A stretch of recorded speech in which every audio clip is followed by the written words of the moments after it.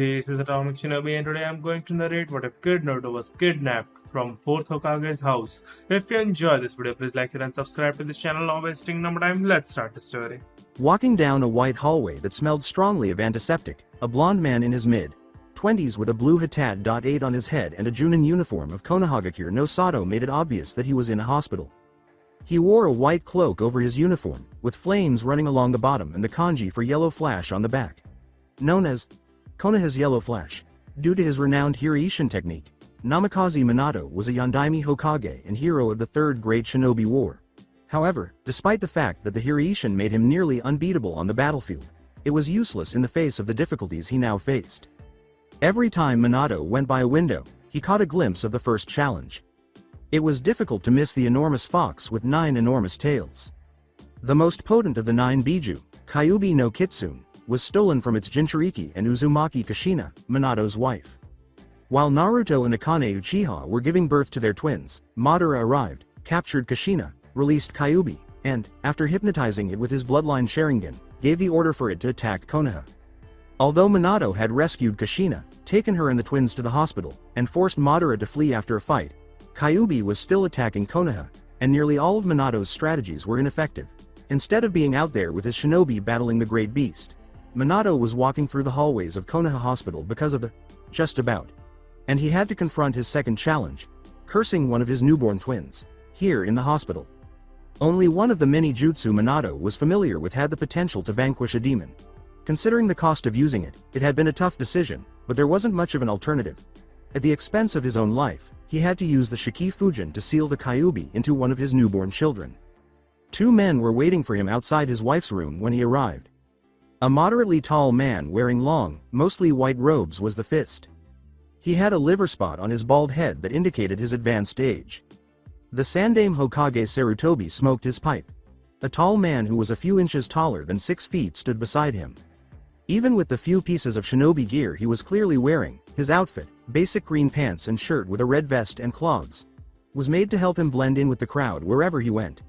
The man's long, spiky mane of white hair, the red marks that formed teardrop trails down from his eye, and the big scroll he carried strapped to his back were his 3 most distinctive features. This was Jiraiya of the Sannin, a Yondaime teacher and Sandaime pupil. The Sandaime was greeted with, "Hello Minato-kun." Jiraiya said, "Yo Gaki." Minato said, "Sandaime. Sama, Arrow. Sennin." He observed that his sensei didn't even frown at his despised moniker. That indicated that the Sannin were thinking about something very important, and it was most likely related to what Minato was going to do. "Is there reason why you two are here?"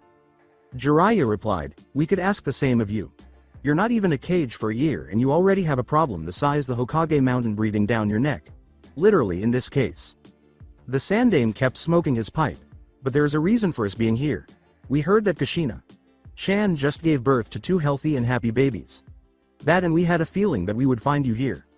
Minato said, glancing at Jiraiya, "So you figured it out, eh sensei?"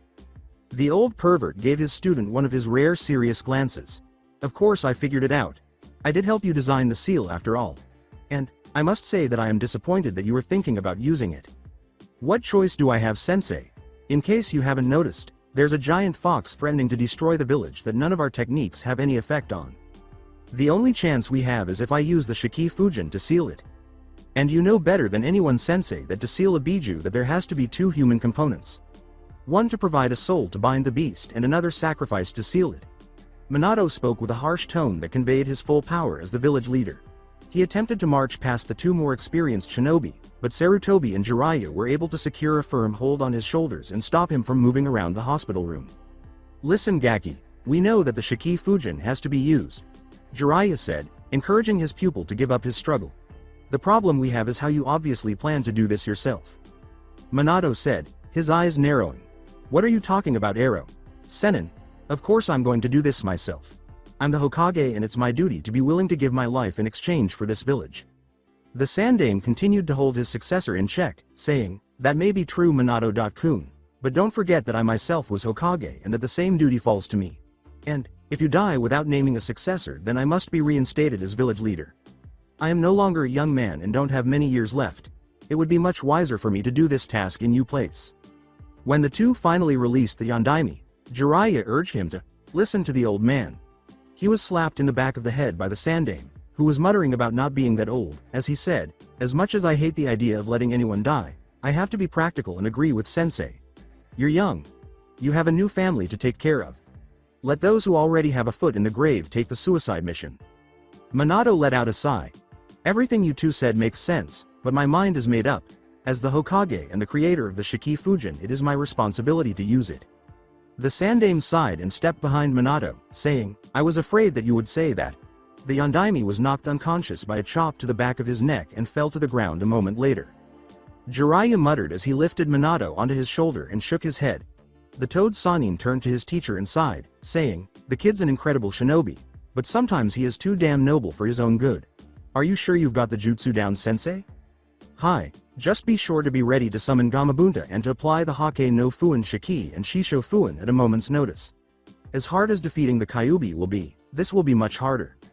"Yeah, hell hath no fury like a woman scorned, and that pales in comparison to a mother's righteous wrath," agreed with the Sannin. It was surprisingly simple, even though they were worried about how hard it would be to persuade Kushina to give one of her children to have a demon sealed in them and Arashi, her firstborn of 3 children, to assist her. Young Arashi was able to keep a kunai on him, and Jiraiya was able to escape with a broken nose, a cracked rib, multiple bruises, and a few minor stab wounds. With the elder Naruto in his arms, Sarutobi simply left. Jiraiya was a useful barrier against irate women. The two quickly arrived at the enormous fox, where the sealing preparations were finished, riding atop Gamabunta. From the viewpoint of those watching, it seemed as though the Toad Boss had just leapt in front of the Kyuubi and waited for a short while before the enormous demon let out a roar of wrath and its body turned to ash. The Sandame, Yondaime, and Jiraiya were all praised as heroes after that night. Jiraiya for calling Gamabunta to assist and for giving the baby the appropriate seals. The Yondaime for sacrificing his daughter to serve as the beast's host and for devising the strategy and seals required to halt the fox. However, because he gave his life to seal the Kyuubi and preserve Konoha's Yondaime Hokage, the Sandame was regarded as the greatest. In the middle of Konoha's park, where everyone went to honor their former Kage, a statue of the third Kage in his prime was created and placed. Luckily, no one was claiming that Akane is Kyuubi because that would have been extremely suicidal with Kushina and her older brother Arashi, who is as talented as his best friend Uchiha Itachi, who is the same age. Even though Akane wasn't considered a hero, many villagers mocked her when her family wasn't around, and some inebriated individuals assaulted her before being captured and brought to an enraged Kushina. Her life was better than that of other Jinchurikis, so there was no reason to keep it a secret from the next generation. She was treated like a regular person by the majority of shinobi families, and she made friends with young clan heirs. Regretfully, no one could see what was about to happen to one of the Namikaze children. However, Akane, the threat won't materialize. It is getting closer to Naruto, her twin brother. No one in the universe is aware that the threat posed by some missing nins will permanently alter the course of history. Time jump. 3 years, Minato worked on paperwork in the Hokage's office. He had 2 Kage Bunshin assisting him, so he wasn't particularly busy. Minato dispelled his Kage Bunshin to recover their memories after signing the final piece of work. The list of active ninja in the village was the only paper they worked on that piqued his interest. Every time he saw that, he couldn't help but think of the Kyuubi and all the shinobi who had died in the previous battle.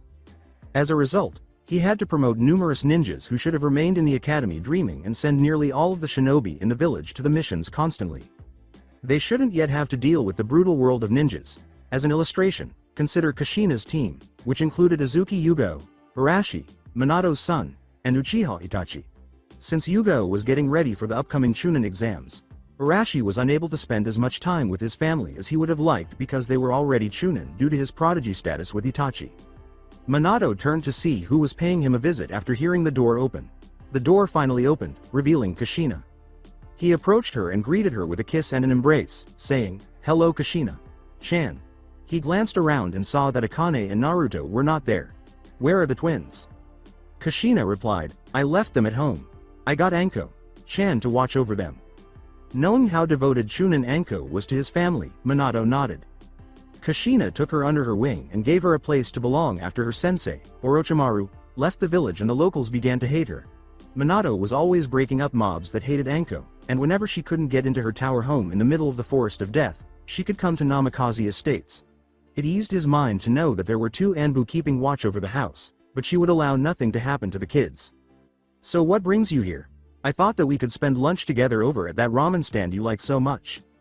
Minato smiled and went to grab his cloak so they could leave, but he was stopped when one of the Anbu who watched his house showed up. His breathing was labored, which was not typical of a ninja of his level. Huff huff, Hokage. Sama, huff, it's terrible, huff, there's been. Huff. An attack on your home. Your son has been kidnapped. What? The two parents exclaimed. Minato asked, how? Why didn't the Anbu stop them? I'm sorry sir, but the enemy was actually Mitarashi Enko that Lady Kushina had assigned to watch kids. Enemy was someone in extremely powerful henge. We would _ not noticed if we hadn't _ heard some passing people to say that she is still sleeping in tower. After the Anbu finished speaking, Minato and Kushina both leapt from the tower and sped as quickly as they could to their homes. They discovered Akane sobbing over the loss of her brother, with whom she had been quite close. Before the day was over, Minato had every team of Konoha hunter nins that was available, as well as every Inuzuka, Hyuga, Aburame, and any other ninja that was particularly good at tracking, such as his pupil Kakashi. When Kushina called Arashi to come help, he surprised everyone by using his father's secretly learned Hiraishin. He went right away to search Naruto. Minato even instructed his sensei Jiraiya to locate the boy by using his spy network. Some may have believed that he was abusing his position as Hokage by using all of these resources to find his son, but Kushina discovered those people after learning that searches are permitted, and after voicing her thoughts loudly, all protests came to an end. A few hours after the kidnapping, outside of Konoha. Currently, two ninjas were rushing along a piece of land, making a quick getaway after successfully completing their individual mission to Konoha. They were individuals who were looking for the rush of adrenaline that comes from successfully stealing valuable items. They had previously taken items from daimyos and warlords, but this was the first item they had taken from the ninja village cage. Both ninjas, who were men, wore slim burgundy flak jackets, white pants, and retractable weapons on their hips. They wore headbands with the Omegakure symbol for their ninja village. One of the men wore a headband around his forehead and had untidy brown hair. He also had a noticeable scar that ran diagonally across his face over his nose. Could you believe it, Han? We actually succeeded stealing son of Hokage, he yelled at his teammate. In response, the person wearing a headband said, I know it, Watto, you're awesome. The brown-haired man slowed down until he was right behind his teammate, opening a pack he had on his back. The two men continued running without stopping. So what now, Han? Shall we sell him to some person that hates namakazes like Tsuchikage? He asked his teammate after checking inside to make sure their package was undamaged. You _kidding.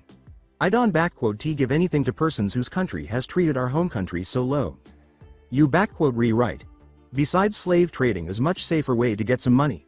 Shall we sell him to Orochimaru? He gives good price from slaves to be used in experiments. Wait, said Han. From experiments I got an idea. Why don't we sell him to Namagakure, hidden village of swamp, in swamp country? It has great need for slaves to be used in it _s jutsu creation labs. That _s great idea. Let's get to harbor before boy awakens. Han and Watto quickly vanish. They would have preferred to cut one of their hands rather than bring Naruto to Namagakure's labs if they had known what he would be doing there. After 8 years, Konoha the Academy was rapidly running out of space as students were being released from their classes. Akane, a young girl with cerulean blue eyes, long blonde hair tied in a long braid, and whisker birthmarks on her cheeks, emerged from the building wearing shorts and an orange shirt. The young girl hurried out the door without waiting for her friends to emerge. She didn't have to wait long because 4 girls hurried out of the academy building and came directly toward her. One of the girls had emerald green eyes, pink hair that reached her shoulders, and was wearing light tan shorts and a shirt in a darker shade of blue. Her hair was tied back with a red ribbon. The second girl wore a peach-colored shirt, black pants, 2 ring necklaces, platinum blonde shoulder-length hair, and blue eyes. The third girl's eyes and hair were both blue. She had a wooden sword at her waist and 2 red clips on the left side of her face. The fourth girl's eyes were white, pupil-less, with a lavender tint, and her dark blue hair was cut in a Heim.cut style, with chin-length strands framing each side of her face. She wore a fancy beige kimono, unlike the other 4 girls. Following their blonde friend out of the school grounds, the 4 girls caught up to her. You guys want to come over to my house? The little girl with the pink hair asked her friends. At first, the platinum blonde girl said, Sorry Sakura, but my mother wants me to help around the shop a little more. The blue-haired twin of Sasuke Uchiha, Junko Uchiha, said, "Unfortunately it's the same with me because of Itachi.ni." Akane told Sakura, "Like Ino, I can't come over either. My brother is supposed to be returning from a mission today and I wanted to go see him." However, the final girl informed Sakura, "Thanks Hinata. I'll come over. 2.San is away on a business trip with my uncle and they won't be back for some time." Ino murmured to them, "Man, Akane, Hinata, Junko and Sasuke.kun all have siblings. It'd be nice if I had a little sister." Akane replied, "It's good I guess, but bro doesn't have time to hang out. When he is home and not on missions, he goes to the Hokage training ground and does nothing but train." Hinata continued, "Hanabi is still too young to really say anything yet. She's only 3 years old right now." Finally Junko responded, "I have same problem with Itachi.ni that Akane has and Sasuke has almost same view about women that father has."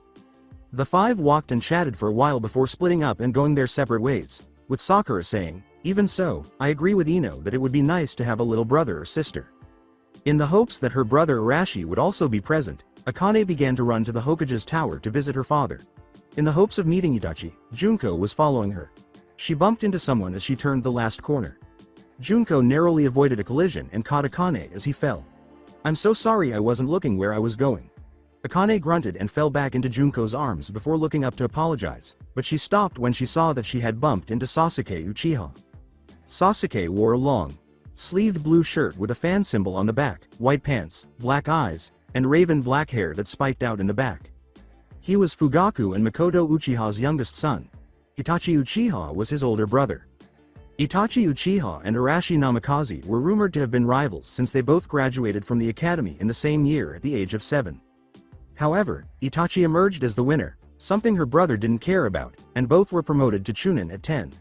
Her brother decided to join as a Junin, but Itachi accepted his promotion to Anbu captain at the age of 13. That was the only difference between the two. Itachi continued to pursue Arashi for combat even after he joined Anbu. Itachi's dark gray eyes were framed by black hair that fell close to his cheeks. In addition, he wore his hair in a long ponytail at the back. However, without the spiky back style, his hair color seemed a little duller and had a softer flow. He had somewhat darker skin as well. The long, noticeable creases beneath Itachi's eyes were his most distinctive features. He was dressed casually in black pants and a black shirt with the Uchiha symbol on the back. Sasuke hoisted himself up and yelled, "Watch where you're going." Haru got to his feet and yelled back, "Big talk for a shorty like you." As they continued to argue, anime-style lightning burst from their eyes. Those two had never been able to get along, so Junko simply sighed. When she and Sasuke argued, she usually supported Akane because Sasuke made fun of her treatment and the fact that she wasn't one of the best students. "I'm making Akane look a lot like Kishimoto's Naruto." When Sasuke sensed a hand on his shoulder, he broke off the argument. "Sasuke.kun, that's no way to talk to a friend, is it?" Itachi grinned at him as he turned around, and Sasuke looked down. "Sorry for my little brother. Where are you off to, Haru?" "Chan?" Itachi asked, turning to face Haru. "Well, I'm G. Going T.to my D. Dad's office to S.cm.mybrr brother." Itachi and Junko laughed at the young girl, who clearly had a crush on Itachi. Akane blushed a deep shade of red and stammered in response to him. Akane was still wearing a blush, but she nodded rapidly when Itachi asked Haru, "Mind if I join? It's been a while since I last saw Arashi." She waved to her friend and began to run towards the Uchiha clan compound. "Oh Junko. Chan. I would like to talk with you, but Mom asked you to go to her. She has something to talk for you," Itachi said, looking at his younger brother. "Alright Itachi.ni. I'll go. See y'all later Akane. Do you want to tag along too Sasuke.kun?" With a meek nod, Sasuke glanced at his brother. Akane and Itachi conversed as the three of them made their way to the Hokage's tower. Haru informed the Hokage's secretary that she was there to see her father and that they would always allow her entry when they arrived at their desk. Haru opened the door without knocking, something her father was accustomed to, as Akane, Itachi, and Sasuke arrived at the Hokage's office. When she opened the door and saw her father at his desk, dressed in the cloak she's almost always seen him in, she sprinted inside and stopped. She looked at the only other person in the room, who was dressed in blue ninja clothes and a traditional ninja vest.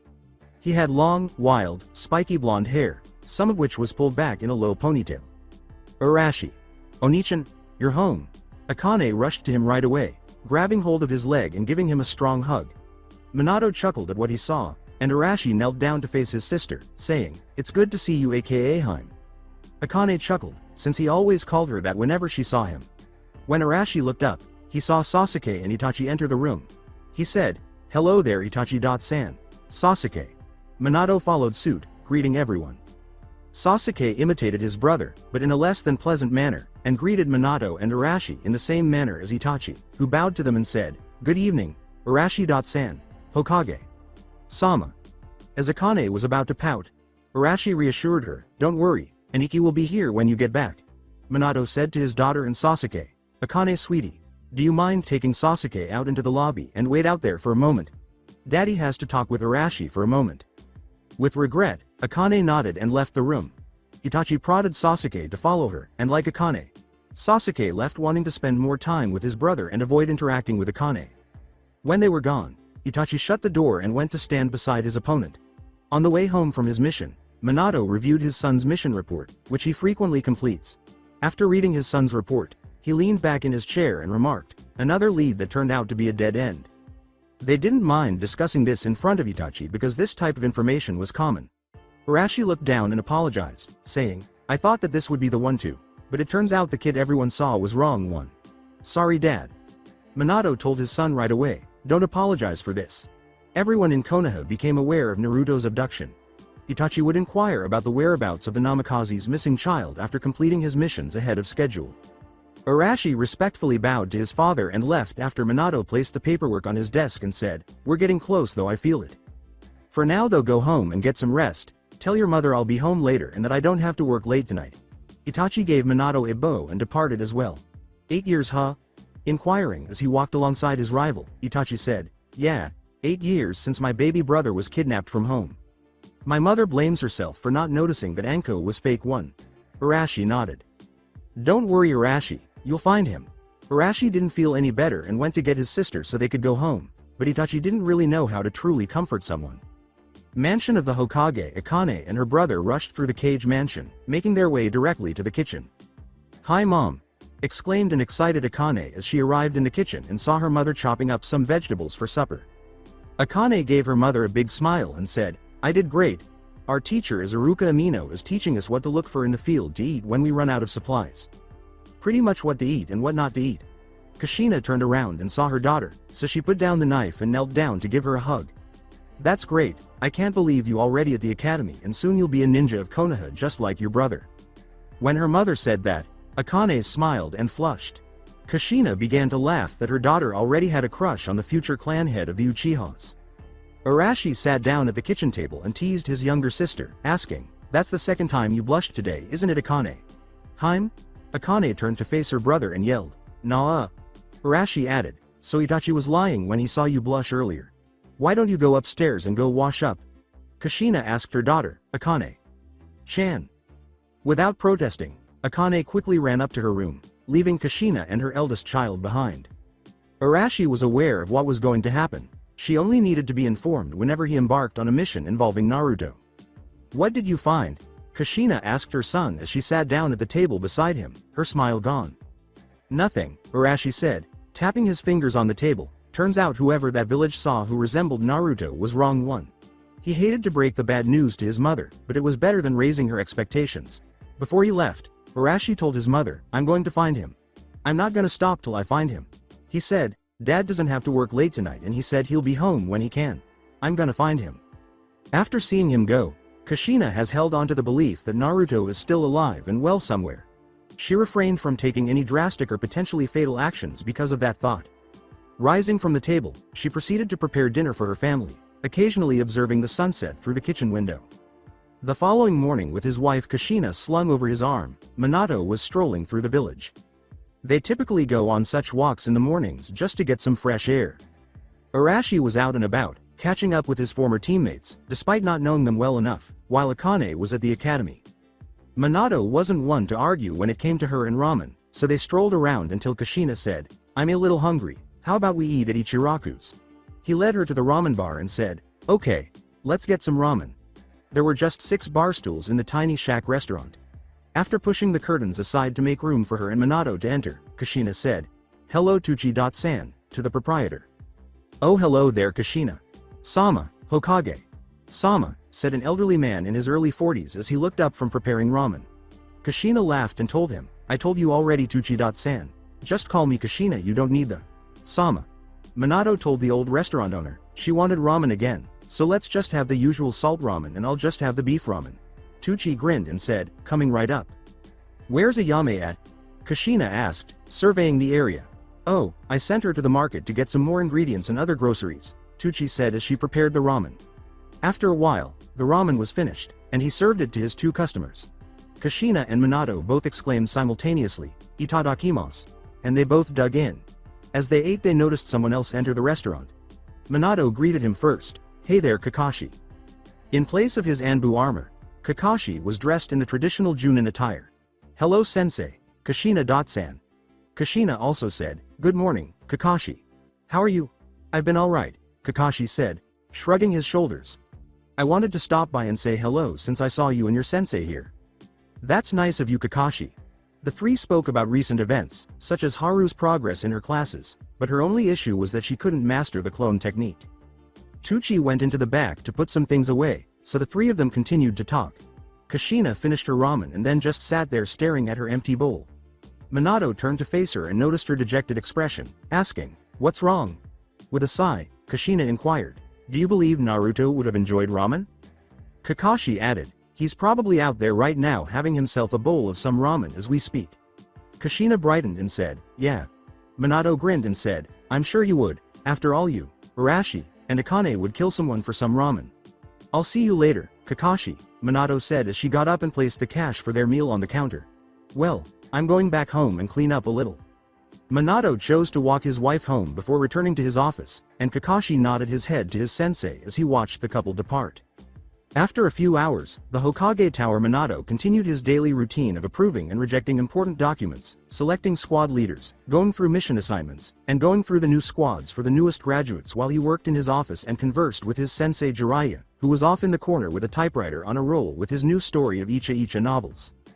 After finishing another chapter, Jiraiya was giggling and said, hey Minato, I'm on a roll over here. Another one of Jiraiya's masterpieces. Jiraiya informed his student, it's all for the sake of my readers who are the hardworking citizens, to loyal ninjas all across the nations, and even the daimyos. Minato grinned and said, yeah, and all it cost you were 2 broken ribs, a few bruises, some lacerations, and a fractured skull from the women at the bathhouse. I have a lot of responsibility, as you can see. When his secretary knocked on his door, Minato looked up and called out, enter. His secretary handed him a document, saying, Hokage. Sama, this is a report from the Land of Swamp and mission request to gather information from the member of Fire Daimyo's council. Minato rolled his eyes and carried on working, and Jiraiya followed suit. The two men worked in silence for a few hours. His secretary bowed to Minato and left after he accepted the document and said, thanks. The report concerned the whereabouts of Blood, Drinker of Swamp, Haruki Hoshino, and S-Class Missing. Nin. Originally the son of Numakager's leader Ogi Hoshino, he was exiled from his village following the rebellion in the Numa no Kuni, Land of Swamp, for injuring his teammate Tamagi Hattori. When he was brought back to face execution for treason, he killed everyone in the village, including his teammates, sensei, parents, 2 siblings, ninjas, civilians, women, and all children. After that, he changed his appearance, killed ruthlessly anyone he felt he should kill when they came in contact with him, and gave up his nickname when witnesses claimed he actually drank the blood of his victims. According to reports, he was now in the valley between the large mountains of Numa no Kuni, where he is said to have built a castle in the Western style, and getting there was so dangerous and difficult that it was considered an S-rank mission. He gathered a large group of not.so saint like people, sent them to gather a lot of dead bodies, and ruled the surrounding mountain villages in terror. No one knew and didn't want to know what he did there with his people. Minato sighed for a report that he set aside and picked mission document. News about Numa-S massacre were especially shocking for Konoha because one of founders of this village Hattori clan were distant cousins of Uchihas like Uzumaki's were for Senju. Hattori-S dojutsu was mutation of Sharingan called Copycat Eye which couldn't T predict movements, but could copy even some lesser bloodline jutsus. Tamagi Hattori and his nephew 11-year-old Boichiro Hattori were only survivors of this clan when plague struck there. Now Boichiro, who works as genin of Kusagakure, Hidden Grass Village, because of alliance between 2 villages was only one who could revive copycat bloodline. Minato looked over the mission document and after a few minutes said, I think I'll send Arashi on this information gathering mission so he could be happy with finding more information on Naruto. Jiraiya sighed saying to his student, it's been 8 years now Minato, I know that you and the rest of your family believe that he's alive, but in this world and in these times it's highly unlikely. Ninjas will stop at nothing to gain an advantage over others, as was the case with the entire Kumogakure incident last year. They might have thought that they could have an army of flash ninjas with Naruto, and they would likely use the Hyuga's heiress to breed stronger ninjas. Jiraiya went on, look, I know you don't like the idea of something bad happening to Naruto, but that's just the way this world is. As Minato cast a worried glance at his sensei. It's even less likely if it's Iwa, especially since his economy is struggling and they would be desperate to kidnap him. Minato leaned back in his chair, took a book from his desk, and tossed it lightly to his sensei. Jiraiya picked it up, glanced at it, and put it aside. Minato explained to him, I thought Naruto would become exactly like the main character in that book, so I named my son after that character. As you are aware, 8 years ago made it impossible for me to witness him truly develop into that person. I refuse to believe that my son is dead, and neither does my family. Everyone else may have given up after this long, but we won't. Jiraiya got up, unrolled a seal with writing already on it, and sealed his typewriter inside. He put the scroll away and put on his sandals, telling the man in front of him, well, I'll be back. Jiraiya opened the window and declared, I'm going on a scouting mission to look for an 8-year-old who went missing. I'll update you on my findings. Jiraiya leapt out the window to the ground below, and Minato grinned and said to himself, thank you sensei. See ya Gaki. Mansion of the Hokage Akane's academy friends, Hinata Hyuga, Sakura Haruno, Ino Yamanaka, Shikamaru Nara, Shoji Akamichi, Shino Aburame, Junko Uchiha, Kiba Inuzuka, and Kiba's puppy he got named Akamaru were all watching the sparring match between Arashi and Itachi at the Hokages training ground, and they were all excited to see it happen. Kushina found it a little odd that Itachi would approach her son for a fight rather than the other way around. Itachi was regarded by his peers as the strongest Uchiha and a genius, but Itachi was always looking for Arashi and wanted to fight him. Itachi and Arashi were fighting a pure taijutsu match because they didn't want to risk using weapons or jutsu because a stray attack could hurt the children. Itachi had his Sharingan activated, and Arashi had only his pure speed on his side. Itachi attempted to punch Arashi, but he knocked his fist away and punched back at Itachi. The two continued to counter each other's moves, and it appeared that the fight would come to a halt. However, when they felt someone enter, they turned to see two Anbu ninjas bowing down to Kushina. Observing them as well, Kushina said cheerfully, hello, is there anything you need? The tiger mask Anbu said, Kushina. Sama, the Hokage needs to speak with Arashi. Sama immediately concerning a mission. Kushina glanced from the two Anbu to her son and gestured him over. Arashi used his speed and appeared right next to his mother in an instant. My father sends for me? Alright, let me get into my gear and I'll head up there as soon as I'm ready. Although both Anbu were still bowing and nodding their heads, Arashi reached over and grabbed a towel to wipe the perspiration from his neck. The two Anbu nodded once more and disappeared from the area.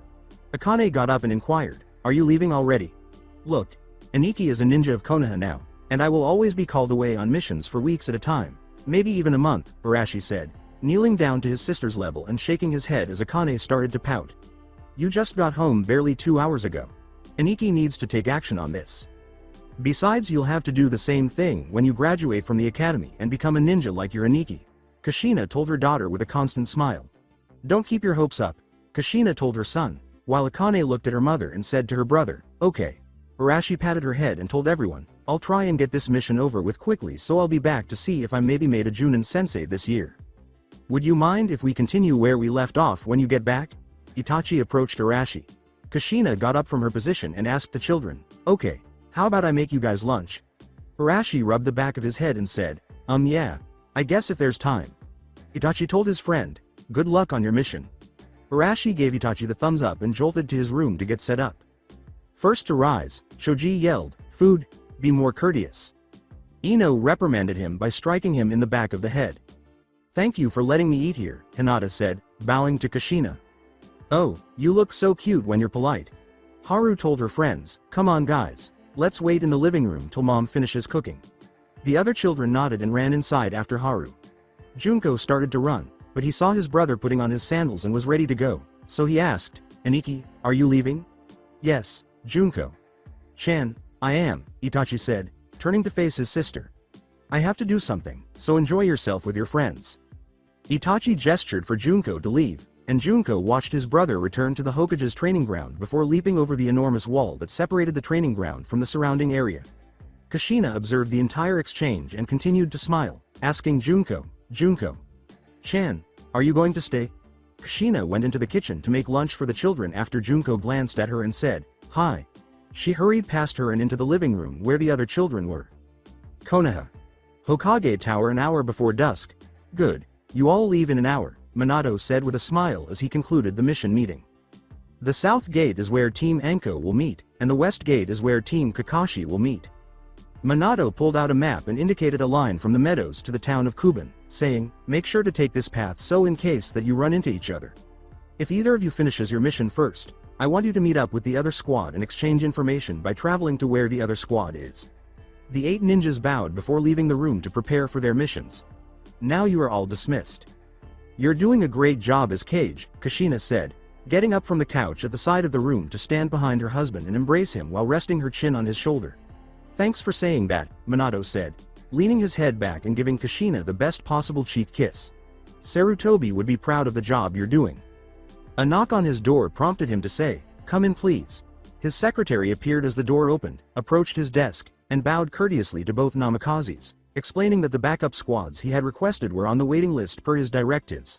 "Along with the 6 Anbu ninjas you requested, Asuma Sarutobi, Kurenai Yuhi, Might Guy, and Ebisu Tobita are all awaiting your approval to embark on the mission."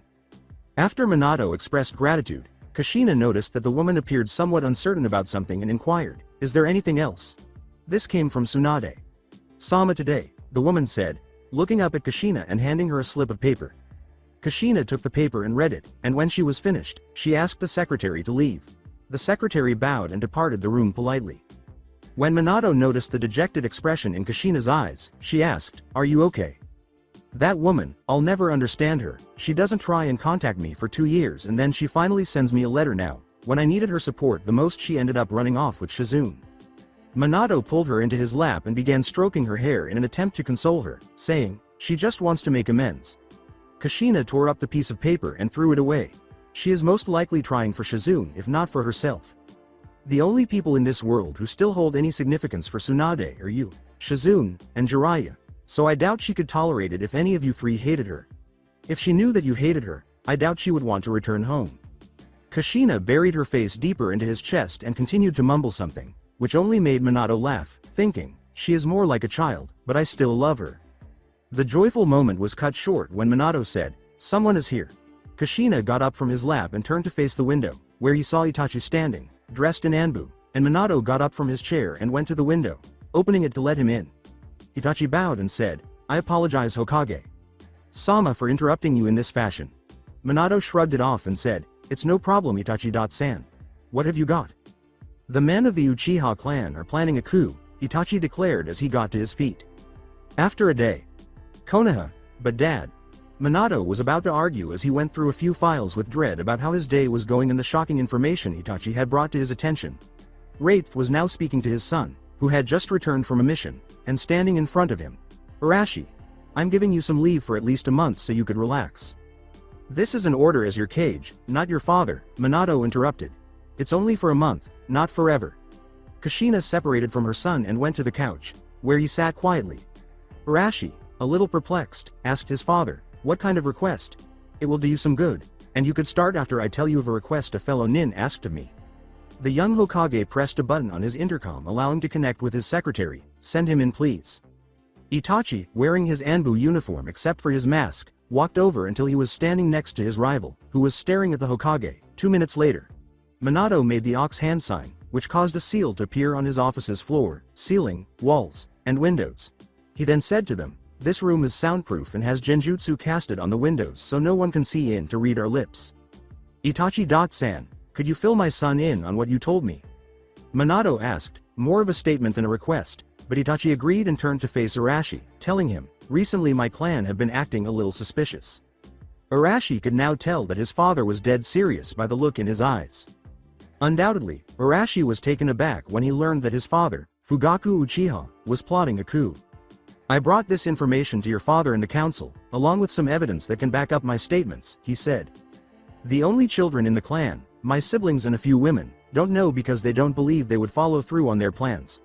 Mother is aware of this and pretends to support her father, but in actuality, she is assisting me in providing information. I don't know when the coup will take place, but I do know that it will happen soon and that we need to take action. Arashi, when this information was presented to us, the Shinobi Council came to a vote, Minato interrupted. We cannot publicly confront Fugaku and inform him of our knowledge of his plans because doing so might make him feel helpless and lead to an attack. Itachi stated he doesn't know when the coup will take place, but it appears that Fugaku recently told him about it. Negotiations are also off the table because Itachi claimed that he tried to talk his father out of it but that Fugaku would not listen. Arashi heard his father say, "Within that scroll, son, there is a modified flak jacket with numerous pronged kunais with the Hiraishin no Jutsu formula on them already." Minato took out a scroll and placed it on his desk, rolling it on its side until it reached his son. 3 elders came with an idea that is horrible, but unfortunately is our only choice. Arashi. Sai. You and Itachi are supposed to enter the Uchiha compound and eliminate every member of the Uchiha clansmen. By which I mean all but Makoto, the women who are unaware of this, Junko, and Sasuke. Everyone else needs to be killed. When Arashi turned to face Itachi, he noticed that he was still as expressionless as ever. Minato, on the other hand, said, "Itachi. Could you please get Makoto and your siblings out of your compound before it's too late? For example, if I ask Akane to spend the night at the Hokages mansion." Itachi considered this and said, "I can try. I can have Akane invite her friends over for a sleepover," Kushina interrupted, adding, "so that if her friends are there, it's a given that Junko and Sasuke will come over." The 3 ninjas in the room agreed that it was a good idea, and Minato told Itachi and Arashi, "Get ready, you attack tomorrow night once the district surrounding the Uchiha compound has gone dark. I could also ask Makoto out for a women's night out. To prevent any Uchiha from escaping, Enbu will be positioned around the perimeter. Hiyashi has already sent his clansmen to investigate potential underground escape routes. Nobody leaves. Do I understand correctly?" Hi. Minato was pleased with the response and said, "Now, Itachi, I want to know what you're going to do." Itachi arched an eyebrow and said, "Will you please pardon me? What will you do once the Uchiha clan has been killed?" Minato inquired. After staring at Itachi for a while, wondering what he would say, Arashi and Kushina finally got an honest response. "I will rebuild." Itachi looked at Arashi and said, "I can't do this alone, Arashi. A few days ago I had to kill Shisui, who I considered to be my brother, because he wanted so that village wouldn't fight for the sake of his eyes, and now this happens. I will restore the Uchiha clan to its former glory. I couldn't stand by and watch as my clan planned to kill many in order to control the village. I just couldn't. Someone who can hold his own and is on the same level as me was what I needed. I asked the Hokage to let you accompany me on this for that reason." After Itachi gave his rival a straightforward smile and extended his hand for Arashi to shake, Arashi said, "I don't mind helping a friend in need, Itachi." The two then shook hands, and Minato said, "Well, head out and relax till tomorrow." Itachi thanked Kushina and said, "Don't worry, I'll make sure Makoto and the kids get their invitation." Minato yawned and glanced at the time, saying, "Well, we have a lot to do." Once more, both ninjas agreed, and Itachi was the first to depart after Minato dropped the seals around his office and he left with Kushina and Arashi to get ready for the impending trouble. "I'm going to lock up early, and I suggest that you two get some rest," Minato said. Konoha. Hokage mansion in the morning. When Akane felt a gentle kiss on her cheek, she sat up, rubbed her eyes, and looked to see her mother sitting on her bed with a warm smile. Akane smiled back, saying, "Good morning, Ka-san." Kushina leaned down and kissed her on the forehead once more, saying to her daughter, "Good morning to you too, aka Chan." Haru slid off her bed to look in her mirror. Her long, blonde hair was not in a braid, but her mother usually did it, even though she had learned to do it herself. Kushina pulled a chair from her daughter's room, sat behind her daughter, and started braiding her hair slowly. Ka-san, do you think it would be okay if I stayed the night at Hinata, Chan's? Akane asked her mother. Wouldn't it be more enjoyable if we invited Hinata, Chan, Sakura, Chan, Ino, Chan, Junko, Chan, and a few of your other friends to stay over here for a sleepover? Kushina asked her daughter. Akane's eyes lit up and she asked, "Really? I really like that, Ka-san." Kushina grinned broadly and said, "All right, then let's go to your friends' houses together and send out invitations. Would Sasuke be able to join me for a women's night out with Makoto, Chan tonight?" Kushina almost always got what she wanted when she had made up her mind to get it no matter what. "How about we have them come over at lunchtime?" Akane objected to that. but her mother forced her to give up after some arguments. Akane accepted that and allowed her mother to finish braiding her hair because she was eager to host a sleepover with all of her friends. After she finished, Akane threw off her nightgown and hurried to her closet, where she quickly put on a pair of blue shorts and an orange shirt with 2 vertical blue lines. "Hey bro, guess what?" Kushina said. "Oh, aren't you excited?" Akane took her mother's hand and said, "Come on, Ka-san, let's go." As they entered the hallway, Akane stopped briefly at her brother's room, pushed the door open, and stood in the doorway. "All of your friends come over for a sleepover, where you play games, stay up late, and do all kinds of enjoyable activities." Akane then joyfully added, "I'll have the biggest sleepover just for you brother when you return." Kushina then entered the room, looked around, and kept listening to her daughter. "Naruto, just wait." The room they were in was a room with blue wallpaper and a red swirl on the ceiling, a neatly made kid-size bed, an empty dresser, and a toy box with a few toys in it. Kushina looked at the door and it had a plaque on it that had "Naruto's room" written on it. Kushina patted her daughter's head and said, "Come on aka-chan." Akane grinned and said, "Don't worry brother, Aniki will bring you home and we'll have all kinds of fun." She wiped away the tear that had fallen from her eye and seized her mother to pull her out of the room. Kushina turned to close the door, but stopped when she noticed that the bed at the foot of the bed was slightly soiled, as if someone had just sat in it. Knowing who it was, she closed the door and went downstairs after her daughter. Arashi was reading a dog magazine in the dining room and eating some pancakes he had made himself when he heard someone running and turned to see Akane running joyfully toward him and yelling, "Aniki! In order to invite my friends over for a sleepover, Ka-san is taking me to their homes. Isn't that awesome?" "Well, that's cool," Arashi said with a smile. "You don't want to be embarrassed by your big brother, do you?" With a nod, Akane acknowledged, "That's correct. I'm always embarrassed by you. In order to avoid bothering us, you must go to your room after saying hello." Kushina made it downstairs, but Akane rushed past her to put on her sandals. Arashi just grinned and said, "Will do." Kushina paused and asked Arashi, "Was your father in Naruto's room?" Arashi turned to look at his mother and answered, "Huh? Yes, he was. Before he left for the office this morning, I caught a glimpse of him sitting on Naruto's bed with his door open." "Thought so," she said with a simple sigh. Arashi informed his mother, "Yes, she hopes he can hear her wherever he is." Akane was in Naruto's room talking to him again. "Oh, and by the way, before we leave later tonight, Itachi will stop by here." Kushina nodded and said, "Of course, or did you forget that your mother was a Junin before she became a passionate housewife and mother?" "Sasuke is not to know. I didn't forget Ka-san," Arashi said with a laugh. "Enjoy yourself." Soon after leaving the house, Kushina noticed her daughter waiting by the front gate. Unaware of what would happen that evening, Akane rushed over, took her mother's hand, and guided her to the first house. 11 o'clock. Hokage Mansion in Konoha. While Kushina was in the other room talking to Itachi and her son, who were about to leave, Arashi told his mother, "Okay, so Konoha will lose a major strength, but avoids destructive civil war like one in Numa no Kuni." Akane was in the family living room with all of her friends, Hinata, Ino, Sakura, Kiba, Shikamaru, Choji, Junko, and Shino. They were all playing games, with the exception of Shino and Sasuke, who sat off to the side and watched them. "It is necessary to make a sacrifice," Itachi stated icily. Kushina asked Itachi, "How will Sasuke and Junko-chan take it?" "The sacrifice of one family to save the hundreds we have in Konoha is well worth it. If the Uchiha clan fails, this could turn into a civil war and other nations might move in during the chaos. He has no choice but to accept what has happened," Itachi told her plainly. "It's close to the time, we have to go meet Dad at the Uchiha compound," Arashi said to his mother as he stood up, looking at the room's clock. "If he hates me for doing this, then I can accept that, but this is the world we live in, not everyone gets a happy ending." Kushina got up as well and kissed her son's cheek, saying, "Be careful out there, Arashi-kun."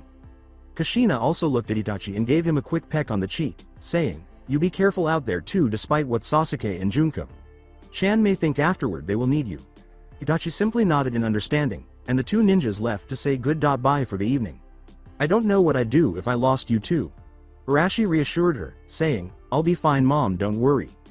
When Akane noticed that Itachi was also wearing her brother's Anbu armor, she rushed to him and asked, "Where are you going, Aniki?" Akane could only nod in understanding as Arashi knelt down and put his hand on top of her head, grinning, saying, "Aniki has to go with Itachi for some late-night training, so don't worry." Junko approached his older brother as well and inquired, "You swear that you'll return in the morning?" "Yes, Junko-chan," Itachi said to his younger sister, maintaining his customary gaze. Arashi agreed, saying, "We should go now, Arashi, before we are late."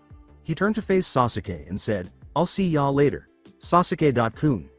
He got up and said to the other members of Akane's group, "Okay guys, have fun." The children all nodded, and they watched the two depart through the front door. After standing outside the front door for a while, Itachi and Arashi grabbed their Anbu masks. Itachi's was a weasel mask, and Arashi's was a toad mask, that were strapped to their backs and put them on before jumping off to where Minato was waiting. While Kushina was inside, he instructed all of the children to set up their sleeping bags in the living room and to go upstairs to meet Mikoto, who had arrived with Junko and Sasuke. The children made their beds and proceeded slowly upstairs, holding their toothbrushes. This was actually the first time that they were permitted to go upstairs in the Hokages' house because their parents had instructed them to be respectful and not joke around or disturb the Hokages' residents. As they went upstairs, Choji noticed a door with a plaque on it, and he exclaimed, "Naruto's room, hey Akane. Chan who's Naruto? I is the HH Hokage and your Ka.san E. Expecting a B. Baby?" Hinata asked Choji as all the children paused and turned to face her. They all saw the room and had the same question. Akane was staring at the door with all the children's attention, but Kiba asked her, "I didn't know you had a twin," and she found her voice before responding, "Nah. That was my twin brother's room." "How did he end up?" After a pause, Junko said, "Anyways guys, let's go brush our teeth like Kushina. Sama told us to." Everyone nodded and went to the bathroom, but Shikamaru and Hinata stopped when they saw that Akane hadn't moved yet. "Oaka-chan, you okay? It's a sensitive subject," said Ino, elbowing him in the side. When Akane finally awoke from her reverie, she put on a false smile and said, "Hi, I'm okay." The young child sprinted to the restroom, dodging the worried glances of Hinata and Shikamaru. To Shikamaru, Hinata said, Do you think she'll be okay?" "I dunno, but she's tough, nothing we should really worry about," Shikamaru said with a shrug, and Hinata accepted the response. The two then went to the bathroom to brush their teeth and get ready for bed. At 12 p.m., Uchiha Complex Itachi and Arashi were silently jumping from house to house until they were instructed to meet Minato. When they spotted him standing on a house facing the Uchiha compound, they stopped and landed behind him, bowing on one knee. "Good, you two are here," Minato said. "The situation is as follows. I informed every clan that a drill of some sort was scheduled and instructed them to stay indoors until morning. In case anyone tries to flee, I placed Anbu and my pronged kunai around the perimeter of the Uchiha compound. Hyugas are also stationed there in case anyone tries to hide in the underground bunkers. Stay on channel 3 on your radios. Every female who is not to be killed is sent to the homes of their friends. We will say that all of the Uchihas were killed by an enemy assassin who broke in. Got it?" Minato said, "Good, now it's all you two." Arashi and Itachi just nodded without saying anything. "Good luck." Arashi pulled out a scroll and unsealed its content, which was the modified flak jacket with the numerous kunais. He strapped on the jacket and he disappeared along with Itachi. Minato watched their movement and an Anbu appeared out of the shadow saying, "Hokage. Sama, the perimeter is complete." "Good, thank you Ferret," Minato said. Minato sighed, "It's time." The Anbu Nin bowed and then vanished back into the shadows. "It's time." After waiting for 10 minutes, Minato heard battle cries and screams of terror. Despite their impending betrayal of Konoha, he couldn't help but feel heartbroken as he heard the screams and then abruptly vanished, knowing that their lives were over. At that point, he was forced to suppress his emotions and stood there listening to all the voices that vanished into the night. After 2 years, Konoha, when Akane reached the front door, she put on her black ninja sandals and ran out the door, stopping first at Hinata's because her family's compound was closer to the Hokage mansion. She didn't mind walking around town alone as long as she avoided the weapons district, the industrial district, and the old Uchiha compound. Junko Chan is the only one besides me who thinks there is something fishy in that incident, and Sasuke hasn't been the same since then, she thought, shaking her head free of those thoughts and yelling, "Why should I care about that baka? I think it's because he might be you brother.in.law one of these days." Akane saw her father sitting in the tree behind her, staring at her. Minato leapt down and lifted his daughter against her will, and she yelled, "What does that mean, Dad?" Laughing, Minato remarked, "So your mother let you out, huh? And what I mean is that it's not a secret that you like Itachi." Akane immediately slammed her hands over her father's mouth to silence him, because a few people walked by giving sincere hellos to the two. Minato waved back with his mouth still covered by he was still smiling underneath it. Once they left, Akane removed her hands shouting at her father, "Dad. Though I don't want the entire village to know, A select few might. Minato chuckled and apologized, saying, all right. On a day like today, where are you going? Minato made a, oh, face, but Akane pointed a finger at her father and said, and I thought you were at the tower, Dad. What are you doing out of your office? His daughter jumped out of his arms and placed her hands on her hips, saying, I'm going to Hinata-chan's house so I can pick her up and so we can go get Junko, Ino, and Sakura as well to come over and hang out back home. I am in the office, or at least my cage bunshin is, Minato said to his daughter. Akane reprimanded, Dad, you know your mother would be upset if she discovered that you had used a cage bunshin in the office once more after that one instance. I needed to leave that stuffy office and all those documents. In any case, why does she become angry? He left his office one day to take a typical walk around the village and left a clone there to finish up some paperwork, but Kushina had come by to visit her husband and an intense makeout session was going on when Kushina knocked the clone out of the chair, causing it to hit its head on the ground and dispel it.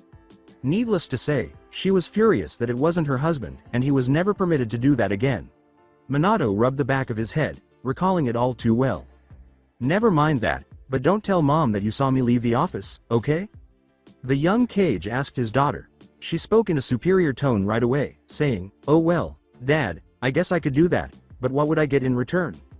At that moment, Akane had a slight glint in her eyes, and he knew all too well that if his daughter was known for anything, it was how she could turn people on their backs and get them to do things for her. Minato tried to say, now listen young lady, I control your allowance, with a drop of sweat on his head. I mean, if Mom would be upset with you, then I should get something out of this. True Dad, but if I tell Mom that you left a bunshin in the office while you took a stroll into the village without her, she might give me a bigger allowance, Akane said, unfazed. How can we fix this now? After sinking in and realizing she had him, Minato hung his head in surrender and said, all right, what do you want? Minato also recalled this one. One day, Akane went over to Ino's without telling anyone, which left Kushina feeling anxious and depressed. When the little girl returned, Kushina might have been a demon. Akane jumped up and embraced her father, saying, well, I want you to persuade Mom to let me have to go without surveillance during coming autumn festival tomorrow. Akane was immediately grounded and was not allowed to go anywhere during festivals or other events. You are just determined to get me sent into the lion's den, aren't you? Minato sighed, his daughter still hugging him around the waist. Minato sighed and remarked, you're a bad kid, but I have no other option. Akane just grinned and nodded joyfully before climbing up to her father's face and kissing him on the cheek with the words, for good luck. Later, Dad. She left right away for Hinata's house. Maybe I'll do that later, he thought as he put his hands together and vanished in a whirl of leaves back to his office. He stood there for a moment, looking toward his house and imagining an evil aura emanating from his house with a sign that screamed, death. Tomorrow night. The autumn festival in Konoha. Kushina had let Akane go to the festival with her friends after twisting Minato like he was a doll. They had split up because they wanted to see different things, and Akane was with Junko and Hinata in their casual attire as they began to leave the festival while they were chatting. At the same time, near girls, many foreigners were permitted to enter the village because of the festival, including a tall, teenage boy wearing blue pants, black shinobi sandals, and a brown, dirty rag. He sniffed for air and thought, so information was right. Something closely related to me is here, before beginning to approach three girls. Alongside Akane, when they heard someone talking about casual girl things in a street with no other people, they turned to see a girl their own age, whose most distinctive features are her blue eyes, bright red hair, and various red-colored clothing. Girls recognized her as Kallen Kurokoshi, younger half-sister of Sora Kurokoshi, who both were from their class.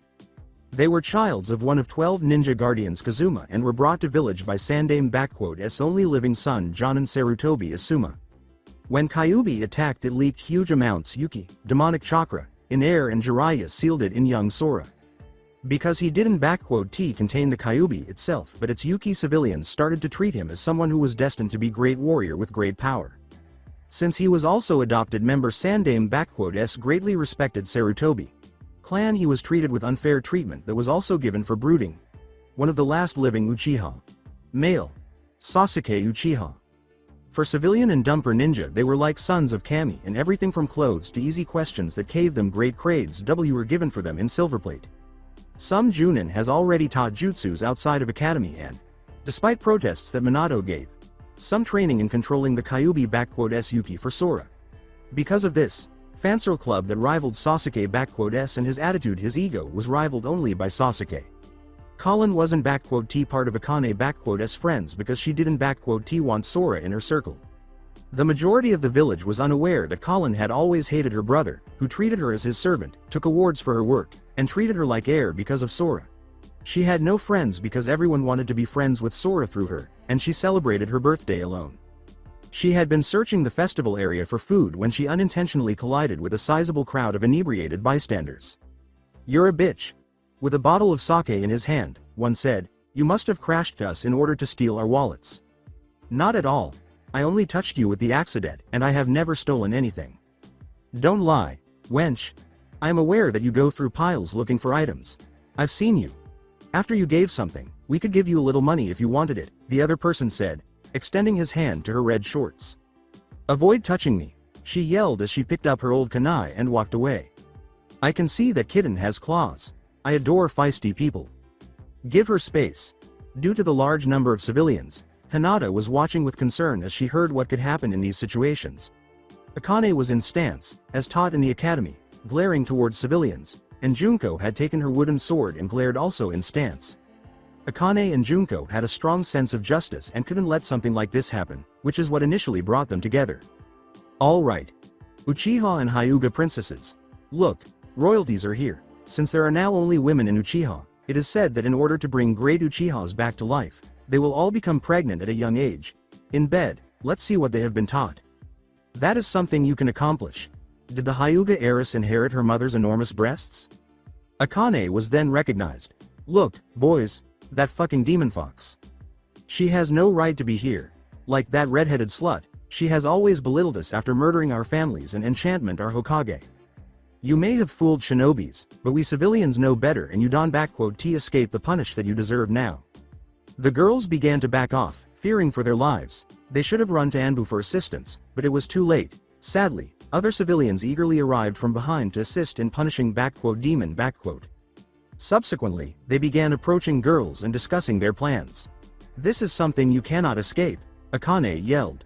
"I can't believe that the Hokage is willing to let that monster become a shinobi and be trained to get stronger," said a civilian. "I know, the Hokage has always been too soft, especially when it came to that demon," another replied. "We should have had her killed the moment that the Sandame had sealed the fox into her and ended its existence once and for all, since the fact that it's even alive now is an insult to everyone that day," said an additional civilian. The first civilian said, "Then let's do it, since I know a lot of guys would love to kill that wretched thing for good. Yeah, I am in. I even get my brother and a few friends of his, since he always told me he would love a chance to gut that demon and send her the hell where she belongs," said a third civilian. The second man said, "All right, then we'll meet again in 2 hours. After that, we'll hunt that hell spawn down and send him to hell." The three men then departed. With fear in their eyes, the girls said, "Please don't do that. Save you pleads for someone else monster at time to die," said a civilian. "And we celebrated with these 3 girls since they should be honored for serving heroes like us." Humans' ugly side is once more revealed, which they conceal behind pretenses of being honorable and superior. Before civilians could touch girls, the words, "that arrogance shall be what eventually takes away their position when their place is shown," were abruptly heard. Looking behind them, civilians saw a young, tall boy dressed in blue pants, black shinobi sandals, and a brown, dirty rag. He had dirty looking blonde hair, some of the bluest eyes they had ever seen, and some noticeable markings underneath his eyes. Think of Sayakuto's face from Demonking Daimao. "Get out of here, kid!" a civilian yelled. "This is not your business."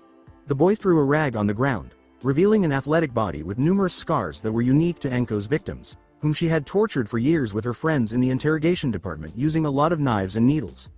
His pants were held up by a black belt, and his right arm was completely covered in bandages, just like Akane had witnessed a boy named Lee Do.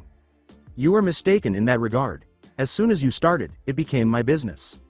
As he charged forward with his kunai, the boy stood motionless and did not move an inch, and girls yelled at him to leave. This caused everyone on the street to watch him. "You bastard," cried a civilian. He grabbed the man's hand and pushed him away just as he was about to stab him in the stomach. Then he clanked at his stomach and looked up at the man who charged again. The boy dodged the attack just as the civilian was about to stab him with his kunai, grabbed the civilian's wrist, pushed the civilian elbow inward with his other hand, and then snapped the civilian arm in two with a single, swift motion, causing the civilian to scream and collapse in agony. He's only one boy, come on. A member of the mob yelled. He can't beat us all, as he charged forward with his knife, and the rest of the mob followed suit. The girls could only watch in terror as the boy, who was their age, fought alone against tens of adults. When the lead civilian charged forward with his knife and was ready to stab the boy in the stomach, the boy grabbed the civilian's wrist before the knife could pierce it, then twisted the man's arm so violently that he broke it, then raised it upward until it snapped, causing the man to scream in agony and fall to the ground. The boy then proceeded to engage the remaining members of the mob. I'm not good at writing fight scenes, but I really love this video. Good fight and good music. If you want to know how the rest of the fight went, go to YouTube and type in Warrior King. Bone-breaking sequence. The boy had easily defeated them all in just 4 minutes, and by the time the fight was over, every single member of the mob was on the ground, howling and moaning in agony because they had all broken bones, whether it was an arm, a leg, or even both. With a disgusted expression on his face, the boy spat out, cursed filth, as he looked down at the moaning men who were holding their broken limbs. He hated people like them who beat and assaulted women and did other things for their own sick pleasures. He then began to approach the 4 girls who had witnessed the entire altercation and inquired in a worried tone, "Are you okay?" Because they didn't trust their voices, the girls nodded. They saw how viciously and easily the boy had handled the mob, lowering himself until one knee touched the ground and bringing his face in front of the girls, making them blush. They saw that he had the same kind of canines as Akane, and Akane began to think he looked quite similar. He's the only other person I've seen outside of my family and Junko that have those color eyes, she thought, while other girls thought he had the most beautiful blue eyes they had ever seen. As he watched Akane, he said, "I actually have something to ask about you." "What is it?" She uttered those words. "My nose is really sensitive. We both smell so alike that it seems like we are related by blood, and it is so accurate that I can detect blood relationships between people. I'm curious as to why." Akane truly lost her ability to breathe. She has 2 dreams in life. Becoming a Hokage like her father and something that might occur at this very moment since she believes she knows who the boy in front of her is. Naruto. How did you find out that Naruto is my name? Akane kept her eyes fixed on the face of this Naruto, in silence while the other girls, Colin, Junko, and Hinata, gaped at Akane and the Naruto boy. This must be the missing child of Namikaze's and the lost twin of Akane. Shan, who was abducted all those years ago. Naruto looked to his left, his serious expression tensing a bit, preparing to fight in case those were supporters of villagers that were coming. After a little period of tension and silence, which was only broken by groaning civilians in the ground, they heard someone else arrive. Naruto relaxed, and the girls sighed with relief when they saw that those were a small group of Anbu who had heard noises from the alley and had come to investigate. Anbu identified 3 girls sitting against the wall after noticing groaning civilians. Who was responsible for this? What on earth was the Rakudo doing here? Akane, Sama, Hinata, Sama, and Junko. Sama are the spoke leaders of Anbius. Are you okay? Are you getting anything out of this boy? After finishing the kunai, he pointed it at Naruto, who tensed up once more and assumed the battle stance. Given the perilous circumstances and the direction this was taking, Junko made the decision to speak. No, he had done us no favors. He may have saved us. When we tried to help, those inebriated animals attacked us and nearly raped us. She glanced in Colin's direction, but she stopped talking when she realized he was nowhere to be seen. Other girls sat motionless and looked around, but they had forgotten about Colin when they focused entirely on Naruto and Anbu. Where did she disappear to? Hinata inquired. She left soon after Anbu arrived and tried not to get attention to herself, was Naruto's response. What prevented you from attempting to stop her? Junko said. I didn't see reason to stop her from leaving as she was quite fine. Anyway, those civilians wanted to kill Akane, Shan and do other things for the rest of us, Junko said, returning her focus to Anbu. This boy showed up right before they started and battled them all by himself. Hold on a second. You claim that this young boy, who hardly looks like a teenager, alone, beat dozens of grown-ups. When they were younger, a few of these attended Ninja Academy. Some of them I recall from my academy days. Yes, he did, and now I think you should lower your weapon and take these shits for Ibiki, because if I remember correctly, trying to rape someone, especially minors, and murder attempt are heavily punishable crimes. That's exactly what the Anbu team captain did. Very well. These individuals will be placed under arrest, and you should inform Hokage Sama of this. Do you want to be taken to the hospital? Thanks, but no. As the girls began to rise, Akane declared, we were not hurt, and we can take this boy to the hospital by ourselves. After a brief period of silence, Naruto turned to face the girls and said, "Pardon me, but why should I go to that terrible place when I am not hurt? In addition, you haven't responded to my previous inquiries. How did you find out that my name is Naruto and how are we related?" "Alright, Naruto.ni. Naruto. All of your questions will be answered in the hospital, where we can also perform a blood test to determine our true kinship. Please, just join us," said Akane. Before responding, Naruto briefly weighed the advantages and disadvantages. "Very well. Do you know the location of this hospital?"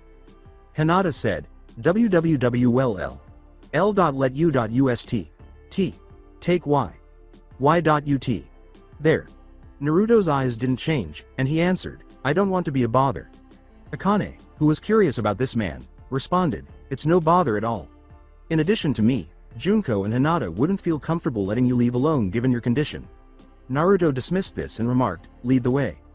She wanted to hear more about her mysterious savior, but she also didn't want to be bothered by those three princesses of three of the greatest families in Konoha, so she fled quickly and silently behind a corner when Anbu gathered.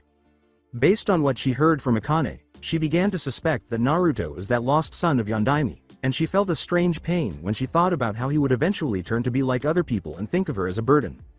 Then she noticed that Naruto turned his head slightly so that no one could see it and looked directly into her eyes, giving her a small, reassuring smile, as if he had known about the conflict inside Colin. Colin quickly turned behind a corner to hide herself completely as she felt the pain in her chest subsided, clutching her clothes above her breasts. Akane. "Chan, he looks like your 2.san. Ni.san, and yourself."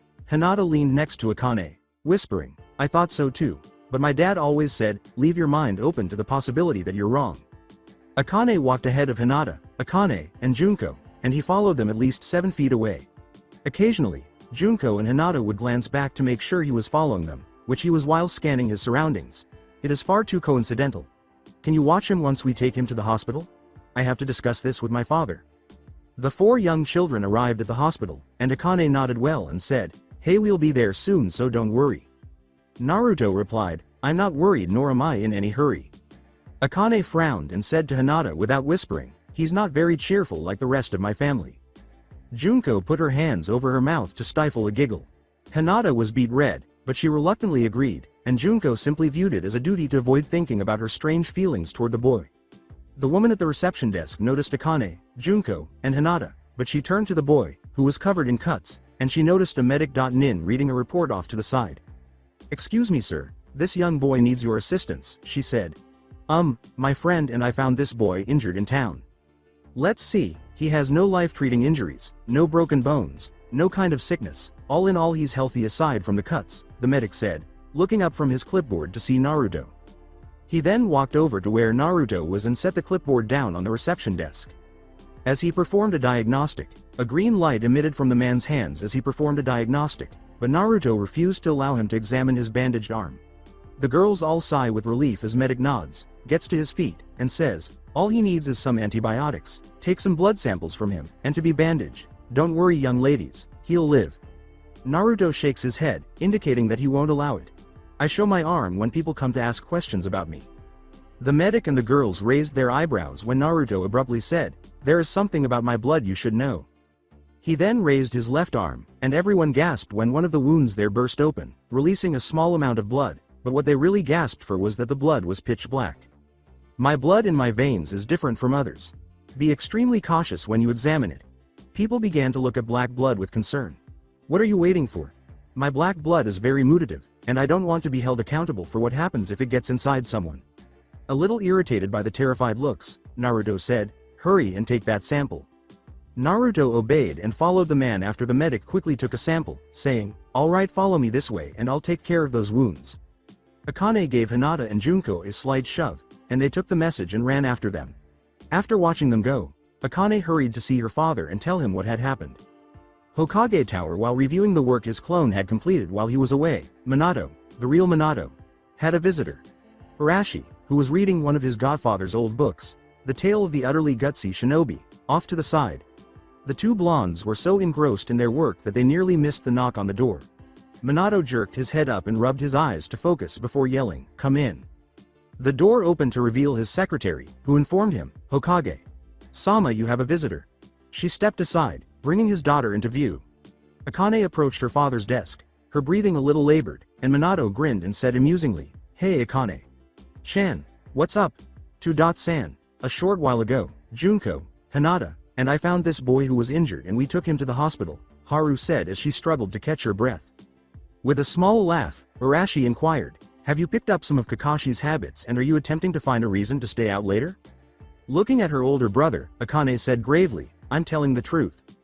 Minato and Arashi could tell she was serious because the boy was really hurt and, "That's very nice what you did, Akane. Chan, so what happened to the boy?"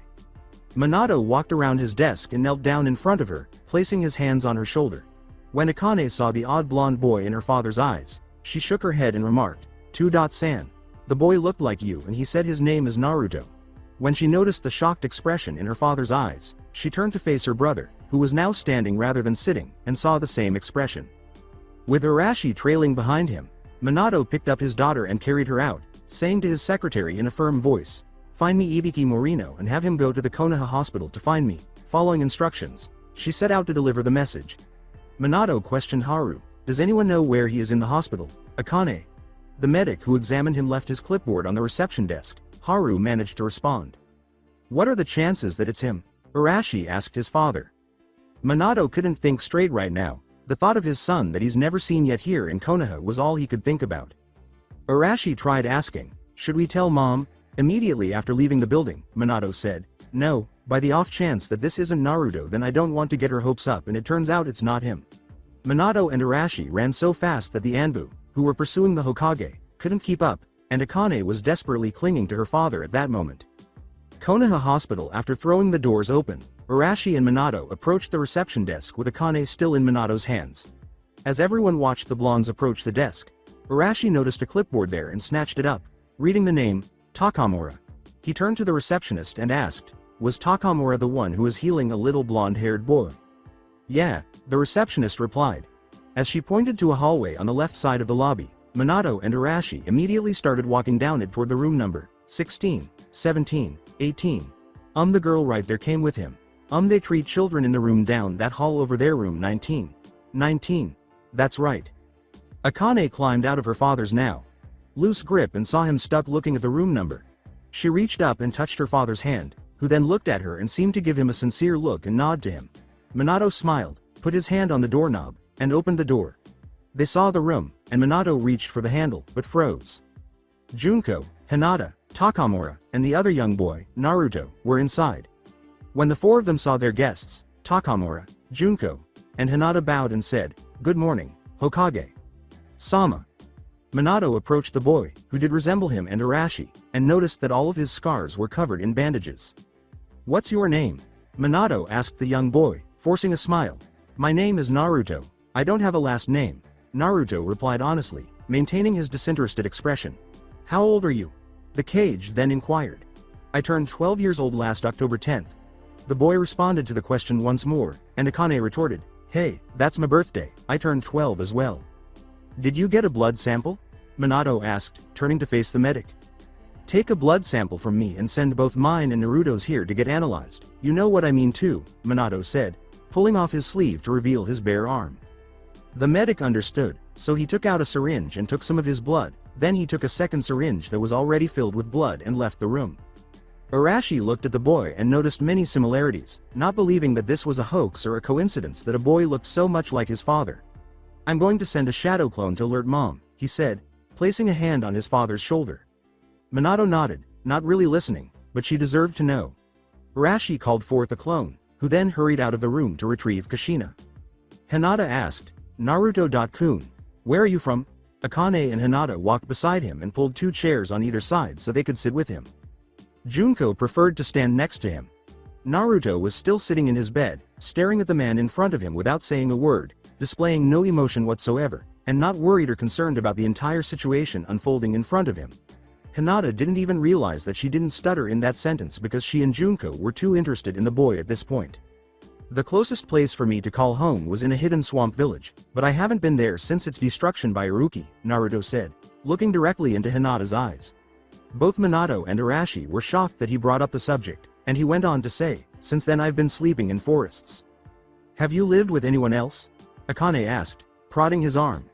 Minato decided it was time to share their thoughts about Naruto's lost identity with him, so he knelt down in front of him and said, "Listen Naruto-kun, 12 years ago my son was kidnapped when he was a newborn."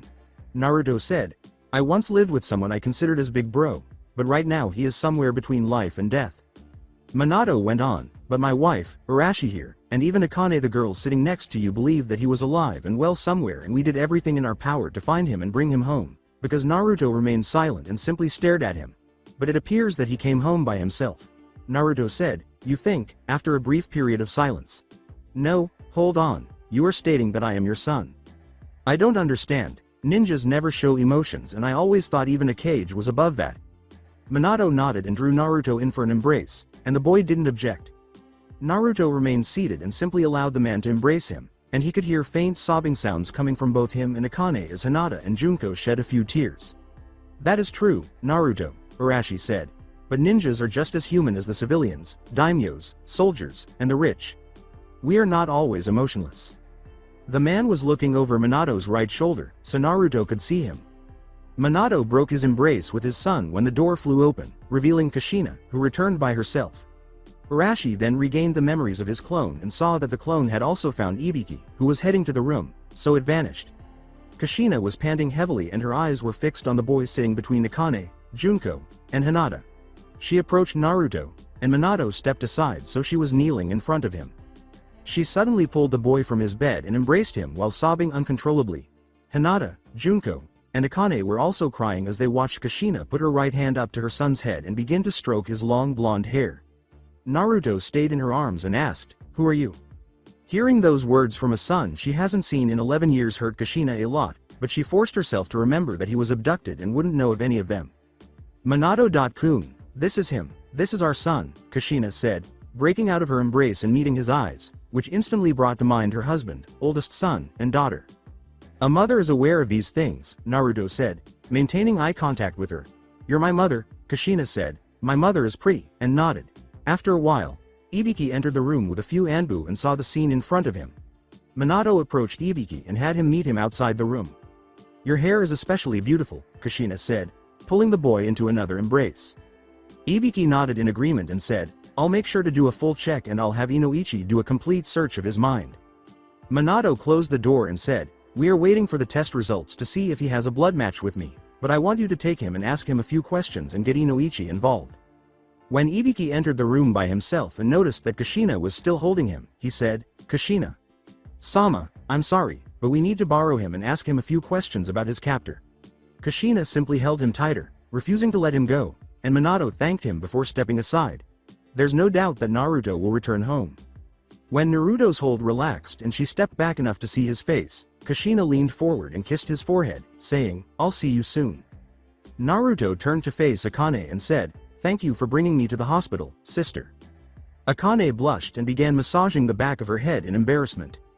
Naruto turned to face Hinata and Junko, who were also blushing, and said, "Thank you for keeping me company, beautiful angels."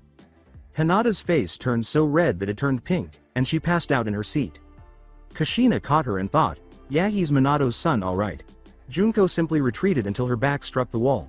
She was talking incoherently and flushed.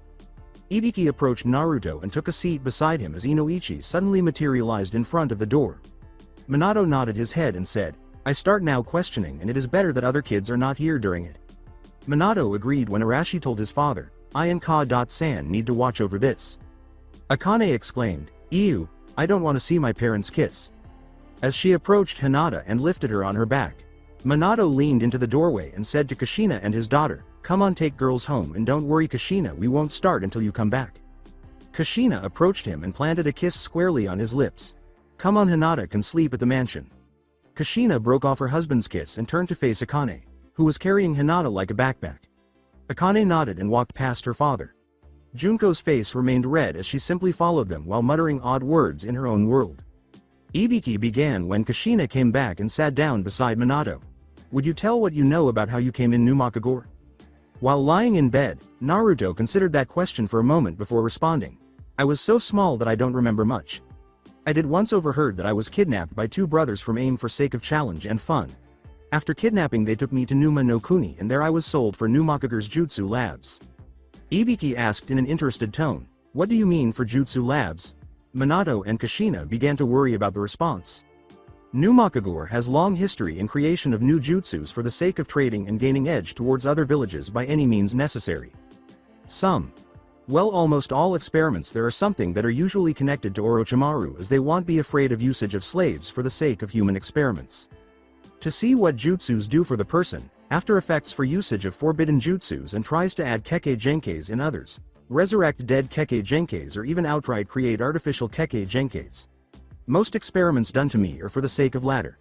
Those people took away my humanity. Although my two parents are humans, as he raised his left, I certainly am not. You are wrong, exclaimed Kushina abruptly. No matter what was made for you, being human is something that hasn't been taken from you. You are still human. Naruto took a seat. Let me show you two things. First, take a good look at my belt.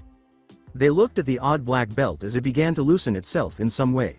When it was completely out, everyone in the room, with the exception of Naruto, gasped when they saw it attached to his body just above his butt.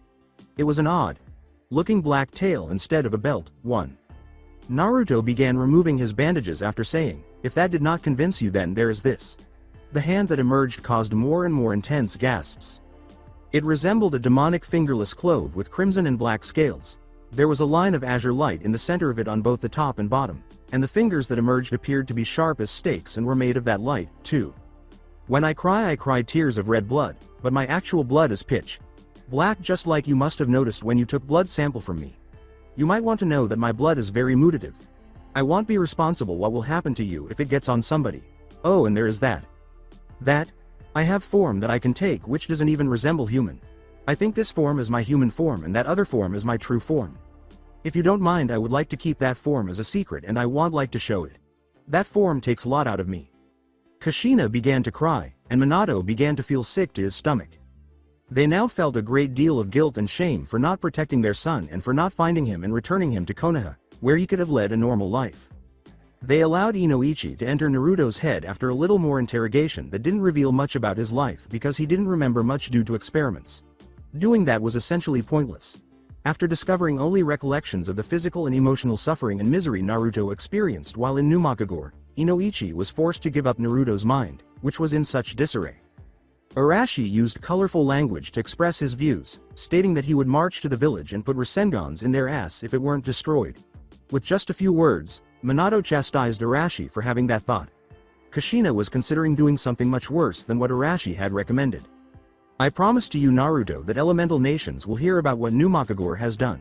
Minato made a promise. Then Kushina, who had been feeling depressed, came up with a way to make things better. "But now you are here and that is most important thing. You can gain new friends from Akane's Fryan." Naruto stated, "I will decide myself who I take as my friend. Being friends with sis is irrelevant. If they aren't good type of people in my opinion, I won't accept them as my friends." "Fair enough. We will guide you through life and you could go to Ninja Academy, learn cool things. There would be easy to find new friends and we could help you in your way. What you say? I am sure you would enjoy about life as Konoha's shinobi, but if you don't want to be ninja, we will also support that decision." For a moment, Naruto considered it. "Sounds good thing to do.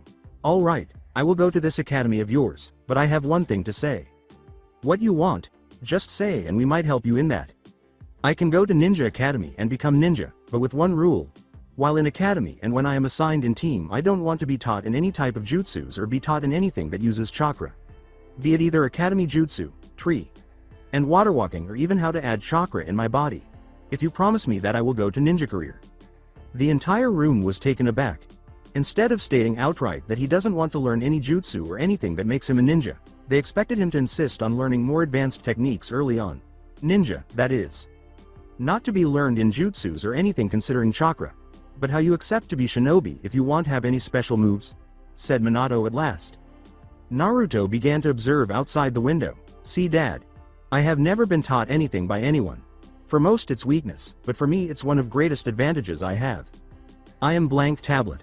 Because I haven't been taught about world, I can see it with different angle than most without anyone's influence. It opens world around me without any veils blocking my view. In battle that means nobody but me knows anything about my skills.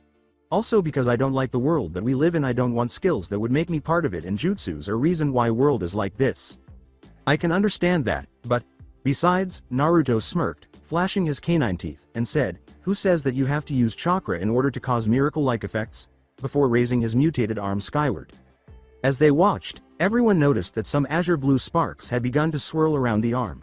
Sparks accelerated, resembling tiny shooting stars as they produced more sparks and left behind lines of light. Before it broke away and began to swirl around Kushina, the entire river of azure light was dancing around Naruto's arm. She was only able to think about how lovely it appeared. After a short while, the river of light came back to Naruto and was engulfed by his arm mutation. No one spoke for a while as they processed what had just transpired. It was Inoichi who finally spoke. "I don't know what it was, but definitely not chakra. It has some resemblance for nature's chakra, but it was more powerful and, I don't know, cosmic. What was it?" "You were right about saying it been cosmic. It was cosmical energy that rules over other energies, also called mana. It is used to influence other existing energies. I found it only because of my changes. I call art that uses mana magic. Oh, and for your information, jutsu. Practitioners can't use even tiniest amount of magic. As soon as you tap into chakra you lose chance to touch other special kind of energies like mana. That is one of greatest reason for me not to learn about jutsus. My dream is to change this world for eternity. I want to influence world in same way that Rakudo Sennin once did. And magic is huge stepping stone for that change to happen like jutsus once did. Magic will someday take over world from jutsus and ninjas who practice that art and keep battles alive." By any measure, Naruto's dream was enormous, and they had to acknowledge that. He aspired to emulate the legendary Rakudo Sennin's actions. The fact that magic and jutsu cannot coexist in one person was a terrible shame, and it demonstrated why Naruto was unable to master jutsus. The fact that Naruto doesn't want to learn about jutsus or other facets of life also made Minato and Kushina a little sad. They had dreamed of teaching him about the world and jutsus like Rasengan. They must now focus on instructing Arashi and Akane. Minato let out a sigh. "Okay, Naruto. I shall make arrangements so that you don't need to learn jutsus, but you have to practice that magic of yours during those classes and learn about other aspects of shinobi life. No slacking off. Also you have to find substitution for 3 academy jutsus." Naruto grinned. "Don't worry, Dad. I will work around clock in creation of spells if you so want. I like it almost as much as ramen eating, and I have already substitute spells for Bunshin, Kawarimi and Henge." Ibiki said, "That about concludes all for now." Naruto nodded and closed his eyes as he began to nap. "We might ask some more later regarding towards Numakagor, but now you should rest little. We will send you a doctor to give little sleeping medicine." Other people made as little noise as they could as they left the room. "Thank you both for all your help. Ibiki, can you bring Naruto to us? We're taking him home." Minato said to Ibiki and Inoichi in the hallway after the doctor gave Naruto some medication. Ibiki followed instructions and went back to the room to get Naruto. "Ibiki told me that you were doing a test on his blood. Did the results come back yet?" Inoichi asked, turning to face the Hokage. Minato grinned and replied, "Yeah, the results were sent to my office. Since Kushina is a blood donor at the hospital, they took some of her blood as well, and it came back that Naruto is without a doubt our son." Inoichi congratulated them with a smile. A short while later, Ibiki came back with Naruto sleeping. Kushina went straight to Ibiki and grabbed Naruto from him. "What about civilians that attacked girls? What will happen to them?" replied Ibiki. Ibiki replied with a hint of sadness, "It shall be done." Minato and Arashi grinned and said goodbye to Ibiki and Inoichi before leaving to pick up Akane from the Hyuga compound and return home. Minato said in a dark voice, "I take care of council. You and Anko can use them for your entertainment for a while." Hokage mansion after his parents. Arashi returned home after going to pick up Akane. Finding Naruto, Akane dashed through the house and into the living room, where she saw her mother sitting on the couch, still grinning and holding Naruto. When the young blonde approached her mother, Kushina extended her hand for her daughter to join her, and Akane climbed onto the couch and also lay down. When Minato returned to the room in just his blue ninja jumpsuit, he saw how delighted his wife was to have her child back. Arashi informed his mother. Inoichi said that Naruto-kun might be out for a few hours since this was his first time his mind was under that much stress, so he'll sleep good tonight. Minato and Arashi both sat down to unwind on the living room couches.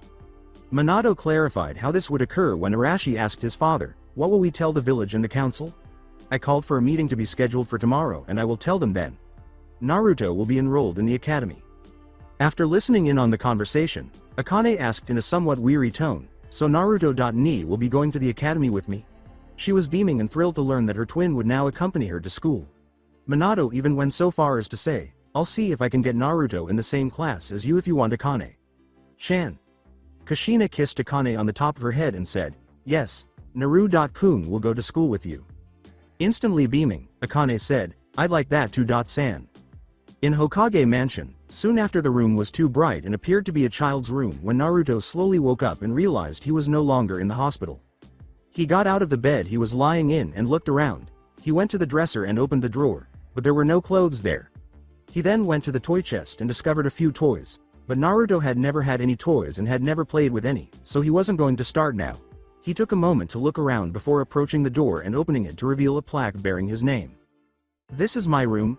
Naruto asked himself as he turned to leave the room, shut the door, and went downstairs, wandering into the first room, the kitchen, where his mother was standing at the stove, preparing food. While Kushina prepared rice and curry for supper, Minato sat at the table in the kitchen, completing some paperwork. By clearing his throat, Naruto signaled his presence and attracted his parents' attention. Naruto nodded and asked, where are we? Kushina and Minato both saw him, and he saw his father approach him and ask, hey Naruto.kun, sleep well? Minato replied, we are in the Hokage Mansion, our home. Naruto was impressed by the size of the kitchen, but he kept it to himself. Naruto.kun, what's your favorite foods? Kushina asked Naruto after setting the curry on to simmer for a while. Kushina grinned and said, I like ramen, onigiri, and red bean soup. The little blonde gave it some thought. Naruto nodded and turned to find the cage training ground after Minato said, your siblings are in the cage training ground. Just go down that hall and it's the door with the sign above it.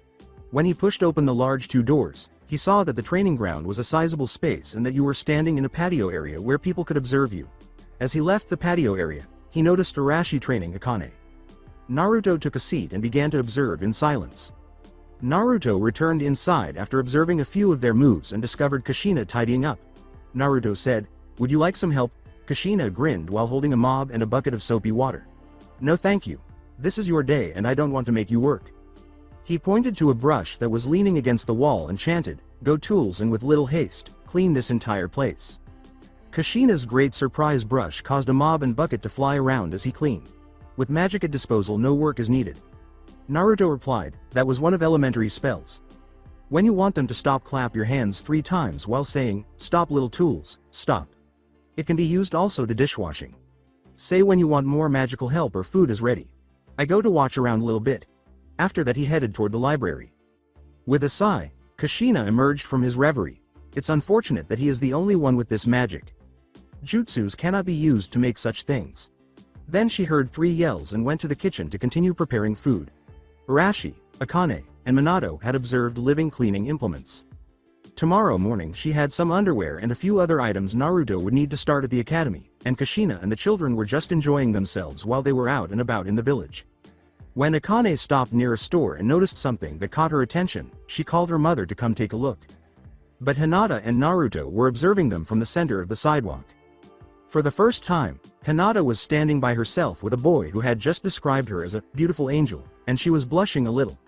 That was the first time she had received such a compliment, and at the moment, she was at a loss for what to do and decided to faint. She was embarrassed by that and made the decision to talk to him as bravely as she could, but before she could, Kushina and Akane came back with shopping bags. Kushina and the children entered this renowned ninja store, which carried everything a ninja could possibly need. Quali Shinobi, a middle-aged man dressed in a white Chinese outfit and black shoes, was the shop's owner. He had brown eyes, a goatee, and long black braided hair. Before he retired early after the birth of his daughter, Kensai was renowned as a kenjutsu master in his younger years. Although her appearance can be misleading, Quali's wife Tenshin Shinobi was a seamstress who could create the most amazing ninja attire for anybody. She was a few years younger than her husband, had cream-colored skin, brown eyes, and long brown hair tied in 2 Chinese-style buns.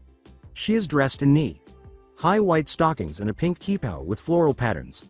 Although she appeared to be a model, she was actually a martial artist who trained in Chinese Kempo. Like her husband, she retired at a young age to manage the business and care for their daughter. While his wife wandered around the rather large store replenishing the shelves, Quali was at the counter polishing a few weapons. When Tenshin noticed her patrons, she smiled and said, "Oh, good morning, Lady Namikaze." In return, Kushina said, "Good morning to you too, Quali-san, Tenshin-chan. So what brings you here?" The owner of the weapon shop asked, setting the weapons aside and leaning over it. Kushina called the children in and said, "Kids, come in." Naruto, Hinata, and Akane entered and looked around the store. Kushina stated to them, "Now don't touch anything in this shop. Quali.san makes sure that all his weapons are sharp." The children complied and remained near. Tensen-chan, I was wondering if you could make a few custom outfits for my son here. Kushina took Naruto's hand and displayed a small foreword to her. Since Quali was invited to attend meetings of the Civilian Ninja Council and was informed of Naruto's return, which he only shared with his wife, Tensen and Quali were already aware of Naruto's identity. Tensen grinned and proceeded to measure Naruto's height, arm lengths, legs both inside and out, and other details. After she finished, she asked Kushina, "So Lady Namikaze, anything special you want done?" Kushina put her finger to her chin and thought, maybe 3 outfits of a normal ninja long sleeved shirts and pants in black, blue, and possibly a faded black color. 6 shorts in the same colors. 6 more ninja pants in the same colors as well. 12 regular shirts and long sleeved shirts to match the shorts and pants. 2 pairs of pajama outfits, and finally a nice kimono for special occasions. Naruto was somewhat taken aback because, throughout his life, he had only ever owned 3 sets of clothes, which was all he really needed. Now, however, he found himself in a situation where his mother was placing large orders for custom clothing. Hinata believed that those would not be sufficient because she had a large wardrobe due to her affluent lifestyle. The woman just said, but he expected her to be overwhelmed. Tensen smiled and laughed, then said, "That's all. You're not going easy on me, are you, Lady Namikaze?" The Namikaze laughed as she said, "Trust me, that's all he'll need for now. We still need to get him some sandals, socks, and some other everyday clothes from the other shops. Tell me, how long will this be done?" Quali replied, "Don't worry, Lady Namikaze, since it's my wife making them, they'll be done soon enough, and I'll even deliver them to your home once they're done." As he observed the store, Naruto pondered and said to Tensen, "Pardon me, but if it's not too much trouble, I would like to look around and dress how I want to." While the girls stared around, Tensen grinned and said, "No trouble at all. Just take what you want." She then began to discuss adult topics with her husband and Kushina. After getting some clothes, Naruto went to another room to get dressed. He returned shortly after and inquired about their opinions of him. His dark brown suits now featured a sleeveless T-shirt, a black belt that held his pants up, and a tail inside his pants. In addition, he wore black shinobi sandals, arm-length clothes, and a long scarf. While Akane only believed that it fit him, Kushina said, "Not something that I would buy at Fist, but I have to admit it suits you quite well." Hinata, to her embarrassment, believed that he was much more handsome than before. "It suits my style. I would like to buy these right now." Colin was standing outside the window, observing. She couldn't stop thinking about the warmth and smile Naruto gave her in the alley back then. She began observing him from a distance, and now all she could think about was how attractive he was. She was hiding behind a wall, but as they were leaving the store, she realized Naruto had seen her and, to her sudden and overwhelming delight, he gave her a secret smile once more. While Naruto, Kushina, Akane, and Hinata made their way to the Hokage mansion, Colin simply stood there. Before Naruto starts his first day at the Ninja Academy early tomorrow, they still had other things to do. When morning arrived, Naruto was the first to rise and prepare for his academy debut. He received the warmest regards from Minato and Arashi, and Kushina gave him a hug and a cheek kiss. Those who peered inside saw brushes flying about the manor, meticulously and tirelessly cleaning every surface. He felt someone approaching as he was walking, and when he turned a corner of a building, a girl slammed into him. He noticed as he looked up that the girl was dressed in some kind of wrap that left little room for speculation, rather than panties or underwear. Naruto realized that girl was Junko when he looked away. When the Junko noticed Naruto looking up and covering her body in shame, she looked down. "Naruto, I am sorry, I wasn't looking at ahead. It is okay. I wasn't paying attention myself, although I did sense you coming." After she calmed down, she said, "So now we are going in the same academy and same class, huh? I have a question. You didn't say Hinata, Akane or me what you want with life. We are trying to become great warriors, but you did say that you don't want to be guided by anyone." As he walked toward the academy with Junko at his side, he declared, "I want to change society, to help the world to move in different direction." To change the world? Yeah, and I am gonna do that by becoming same kind of person that Rikudo Sennin was, but I won't make mistakes that he made. Junko exclaimed, "RR Rikudo Sennin," in a loud voice. That person was referred as a god of shinobi. He also lived in time where things which can be made easily with chakra today were considered miracles. It was said he created moon. Oh, that is just legend. Don't ask how I know, but I know. Rakudo was overestimated in some things. Anyway, you have to make some big things if you are going to do things which he made and be seen like he was seen. I want to strive to be person who can truly influence the world with my actions. That's my sole desire. After merely staring, Junko made a decision and grinned. If what you said was true, I shall aid you. She took her sword from her side and grinned widely. Before Junko began to explain, Naruto was a little taken aback by this action. Junko explained, please pull out the sword like this, while Naruto gave her a doubtful look. We both pull out the sword like this, meaning we enter a sacred pact. The pact will be that we be successful in everything that we do and dream of. I also lend my hands to help you in your road, and let's endeavor for this world together. Junko was blushing even more now. Naruto put his hand on the sword and grinned broadly. They both pulled the sword while grinning at one another, causing Junko to flush a frenzied red. It would be my pleasure. However, they knew they would be close friends as they made this agreement. Akane caught them shortly after. Naruto was a little bit behind the girls as Junko, Akane, and Naruto jogged to the school. As they ran across the academy yard and into the building, Naruto silently followed his sister. Akane saw the school and said, "Oh great, I don't see anyone in the yard, which means the bell probably already rung. We should hurry." On the inside of the classroom for the aspiring ninja students, the classroom was a respectable size. Sorry for being late, Uruka Sensei, but we lost track of time. Uruka grinned and replied, "No problem, Akane Chan, I didn't call your name yet, so you're still safe." Uruka was in the middle of roll call when the classroom door swung open, and Akane darted inside, stopping near her to catch her breath. He leaned down when Akane motioned for him to do so. Uruka nodded and asked her to sit down while he went to talk to Naruto. Akane whispered in his ear, and he smiled and got back up, saying, "I already know about that, Akane Chan. The Hokage told me and I'm glad he's here." "Where is he?" Akane told her sensei, "He's waiting outside in the hallway." While Akane went to her desk and sat next to Choji and Hinata, Uruka left the classroom and went into the hallway to talk to Naruto. As Kiba sat behind Akane, she asked, "Hey Akane Chan, who were you and Uruka Sensei talking about just now?" "Yeah, what's up with that?" Akane replied with a foxy smile, "You'll see soon enough." Only Akane's friends Hinata and Junko were aware of Naruto, but Minato asked them to keep it to themselves and let the academy make the announcement. In accordance with the Hokage's wishes, the girls kept quiet about Naruto. Akane glanced around the classroom as the students started chatting among themselves and noticed Sasuke sitting by himself near the top row, off to the side. Sora Kuroshi, who was sitting on his left side, was dressed like a fire monk and was frowning at the class with his typical angry expression. A few nearby girls were attempting, but unsuccessfully, to attract their attention. "They're so stuck up now," Akane thought, puffing out her lip as she watched him ignore all the girls. With a disappointed expression on her face, she turned her attention away from two boys who were crossing her arms and said, "They're arrogant jerks, nothing like Itachi-kun." When the classroom door opened and Uruka returned, everyone stopped talking. They all turned to face the young, blonde boy who was walking calmly behind Uruka.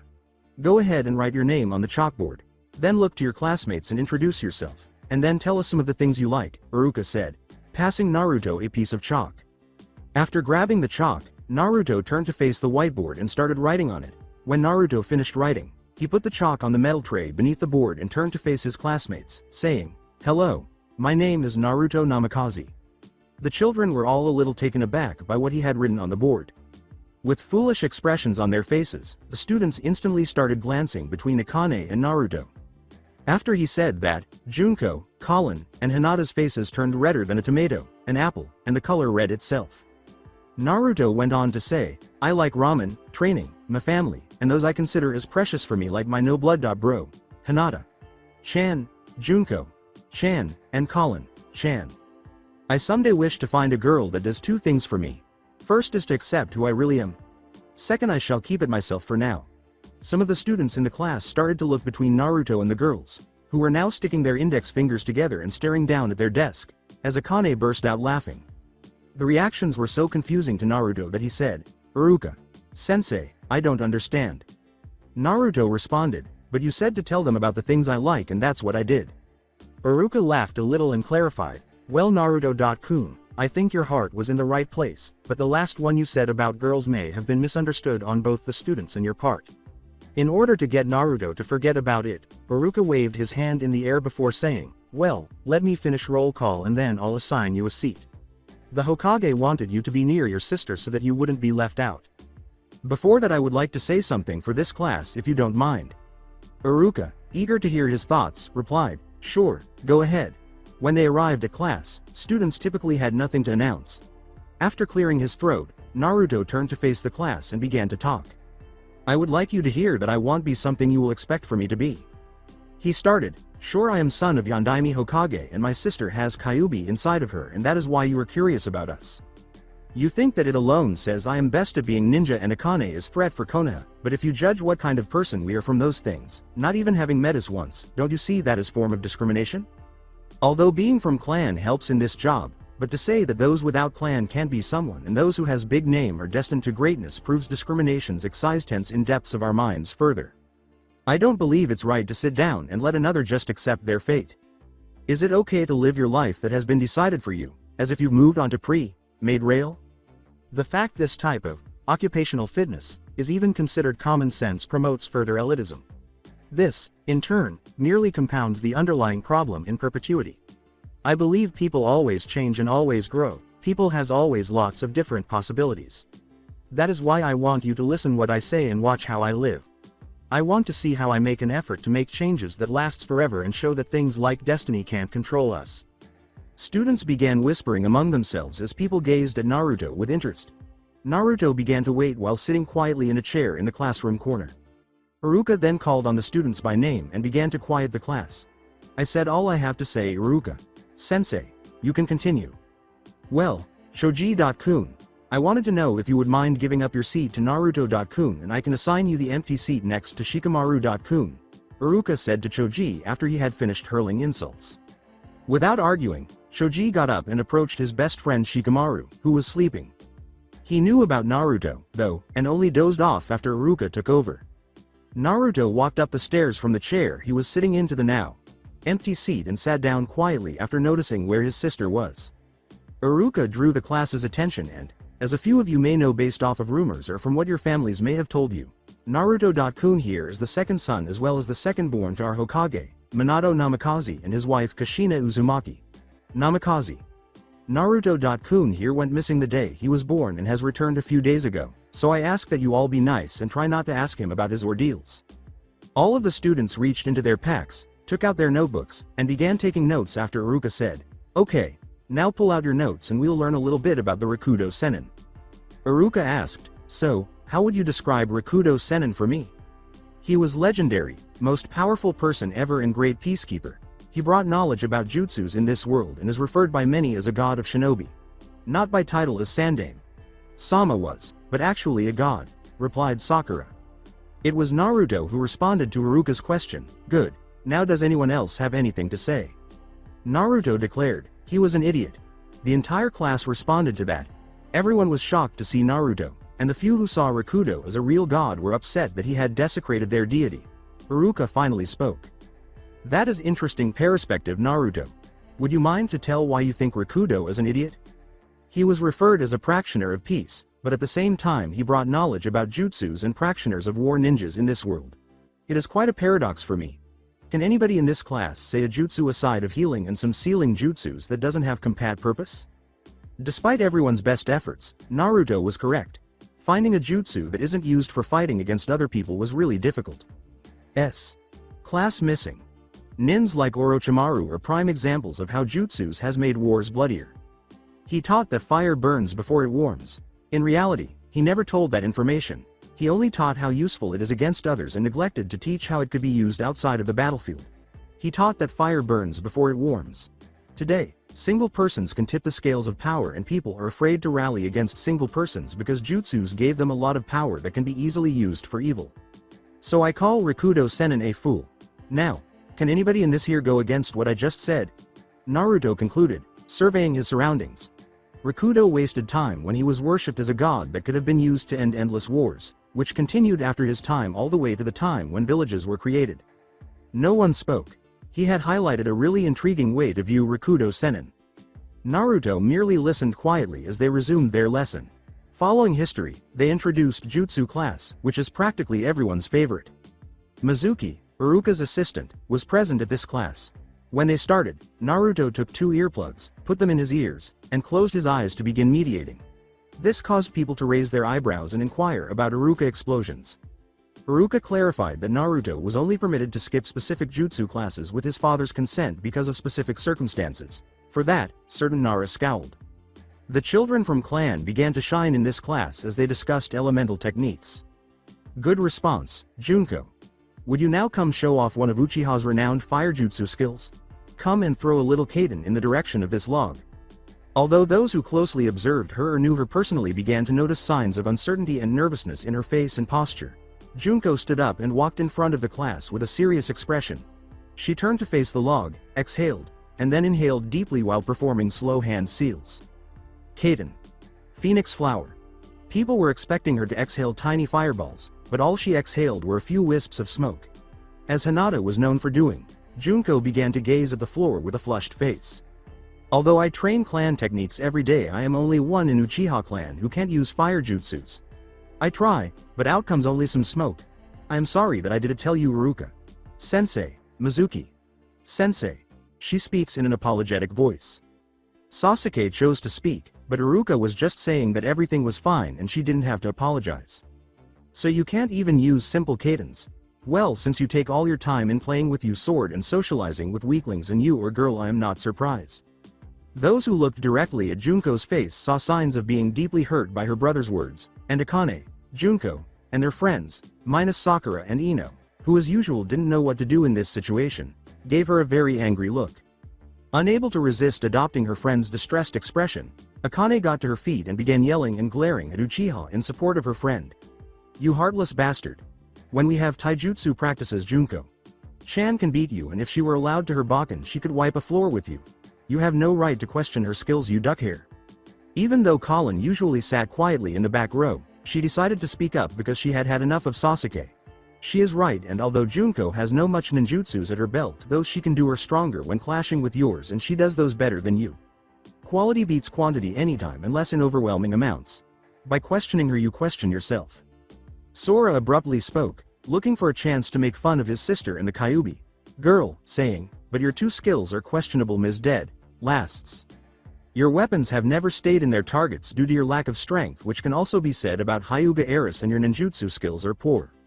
In reality, poor targeting is caused by her equipment being so subpar that it cannot last, but no one has noticed this except Colin herself, and Colin was too arrogant to acknowledge it. She also struggled with jutsus for some reason, which always made her sad. You Ms. Demon Fox can never beat us in all-out battle even with your stamina, your theoretical tests are low. You have no considerable ninja skills and your sucking with those dead clones is known even outside of Konoha. You are quite loser team. Uchiha girl who can't do a fire, redhead who nobody cares, Hyuga Eris who hasn't any strength in anything, and Demon girl who even with her genius family and powerful being powering her up can't do a one simple clone. No wonder you gathered around. It is only way those without any strength or skills has even chased to survive in world where strong humans rule. The only people who agreed with Sora's statement were Mizuki and 2 prince fangirls who aren't friends with the 4 girls who were insulted. His cold-heartedness astounded others, and even Shikamaru and Shino gave 2 princes homicidal glares. Akane was prepared to jump out of her seat and choke Sora. Hinata appeared ready to cry. Colin knew she would never be able to forgive her brother, and Junko's icy glare could freeze the entire Hokage manor. Thankfully, one student who had been silent the entire class broke the tension by speaking before that could occur. Naruto removed his earplugs and remarked, I am astounded. I thought ninjas should look underneath, but here I see 2 kids saying things without knowing facts and teachers don't correct them. Naruto caught the class's attention. Then Iruka asked, what you mean? Let's start with Colin. Chan. You claim that she lacks strength, but have you looked at her equipment? It's so bad and dull that not even Chunin can make it stick at targets. She performs poorly in jutsus, but if you had looked at her medical records, you would have seen that her chakra coils are broken in a few places due to an accident, and they haven't healed because no one bothered to check her. Next is Akane, who has more chakra than all the other students in this class combined, and it is many times thicker because of the Kyuubi in her.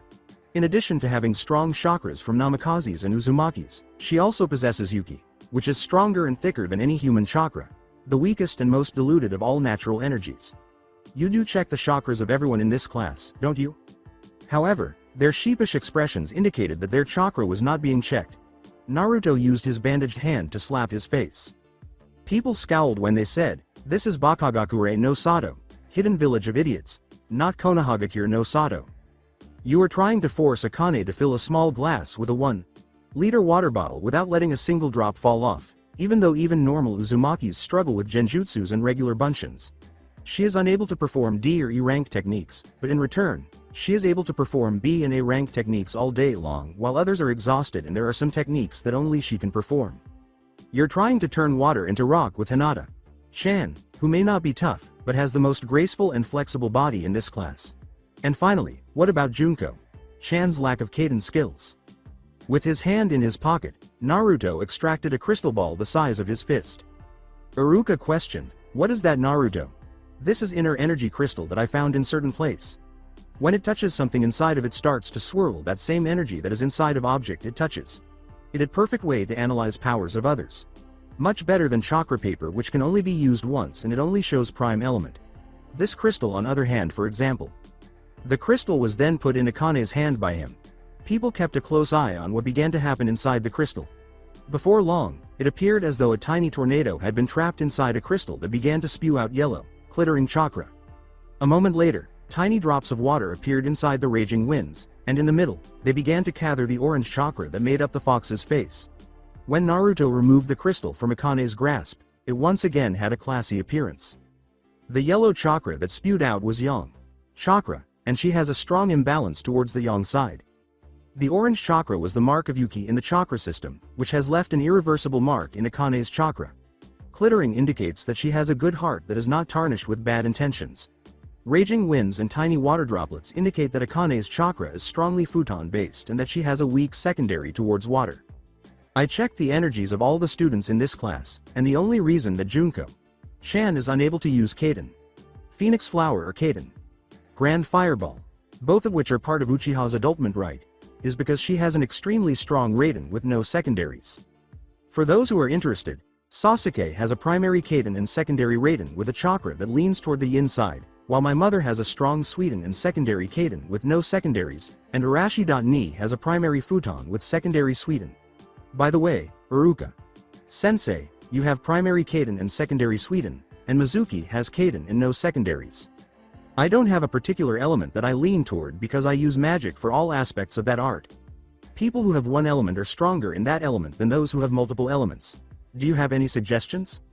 Iruka burst out laughing. "You said, Naruto, that you didn't want to learn about jutsus, but you told us more than any other student in this class. I thought that knowledge from chakra would hinder your tapping towards your magic. It is strength to know powers and weaknesses of others. Information about jutsus would make me to mistake knowledge of magic as same kind of as jutsu. I am so in magic that information about trivial things of jutsus won't pollute my mind," replied Naruto. "You don't check what are your strengths and weaknesses, and that is why you don't notice right way to help them. Any person can become powerful if they are taught in right way, and if you don't weaken them by teaching things that doesn't matter or not giving them right teaching methods. So before you start to criticize others, you should get facts straight, Mr. Emo Princes." Following that outburst, Sasuke and Sora remained silent. They took great pride in being the most knowledgeable and skilled ninjutsu practitioners at the academy, and Naruto had now damaged their reputation. However, they weren't alone because educators had been criticized for their lack of teaching expertise.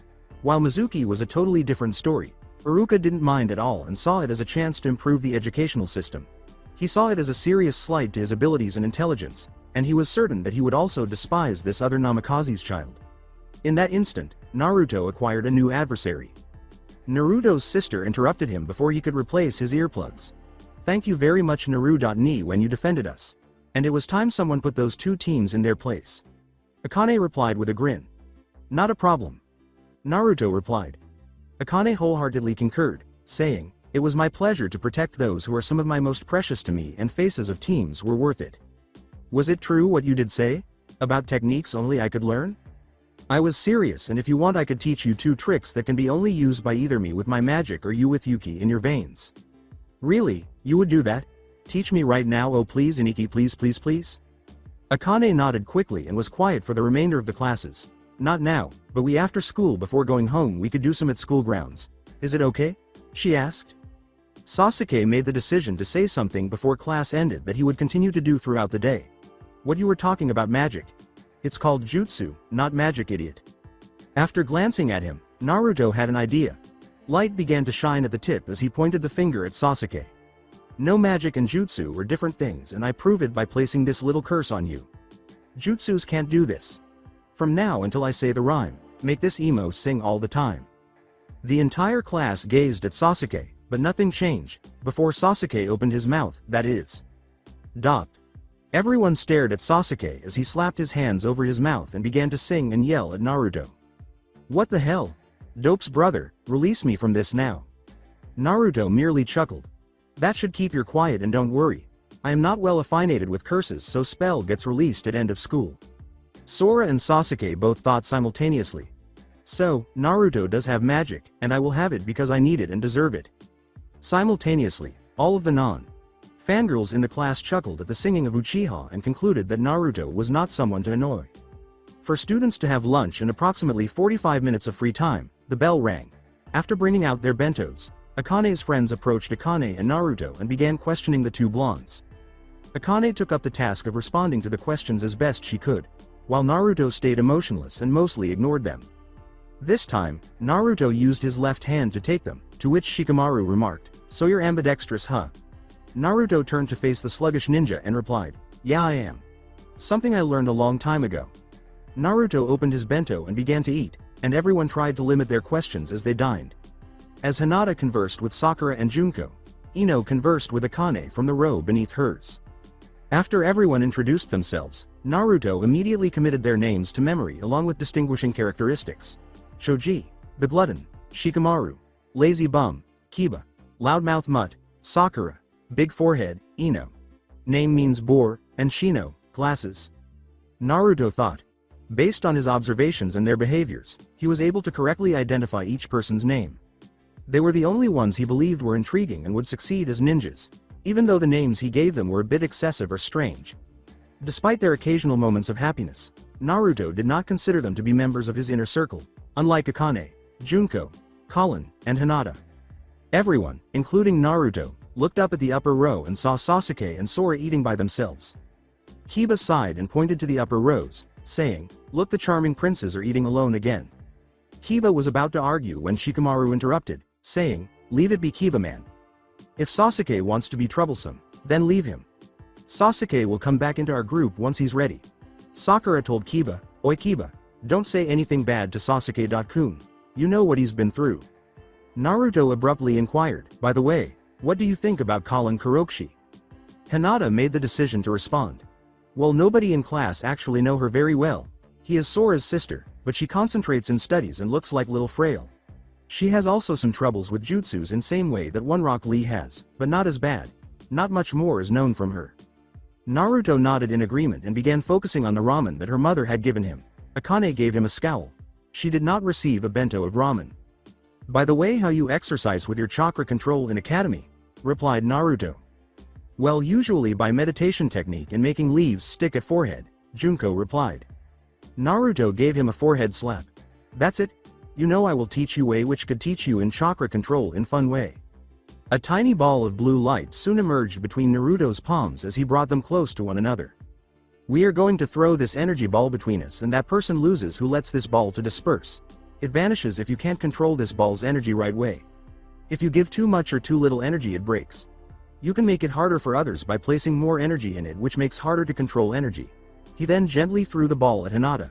She was startled to see the ball approaching, so she pushed it away, causing it to fly into Akane's grasp. As Akane threw the energy ball at Ino, he exclaimed, "This sounds fun. This energy ball may be used in some other games as well. Here, catch. By the way, you should be careful when placing energy in ball or instead of dispersing. It's too late." Suddenly, a ball in midair began to shine brightly, and there was a big bang, a bright flash, and shockwaves all around. For those who went down, it was quite a sight to see unconscious girls and guys with their clothes torn to shreds. It explodes. Don't worry. These balls can't harm living material, although non-organic things it shreds quite well, and flash may cause unconsciousness and dizziness. The clothes of the dizzy and nearly nude Junko, Ino, Sakura, Kiba, and Shino sustained the most damage. After school ended, later Colin Kurokoshi was annoyed, Which is why you asked, because she was acting like a sickly girl once more and was made to go to a school full of haughty children, weak, and obnoxious children who were also Sasuke and Sora's fangirls when they were younger. Sora will never be recognized as her brother by her. Even worse, the expectations of the Sarutobis who looked after her made her feel nauseous, so she was forced to pretend to be friendly with them. She has become a nerd as a result of her constant focus on her studies. She had just left the cultivated portions of the schoolyard and was standing under a tree in the shade of the academy's windowless walls. Colin almost jumped when he heard the words, "So here you are, Colin." Chan. He turned to see Naruto Namikaze leaning against a wall. Colin asked, a little more grimly than she had intended, "What are you doing here?" "I was little walking around before meeting Akane and others." Colin felt a twinge of pain as she said, "Then why were you looking for me? They are not persons who would welcome me in their group. Who said I would care if they didn't accept ones I like to befriend with?" Colin sighed. "Colin. Chan. When I saved you girls that day I saw something I liked in each of you. In you I saw one who truly knows how ugly this world is, your determination for change and your strength. You, Junko. Chan and Hinata. Chan are only ones in this village I wish to befriend no matter what, and I don't care if I get alienated from others in progress. Namikaze family are only ones whose decisions would matter for me." Colin asked, "Why do you think I would like to be your friend? Since you have watched me intently since that day I think you have some desire. Besides, even if you wouldn't I would still try ro become your friend," replied Naruto with a smirk. Colin blushed and muttered, "Naruto.kun." Her eyes widened abruptly as she turned to look at Naruto. After a violent blow to the head, Naruto felt a tiny bump rise when he put his hand there. Naruto glanced over and noticed 5 boys who appeared to be a year older than him. There was a boy in the lead with red hair who might have been Akamichi. While the other boys held large sticks in their hands, the leading boy was tossing a rock. While Naruto appeared emotionless, Colin took her old kunai and backed away a little. The lead boy who threw his rock at Naruto remarked, "You're not so tough, are you, Mr. Hokage's little one and the demon's brother?" It glowed a little before beginning to grumble in the air, but it didn't make it to Naruto. When the boys saw this, their eyes widened. "What happened? He didn't do any signs," exclaimed a boy in a small, frantic tone. "Magic doesn't need necessarily troublesome things like those. All I need to do is to control energy and air with my mana and focus it on a single point. I have lots of application for this kind of magic," Naruto replied without altering his face. One boy yelled, "You bastard," as he attempted to swing a big stick at him. Naruto uttered the words, "Pressure crush," before the arm holding the stick began to twist in unexpected ways. "Gaia!" Boy yelled, clutching his severed hand. "Magic can be, for example, be used to control nature's chakra to mangle weak people like you," Naruto clarified. The rather plump boy said, "Damn you," as he was about to punch him, but Naruto responded by raising his left hand palm up and facing the boy. "Flash impact," was Naruto's command, and a bright light flashed as the plump boy flew a few meters away and others felt a slight push. He remained unconscious on the ground. He looked at his palm and muttered to himself, "That should have sent all of you to fly, so I guess I still need some practice." One boy said, "He is too smug. Let's get him," and hurled 4 kunais from his pouch in his direction. "Circle shield," Naruto said, raising his right hand to reveal an azure circle with odd patterns. From the shield, kunais bounced back. He said calmly, "I have a question for you." If you looked closely, you could see that his eyes had reddened. "Did you attack with intention to hurt me or to attack Colin, Chan?" "We attacked because it is your fault that our fathers are in interrogation and torture department, and because of it our mothers want divorce," shouted a boy. With a raised eyebrow, Naruto questioned, "What you?" before realizing, "Ah, you mean those who tried to kill Akane and rape Colin. Chan, Junko. Chan and Hinata. Chan were your fathers. Looks like apple didn't fall far from tree. Your mothers want divorce? Seems like they are considerably smarter than you. Must have seen ugly true faces of their husbands for the first time." The boys now became very irate. "Why, you little? As long as we are in this academy we are going to see that you will have bad day every day." "I won't let you," Colin said. "I will provide support for him," the boys chuckled. One boy snickered, "She is talking like she is in some manga." Naruto looked at the boys as he said, "Actually I have question for you." With a rather unsettling smile on his face, he questioned, "What exactly is it that people are thinking when they try to act like the villains from one of those manga?" This annoyed the 3 boys who were still there. "Shut up," they said, getting ready as the lead boy took a long chain out of his pouch, but they were now very cautious and anxious. Naruto raised his open hand from his right side with a solemn expression. Two boys screamed when one leg was twisted, and the sound of pressure crush was heard. With a worried glance at his sides, the lead boy yelled, "What happened?" "Our feet." At this point, 4 or 5 boys were lying on the ground in agony. The lead boy, who was unharmed, said, "Don't you realize what could happen from this?" "I do, and I am little surprised how calm I am. Sure, I have beaten people without caring what they think about me before, but I thought I would hesitate now that I belong in Hokage's family. I am relieved that my resolve hasn't crumpled. Now I can punish you without care, as I know that I won't care about consequences." When he heard that, the boy growled. The boy yelled, "Try me," and swung his chain at him, but the chain stopped in midair before it touched him. At the chain, Naruto grabbed hold. Possessed object. It suddenly swung past the boy holding the chain at the academy wall, wrapping itself around him and sticking itself in the wall at the same time. When the boy was immobile, Naruto approached him. With a crack of his knuckles, he asked no one in particular, "Now then, what should I do to you in order to get my point across?" Colin abruptly moved in front of him. "No, stop it, Naruto. You are going to get in trouble. I am used to that. Besides, I don't want them to harass you anymore." "You don't need to do that. I will get in trouble if it ensures that you won't get in one because you have me. You are my first real friend," Colin almost begged. Naruto turned his eyes back to normal, relaxed, and glanced at Colin. 2 left the boys where they were, and 3 with mangled limbs crawled to get help. "Okay, Colin. Chan. Let's leave before we are found out." While walking near the school entrance, Colin and Naruto were chatting about various topics when they ran into Akane, Junko, Hinata, and their pals. When Naruto noticed Sasuke with them, he scowled. Sakura and Ino must have been attempting to reintegrate Sasuke into their group. Naruto put his hand on Colin's shoulder as she started to turn to leave, signaling her to stop. When Junko and Hinata saw that, they became a little envious of Colin, especially after he approached them and struck up a conversation with him. "Hello, Akane. Looks like we have some time before getting home, so let's get ready for your training." "Hey, it sounds fun, but what you are doing with her? I thought that you didn't like her brother Sora," Akane replied. Hearing that, Colin became irritated. "Her brother again?" Naruto raised his emotionless face once more, a little annoyed by his sister's remarks. "I told already in class that Colin Chan is one of those I consider precious for myself. She has qualities of be strong fighter even with her handicaps and mind of great friend if you give a chance." "Have you ever given her chance?" Naruto could tell from their expressions that they hadn't. People thought Colin was a bit of a snob, they said. She would remain cooped up in her seat the entire time she was in class, ignoring everyone else except to eat or go to the library for more books. They were shocked that she could even deliver a passable punch after all the time she spent being a nerd. Although Akane was aware that she lacked book smarts and was thoroughly bored by theoretical concepts, this did not imply that she lacked discernment. She was aware that she was disliked by the majority of the villagers, including many of her classmates, for rather foolish reasons.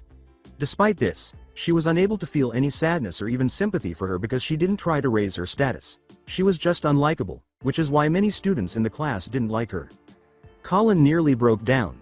Due to her handicap, she did her best by putting in a lot of study time and learning the information she needed. Yes, she spent all of her time reading and telling stories, but she had no other way to pass the time when she didn't have any true friends. In addition, Sakura should be considered a nerd because she needed only book knowledge to graduate. At least Colin gave her body a lot of training. But did anyone let Sakura know about that?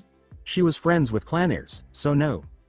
To the surprise of everyone present, Junko said, "Well, the truth is that Hinata and I noticed Case with her weapons and we have left better equipment for her time to time, but we did it secretly because we didn't want others to know."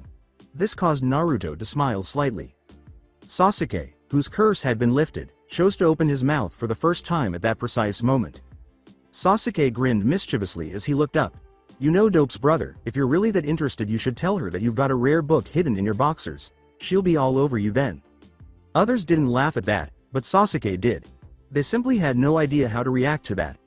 Colin simply lowered her head and began to fume. Since she couldn't perform jutsus well and the only way she could prove her value and make Sora regret everything he had done was to succeed in ninja career, she was interested in learning more. Naruto simply stood there until Sasuke caused his emotionless mask to break. Naruto yelled angrily at Sasuke's face, "You were better to think ahead before because all I've heard you talk has been pieces of crap," which caused Sasuke to fall to the ground. If there had been more people, they would have also retreated from Naruto. "And don't look at me so intensely. I don't know how you know what kind of underwears I have, but I don't swing that way." When Naruto looked at Ino and Sakura, they sprinted behind Akane and yelled, "Take that back." His eyes were red. "You judge Colin Chan and say bad things about her, but didn't you hear how explained those handicaps? You applause when Sora or Sasuke say something intelligent, which is rarity, and when Colin tells good information you call her nerd. You think Sora is smart because his works without seeing that those works had Colin's imprint in them. That knowledge surprised others in addition to Naruto and Colin. Sora is bad-tempered, ignorant thief who thinks others are below him and that he is most righteous person in the world just because he lost his father. Sasuke is exactly same with air of betrayer at him, and you still think he could become your friend and try to encourage him. While same time you don't give chance for Colin Chan because of rumors. Didn't you heard how she protected Junko Chan from Sasuke's insults in class today? Ninja's motto is to look beneath of beneath, but rarely nobody does that in their own lives. Some character judgers you are. She maybe has no friends, but that is because she is loner and in books going nerd, said Sakura. Naruto snorted and said, "Books going nerd? That's a lot of money coming from you, Sakura. Perhaps no one told you, but I'll be honest. You're the worst at it because you don't have any skills in any jutsus higher than D rank. You and Ino eat in a career where that's death wish, spend your time shopping and fawning for Sasuke without appreciating hard-earned money, and don't even mention your physical state. Have you ever wondered if it's because everyone wants to be friends with Sora and not with her, or if everyone doesn't know how to act around other people or how to start making friends, especially since no one taught her how? Well, the news is that some people have a good life but still don't know how to socialize without feeling like they're interrupting, and Colin had what may have been the worst childhood of all the Konoha children, probably worse than that of Jinchuriki Akane. You say that you don't want to be her friend because you don't want to socialize with Sora. I get that, and I don't want to be with him any more than I can throw him. Didn't you hear what he said in class? Do you think that's what it means to be a good sibling? Blood doesn't mean anything if you don't feel like you're related to someone. You are passing judgment without having had a chance to get to know her. I was terribly mistaken about you because I thought you were smarter than those idiots who heard Akane because of Kyuubi because you were friends with Jinchuriki like her. However, I now realize that you are almost as bigoted as they are."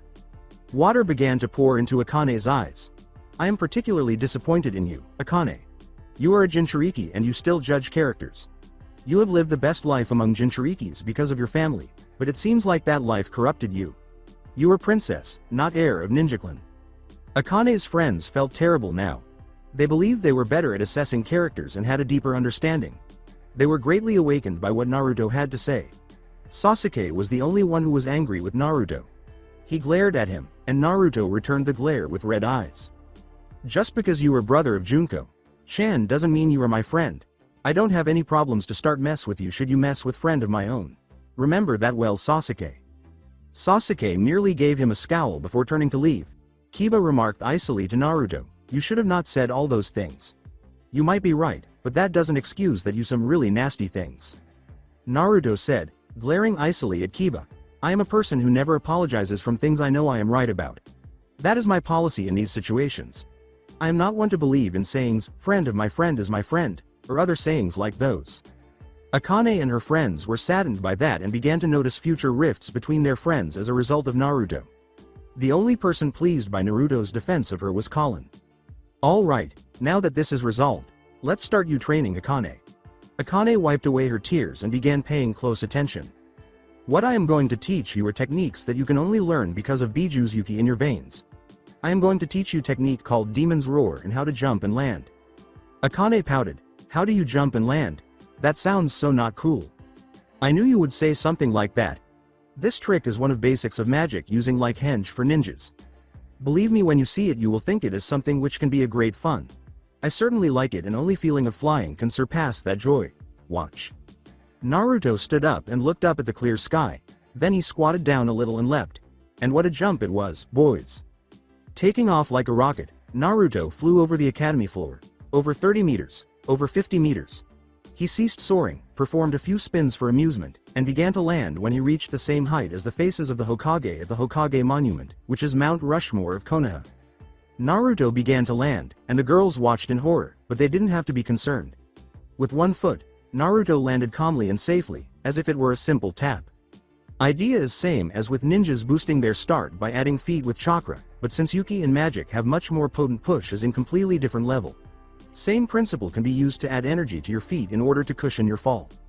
Masters of this can instinctively use this trick so well that they can jump off from Hokage Monument as easily as they can walk.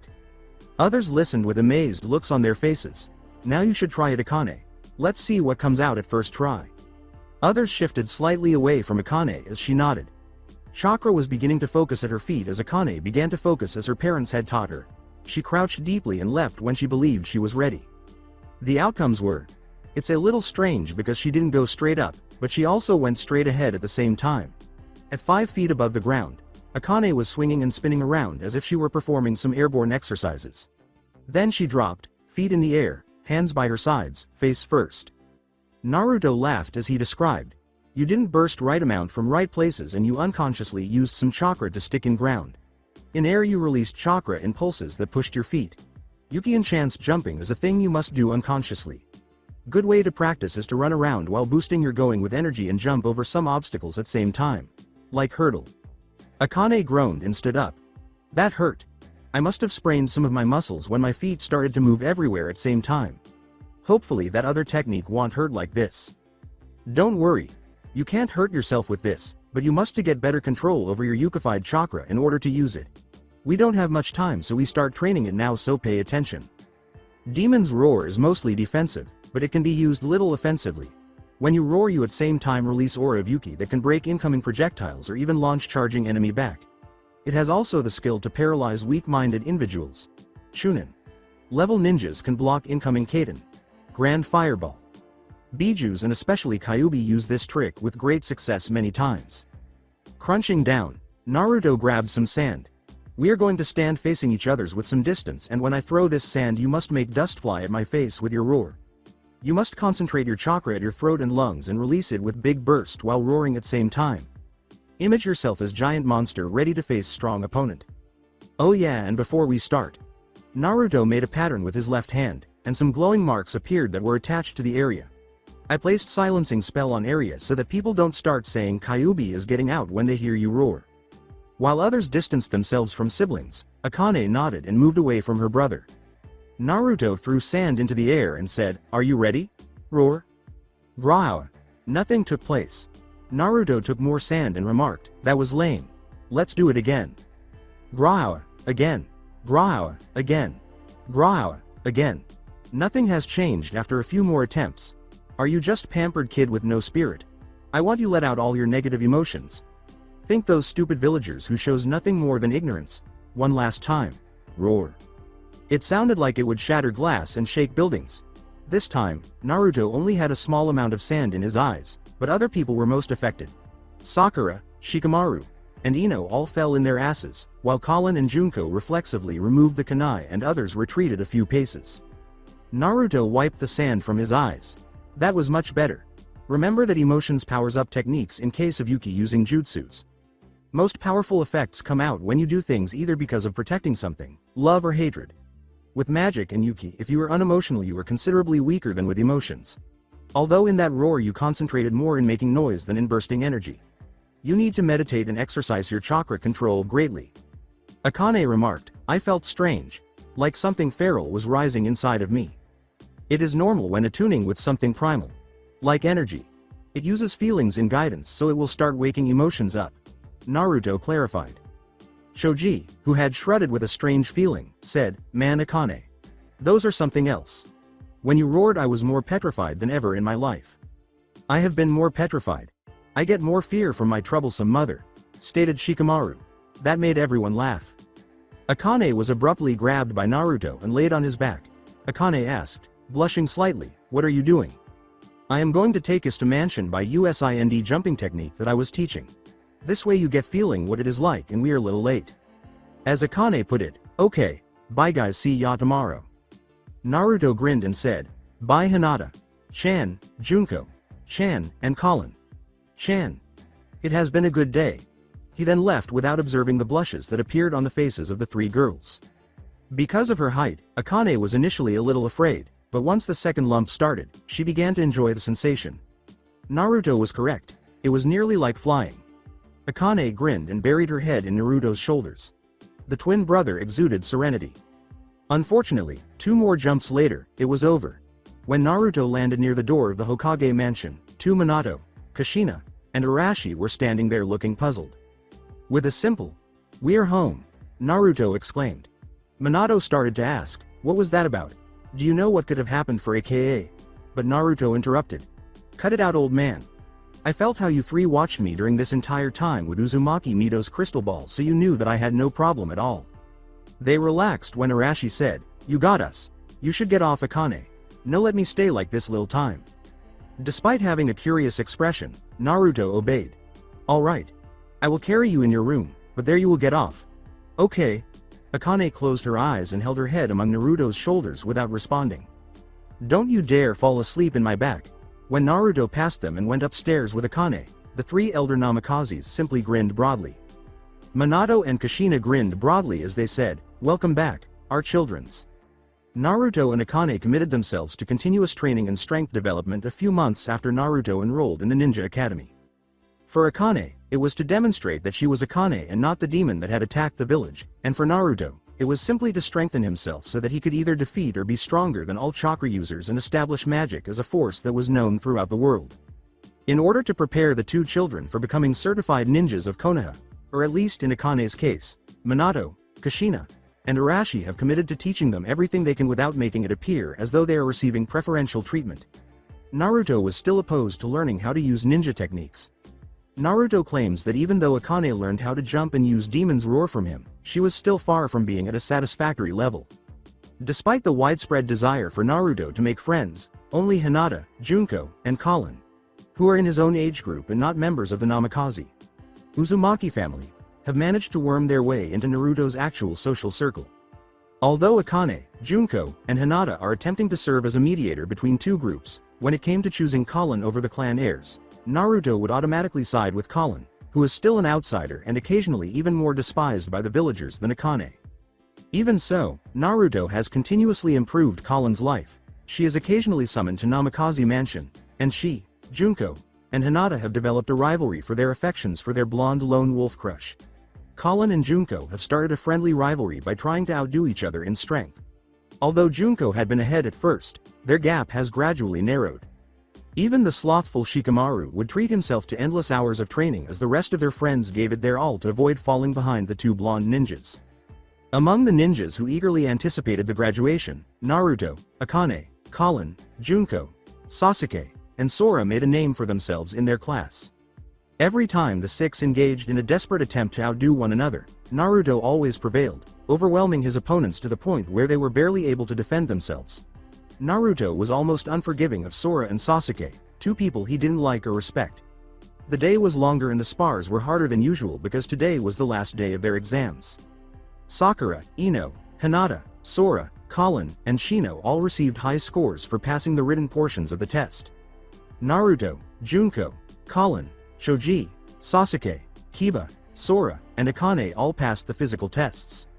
Naturally, Junko, Naruto, Akane, Colin, Sora, and Sasuke all passed the weapons exams. Akane, Sasuke, Hinata, and Sai all passed the final exam, accuracy using kunai, with high scores. Shikamaru barely passed a few because he didn't want to be noticed by his peers after graduating and didn't care for ranking. However, Akane and Ino lectured him about not giving these tests his best effort. Everyone was paired up for the sparring matches, which were the final, and the fights were excellent. Standing in the middle of the training area, Naruto was dressed in his typical attire, which he had not altered since obtaining it. After closing his eyes and waiting for a while, Naruto heard footsteps coming from all sides save the top and bottom. He ducked, dodged, and countered every punch and kick that was thrown at him after his eyes snapped open. After quickly turning around and grabbing a punch that was thrown at him, Naruto executed a judo throw that sent the attacker into another, causing both of them to vanish in a puff of smoke similar to the first one. This went on for a while before there was only one person left around him. "You're not finished yet, are you, aka-chan?" Naruto asked, glancing at the person he was facing. Opposite Naruto, Akane wore a large white collar, orange pants, blue sandals, a white swirl with a tassel on the left side, a red swirl on the back, and an orange tracksuit with blue around the waist and upper shoulders. Her blonde hair was tied in two long braids rather than one. Akane was grinning when she exclaimed, "Not done yet." She then ran towards Naruto and made a hand gesture that caused smoke to appear next to her as numerous Akane replicas materialized. Akane was on the verge of failing as a genin because of how awful she had been with her clones. Naruto had had enough, as final exams were just 2 weeks away. Bunshin was the least useful of the 3 fundamental techniques, according to Naruto's lecture, and Akane couldn't learn it because of her chakra reserves. Mizuki became irate and declared that Naruto would instruct her. Naruto bet Mizuki that he would be able to skip all of Mizuki's classes if he could teach Akane how to create 10 or more clones in front of the class tomorrow. The twins departed after Mizuki accepted it. When he made the hand sign and said, "Kage Bunshin," 30 solid copies of smiling Akane appeared in front of them, and Mizuki's, and many other students' jaws dropped to the ground. Mizuki had been looking forward to tomorrow, when he could humiliate Namikaze's siblings. Mizuki had to let the blonde boy leave all of his classes after he had lectured about how shadow clone jutsu was the ideal method for Akane teeth gritting. When Akane's got close enough, she started wildly swinging her fists at Naruto. However, Naruto had spent enough time training with Akane to understand her fighting style, so he was able to avoid her attacks with ease. Especially considering that Akane only learned basic fighting techniques and academy stances and never learned any other battle styles.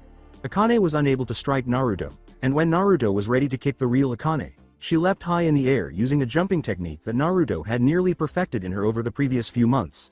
She leapt over the roofs of the academy, but a tiny rock struck her forehead, knocking her unconscious long enough for Naruto to leap alongside her. Naruto kicked her hard in the ground and said, "Don't jump carelessly, it's hard to dodge in air." Akane launched her kunai at Naruto after he had safely landed, but Naruto was able to easily avoid it. Taking a kunai from his pouch, Naruto used the same abilities to defeat attackers. By the time he arrived in the village, he had vanquished every clone that Akane had released. In response to real Akane's attempt to jab him with the tonfa she had taken from her belt, Naruto made the hole in his kunai handle pass through the tonfa and guided all the way until he punched Akane in the face, sending her flying back and forcing her to drop her weapon. After releasing the kunai, Naruto firmly grasped the weapon and swung it around to keep the kunai on the tonfa's edge. He swung it around for a while before slamming it down on Akane and stopping when the kunai was aimed directly at her throat. Naruto threw the weapon aside and extended his hand for Akane to accept after hearing a sudden clapping sound. Akane took her brother's hand and straightened up so they could both look at Iruka and Mizuki and their classmates who were still supporting them. She didn't want to appear like a bad sport. Holding a clipboard, Iruka remarked, "You two did fantastic." Despite his reluctance, Mizuki also gave praise, saying, "Well, what did you expect, Iruka? They're the Yondaime Hokages kids." Iruka had Naruto and Akane line up with the rest of the class after the evaluation was complete. Every student, with the exception of Naruto, Sasuke, Sora, Shikamaru, and Shino, exhaled in relief as Iruka said, "Well, your conditioning is done and all of you passed this part." The children were then instructed to follow Iruka into the classroom. Naruto, Akane, and their friends, aside from Sasuke and Sora, were walking in a big group as they made their way to the classroom. Shino also commented on his match, glancing at Shikamaru, saying, "At least your match was eventful. More than I could say about my match with Shikamaru." Kiba had his dog Akamaru sitting on top of his head with his arms behind his head, saying angrily, "Man, my match was no fun at all. It would have been a drag to fight you seriously, Shino, you're far stronger than you look," said the sluggish Nara. Hinata thanked Shoji and gave him words of encouragement, saying, "I'm sure you would have beaten me if you kept up your attack." Shoji was eating some freshly opened chips and remarked, "I lost to Hinata-chan, but it was a fun fight." Sora and Sasuke had fought longer than Naruto and Akane, and only the fight between Junko and Colin had lasted longer than theirs. Sakura declared aloud, "The only matches that were worth mentioning were Naruto.kun and aka Chan's fight, Junko Chan's and Colin's fight, and Sasuke Kun's fight against Sora." In the end, Mizuki stopped it and declared it a draw to the relief of the two boys' fans. Colin and Junko, both of whom were bruised, grinned at one another.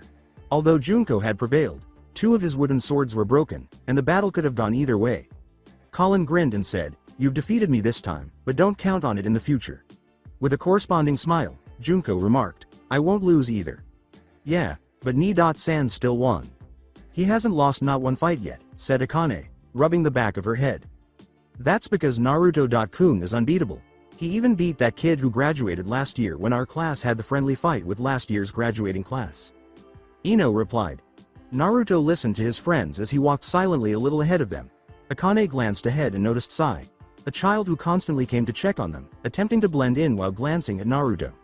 The only people who saw him were Hinata with her Byakugan, Junko, Colin, and Naruto. Sai abruptly decided that remaining hidden was enough and came out in front of the group. They all listened, anticipating Sai's next jab at Naruto. Sai has been a little friendlier during the school years, but he has started calling everyone strange names. With their short fuse, Choji, Kiba, Akane, Ino, and Sakura would try to harm the pale-faced boy, but Naruto, Shikamaru, Shino, Colin, and Sasuke were essentially ignoring everything he said. While some people chose to ignore him, Colin, Hinata, and Junko disliked the Naruto's constant use of derogatory language toward their friends. Throughout their conversation, Sai maintained his eerie smile. "So Dickless, have you any idea how strong you really are?" Sai asked Naruto, who ignored the boy's terrible habit of calling him that. "I think that out of the few ninjas here, you, I, Sora and even the Uchiha are strong enough to be inducted into the Anbu training for gifted children." With his eyes closed, Sai said, You don't seem like the one to want to hang around those weaker than yourself. Hear me." Naruto looked at Sai as he walked, not interested. "I'm sorry, Sai. I think you're confusing me with someone who gives a shit. After this I'm not gonna say it again. I am not interested," Naruto said gravely as he interrupted Sai. Instead of faltering, Sai's joyful expression said, "Okay. I know when enough is enough." He then quickened his pace to catch up to the rest of the class. Naruto shrugged his shoulders and said, "Nothing he says is even worth mentioning or repeating." Akane kind of agreed, and they proceeded to the classroom. What was that all about? Akane hurried up to her brother. After entering, everyone sat down in silence in their designated seats and watched Iruka and Mizuki leave. Everyone anticipated taking a final exam in order to become ninjas because they were aware that today was their last day at the academy. Everyone in the class started talking, curious about what they would be expected to do on the final exam. "This is it," thought Naruto as he sat quietly with his arms folded. "Is this how everyone in Konoha becomes a ninja? Or is there another reason?" Naruto suspected that there was more to their graduation than simply doing well in the academy, since otherwise, anyone would be a ninja. He looked around the room, fully aware that some of the children were there merely to enjoy the ninja lifestyle and to use it as a pretext to do things that regular people couldn't. Iruka returned with a box, jolting Naruto out of his reverie. "Well, this is it. Today we'll see if you're worthy enough to wear one of these," Iruka said as she opened the box and took out a single headband. Several of the children leaned over their desks, their eyes glistening. Iruka set it on the desk and proceeded to empty the box by reaching back into it and removing more of them, creating rows of leaf headbands. After he had finished he said, "Okay, all of you will wait outside of the classroom and we'll call you all in one at a time to do one more final practice to see if you'll officially become a ninja of Konoha." Mizuki returned with several documents and gave them to Iruka. The class was then instructed to wait outside before they started. Following instructions, the students proceeded to wait in the hallways in order to complete their graduation. "Is this true? Sai gets an immediate pass?" Iruka asked, looking at one of the papers Mizuki had given him after the children had finished. Mizuki nodded and explained, "I received that from an Anbu ninja. When I asked what was going on, he told me that it wasn't of any concern of mine and just to let Sai's sensei know." To keep it hidden from others, Iruka tore up the paper and tucked it inside his flak jacket. He had Mizuki summon the students to start in order to dispel the apprehension, but if the Hokage was aware of the problem with Sai, he would need to be informed. As Naruto came down, Mizuki scowled. Unfortunately, in Akane's final year, out of the 9 they must remain, her twin showed up, and that boy did not even try to listen to him. He got the job specifically so he could become Akane's mentor, only to sabotage her completely. Mizuki grinned and said, "May you do well, Namikaze-kun," but it was a phony. Naruto simply ignored him, left the classroom, went into the hallway, and headed to the testing area. With his magical form of Kage Bunshin, he was going to ace this. Kawarimi is incredibly fast and had long since mastered the art of using magic to conceal his appearance. After an hour, the academy's doors abruptly flew open, and students rushed out, yelling and screaming with delight that they were now ninjas. Outside, the now ninjas' parents were waiting to congratulate their children on a job well done and on making their village proud. Being ninjas made Akane and the others happy, but they had to be more mature and stop acting crazy because they were now ninjas. Naruto and Colin appeared uninterested, but Colin let out a mental sigh. To show that they were now ninjas, everyone had their headbands tied. Ino tied hers around her waist, Sakura tied hers to the top of her head to tie her hair, Hinata tied hers loosely around their necks, Naruto tied his around his right arm, Shikamaru tied his around his left arm, Shino tied his on his forehead along with Akane, Junko, Colin, Kiba, and Sasuke, and Choji had his made into a bandana with 2 holes at the top that allowed his hair to protrude. Their families were already waiting for them when they stepped outside. As soon as Kushina saw Akane and Naruto approaching her, she burst into tears and embraced them both, exclaiming, "Oh, my babies became ninjas." Akane was gasping for air as she said, "Ka-san, stop, you're embarrassing us." Kushina ignored her daughter's words and hugged them for a while before ceasing. Your 2-san said that he's sorry that he can't come and congratulate you since he's away on business, but he says he has a surprise for both of you once he returns. Your brother Rashi said the same thing after he gets back with 2-san. Kushina smiled. When Naruto turned around, he saw Sai leave last, holding his headband rather than donning it. After giving Naruto a quick glance, Sai leapt off in an unidentified direction where no one else was really watching. A hand on Naruto's shoulder prevented him from leaving the door. As he was drawn back into a half Nelson, he was powerless to stop it. Wow buddy, you bet have not had other plans. You're with use today. The Inuzuka turned pale and said, Kiba, let me go or I'll cut off your left testicle. Naruto knew it by the loss of the grip even though he couldn't see it. It's illogical to cut off only the left, it would be the best to remove the entire sexual organ. Kiba exclaimed, Shino, don't help, as he pushed Naruto back up and brushed his shoulders, we good right buddy. Naruto simply glanced back at his mother and saw that she was staring off into space. He also noticed that Akane was chatting with Hinata, Junko, and their bodyguards. He thought that Akane was inviting Hinata and Junko to hang out at their house. Naruto was well aware of Hinata's father's lack of compassion and the events that befell her mother. As last Uchiha Shinobi, Junko was constantly watched, just like Sasuke. You know you're supposed to ask Ka-san if we can have visitors before you actually invite them? Akane asked, looking suddenly happier. She then took Hinata and Junko's hands and dragged them over to where Naruto and Kushina were saying, Ka-san, Hinata, Shan and Junko. Shan are coming over for dinner, is that okay?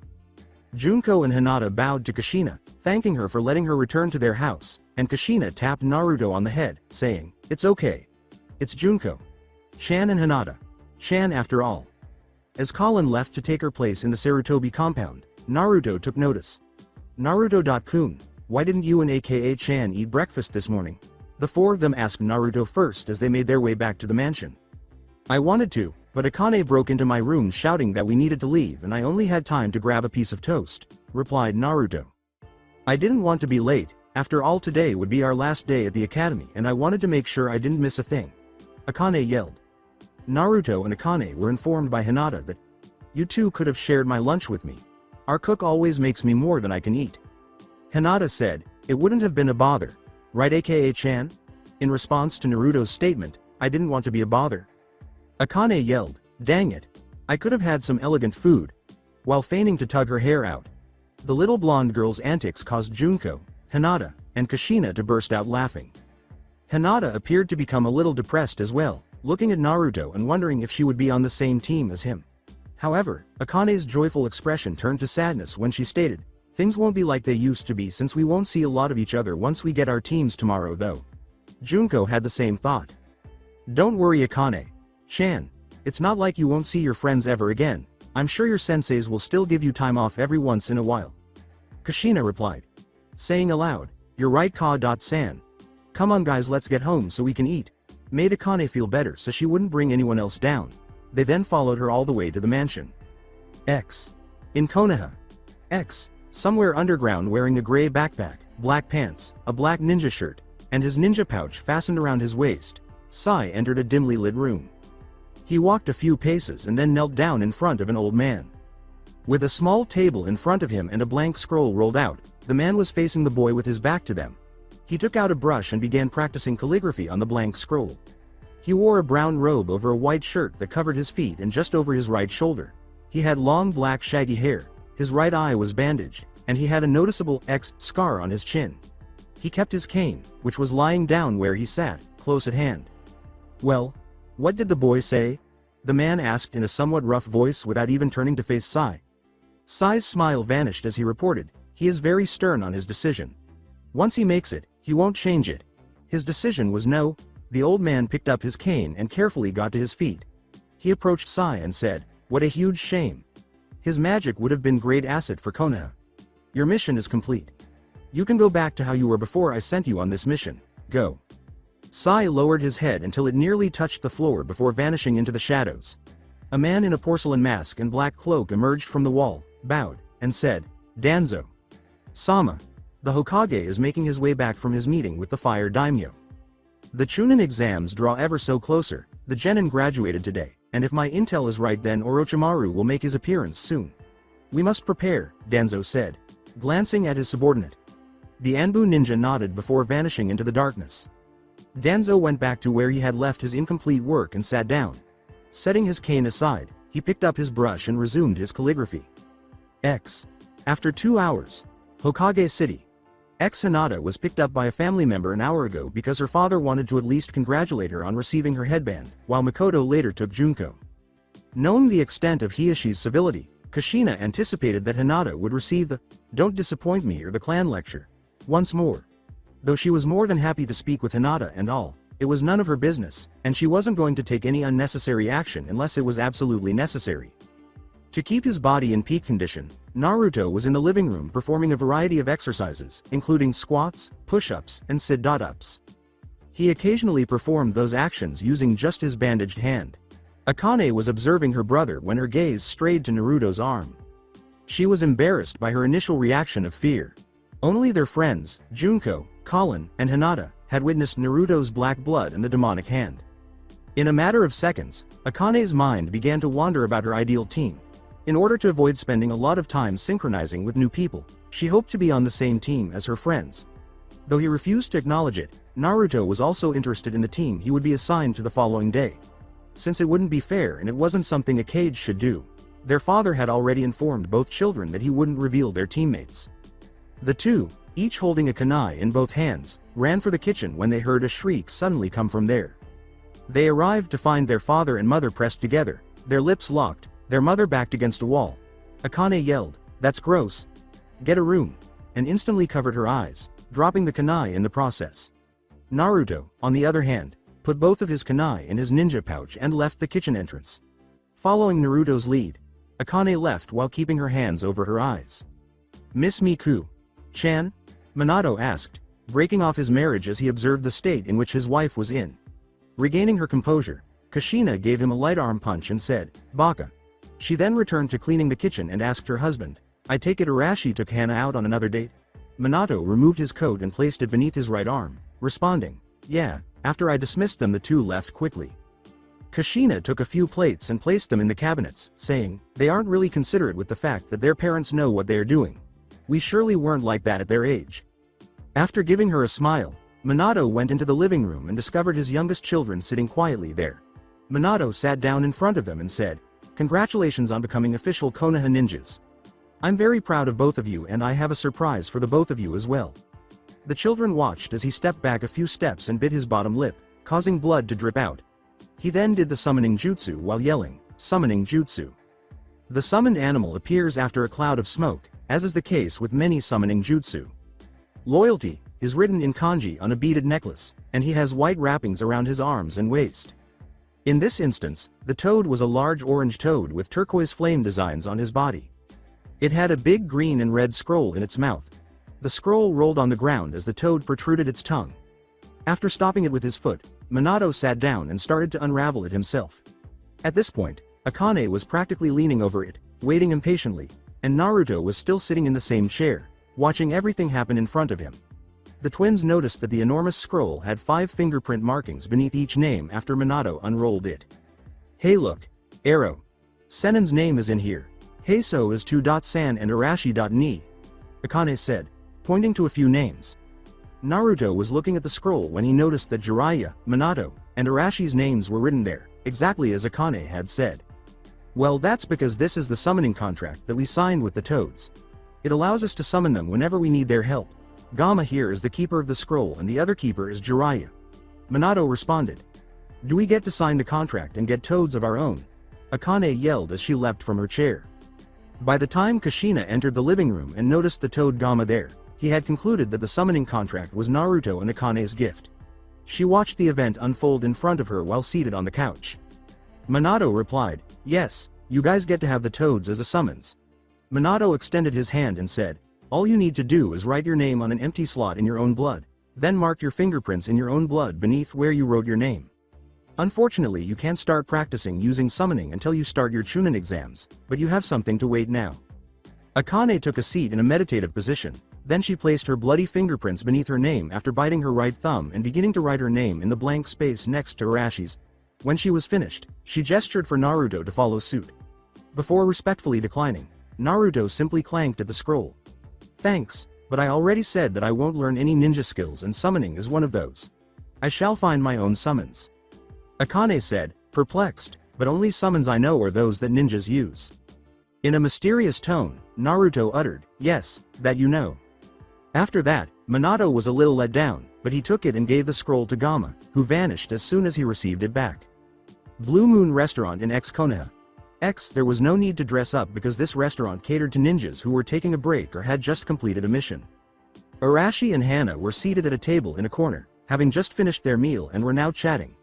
Hana didn't like that there were rumors that Arashi, being the eldest son of the Yondaime, was considering turning the Namikaze from a simple family into a clan, but many of Arashi's fangirls didn't like that he picked Hana over many of them. That implied that he would register with the CRA, Clan Restoration Act, if the rumors were accurate. Arashi was also aware of Itachi's romantic interest within the Uchiha clan, which he personally managed, and he heard some of the rumors that Sasuke and Itachi were planning to rebuild the clan as well. Although he was aware that some of these problems would eventually surface, he reassured Hana that rumors were just that. Rumors, without concrete evidence to support them. That gave her some relief, but it wasn't enough until she discovered the rumors weren't true. Like the other ninjas in the restaurant, Arashi and Hana were dressed in their Konoha uniform. You know we've been going out for a while now and I have never asked this. Arashi replied. What made you like me? I mean I can guess a basic reason why, but I don't know what really made you attracted to me. Hana asked, tilting her head slightly in anticipation of his next question. Hana teased him, saying, maybe I'm just one of those fangirls who wants to get in good with your father. Both Arashi and Hana began to laugh, but after a minute, they calmed down when she answered honestly, saying, but in all seriousness I didn't really care for you. I thought you and Itachi were just two show-offs since you were both geniuses and were just doing all your flash for attention and trying to get the ladies. Arashi was grinning as he listened to her. What made me fall for you was when my Ninken Ikki was kicked by a ninja when he accidentally marked his territory and hit his leg and you were the first one to help me carry him to get looked at by our vet. What sealed the deal was when you saw all our puppies and you told me that how anyone not helped could any of them injure let alone hurt one of these brave ninjas. When Arashi noticed that she had placed her hands on the table, he casually reached over and took them, saying, if you ever need anything, you know you could tell me, right? Arashi scratched the back of his head and said, yeah well those Ninken are just as much as ninjas as me or you, so he was a comrade in need. Hana blushed a little and tried desperately to hide it. Arashi got up as well, but he took her hand once more and drew her toward him, putting an arm around her waist and telling her, that's why you have hired hands for. Hana said, well I should get back. Ikki, Ishii, and Iyashi need to have their checkup early tomorrow and I have to check the pups as well. As his lips approached hers, she attempted to counter, yeah, but they are very picky about who grooms them, but he silenced her when his lips reached hers completely. Well they are just gonna have to bite the bullet on this one. They get to see you more than I do. He brushed his hand across her cheek and then used his thumb to rub her red fang tattoo on her cheek. After a minute, his lips parted from hers, causing the Kunoichi vet to groan in frustration. Closed. Eyed and seemingly in a trance, she finally agreed with him, saying, well, maybe this one time. Keeping his left arm around her waist, Arashi gave her a little laugh and said to the Inuzuka, yeah I know since you've said that the last 12 times. He then raised his right hand and snapped their fingers, instantly removing them both. Konoha Academy. XX morning except for Sai, who simply vanished as far as everyone knew, Genin has been waiting in class. As usual, Iruka held his clipboard at the front of the class and read off who was assigned to which team. There was no purpose, so everyone was dispersed throughout the classroom rather than occupying their designated seats. Most of his friends were excited to see who they would be paired with, so Naruto was hanging out with them. Once more, Sasuke was sitting alone, but his fangirls were all around him, chatting about what they would do if they were on his team. After a few minutes, everyone was seated. All right, everyone, take your seats. Sasuke and Kiba were the last two to sit down, and they were both glaring at the blonde almost non-stop. Ino Yamanaka, Sakura's old best friend, had to lead her back to her seat. He nodded toward the Uchiha and Kurokishi, who immediately HMPHED, before their fangirls began yelling. Now that everyone is seated, I have a few announcements to make. First, I'd like to congratulate you all on passing your exams, and warn you that the path you've chosen will only become more difficult and dangerous from here on out. He then announced the Rookie of the Year, and the winner is none other than Sasuke Uchiha, with Sora Kuroshi coming in second. Iruka tried to get the class to relax by shouting, "Okay, listen up. I will now read off who will be selected to what team. Now how this works is that you will be placed on a 3-man cell with a Junin for a sensei. The teams have been selected by me in the Hokage for this class, so no complaining about not liking your team. You're set up according to equal out the teams. Basically we balance out if a weaker student will be placed on a team that will strengthen that one's weakness. Understood?" After learning that they might not be on the same team as their friends, all of the students nodded but sagged slightly in their seats. Ahem. I will now be announcing the team placements for the different Genin squads. Team 1 is... Iruka continued to ramble until he reached an intriguing list of names, clearing his throat once more to get everyone's attention. And last member of Team 5 is Sora Kuroshi. Your sensei is Kuare Mitokado. Iruka interrupted the yelling of Sora's fangirls. Colin was reflecting gloomily on how clear it was that Sora's sensei would be the same person who had taught him illegally using Kyuubi's chakra. Team 6 will be Naruto Uzumaki, Namikaze, Junko Uchiha and Colin Kuroshi. Your sensei will be Yugo Uzuki. Naruto gave a head nod. This sounds like a good team, he thought to himself. I've been friends with Colin and Junko for a long time, and their rivalry will help them grow stronger. Why was this Yugo selected to be our sensei? I wonder. Given that Colin is still an outsider and I have no desire to learn ninjutsu, it must be more Junko's fault. When Junko realized she was on the same team as Naruto, she began to flush. Colin let out a sigh of relief because she felt comfortable with her team. People could see sparks flying between the two girls as they locked eyes. Even so, only those closest to them could see the slight smile on their faces. Only Akane noticed that Hinata was a little upset that she wasn't on the same team as her crush. Team 7 will be Sasuke Uchiha, Sakura Haruno, the pink-haired fangirl exclaimed. Yes. In a moment of unadulterated fangirl joy. Take that Ino.pig, true love conquers all. Exclaimed the fangirl with the pink hair in triumph. He concluded by disregarding Sakura's fangirl outburst and Akane's moans upon learning that she was on the same team as Sasuke. He was too accustomed to such interruptions to his lectures. And Akane Uzumaki. Namikaze. Your sensei will be Kakashi Hitaki. The boys erupted this time, yelling why Naruto and Sasuke had 2 kunoichis on their teams while the others only had 1. Reluctantly, everyone calmed down when Iruka yelled that the Hokage had made the decision and that there were too many female graduates for standard team formations. Iruka arrived at Team 8 to announce, Team 8 will be Shino Aburame, Kiba Inuzuka and of course his Ninken Akamaru. And lastly Hinata Hyuga and your sensei is Kurenai Yuhi. With his small dog still perched atop his head, Kiba said to Akamaru, well at least we're with people we know. Right Akamaru? Kiba didn't mind the team he was assigned to. All Shino had to do was adjust his glasses. Even though Hinata recalled Kushina's statement that they could still see each other in their free time, the Hyuga girl was still a little sad that she couldn't play on the same team as her crush. Team 9 is still in circulation from last year, and Team 10 will be Ino Yamanaka, Shoji Akamichi, and Shikamaru Nara. Ino jumped up and yelled, no, it's not like I see enough of these two as it is, but now I'm on their team. Troublesome, Shikamaru yawned and put his head on his desk, mumbling. Shoji, pleased with his new team, started crunching his chips as usual. Your sensei will be Asuma Sarutobi, so just wait for him to come get you and sit quietly. Especially you Ino. Haruka said, glancing at their team name. Ino sank back into her seat, not liking the team she was assigned to.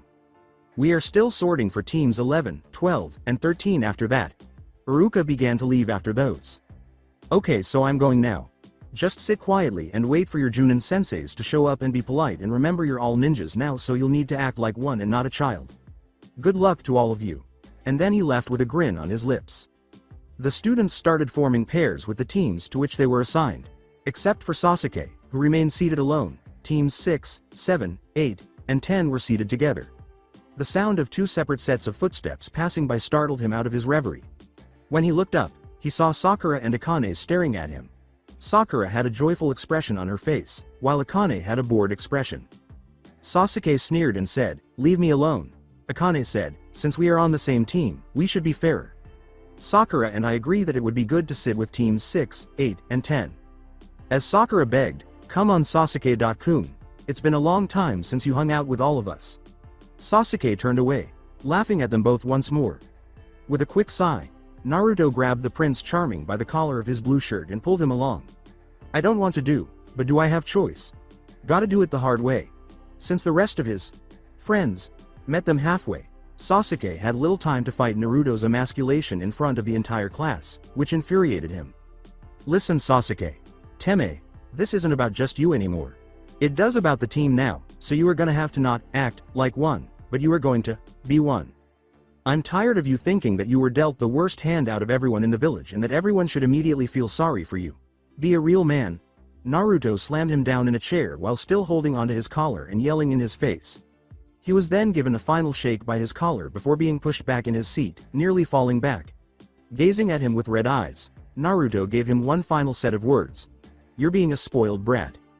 Akane and Sakura glanced between Sasuke and Naruto, observing how Sasuke was glaring at Naruto's back while Naruto had his arms crossed and his back to him. Although everyone in the classroom was surprised that Naruto had advanced that far, they also agreed that it was time for the Uchiha prince to be dethroned. Sasuke glared at Naruto, then just crossed his arms and turned away. Before their senseis came to collect them, everyone else sat down and started chatting among themselves. They could only wait, and that was about it. About 15 minutes after Iruka had instructed everyone to return, it was 2:15.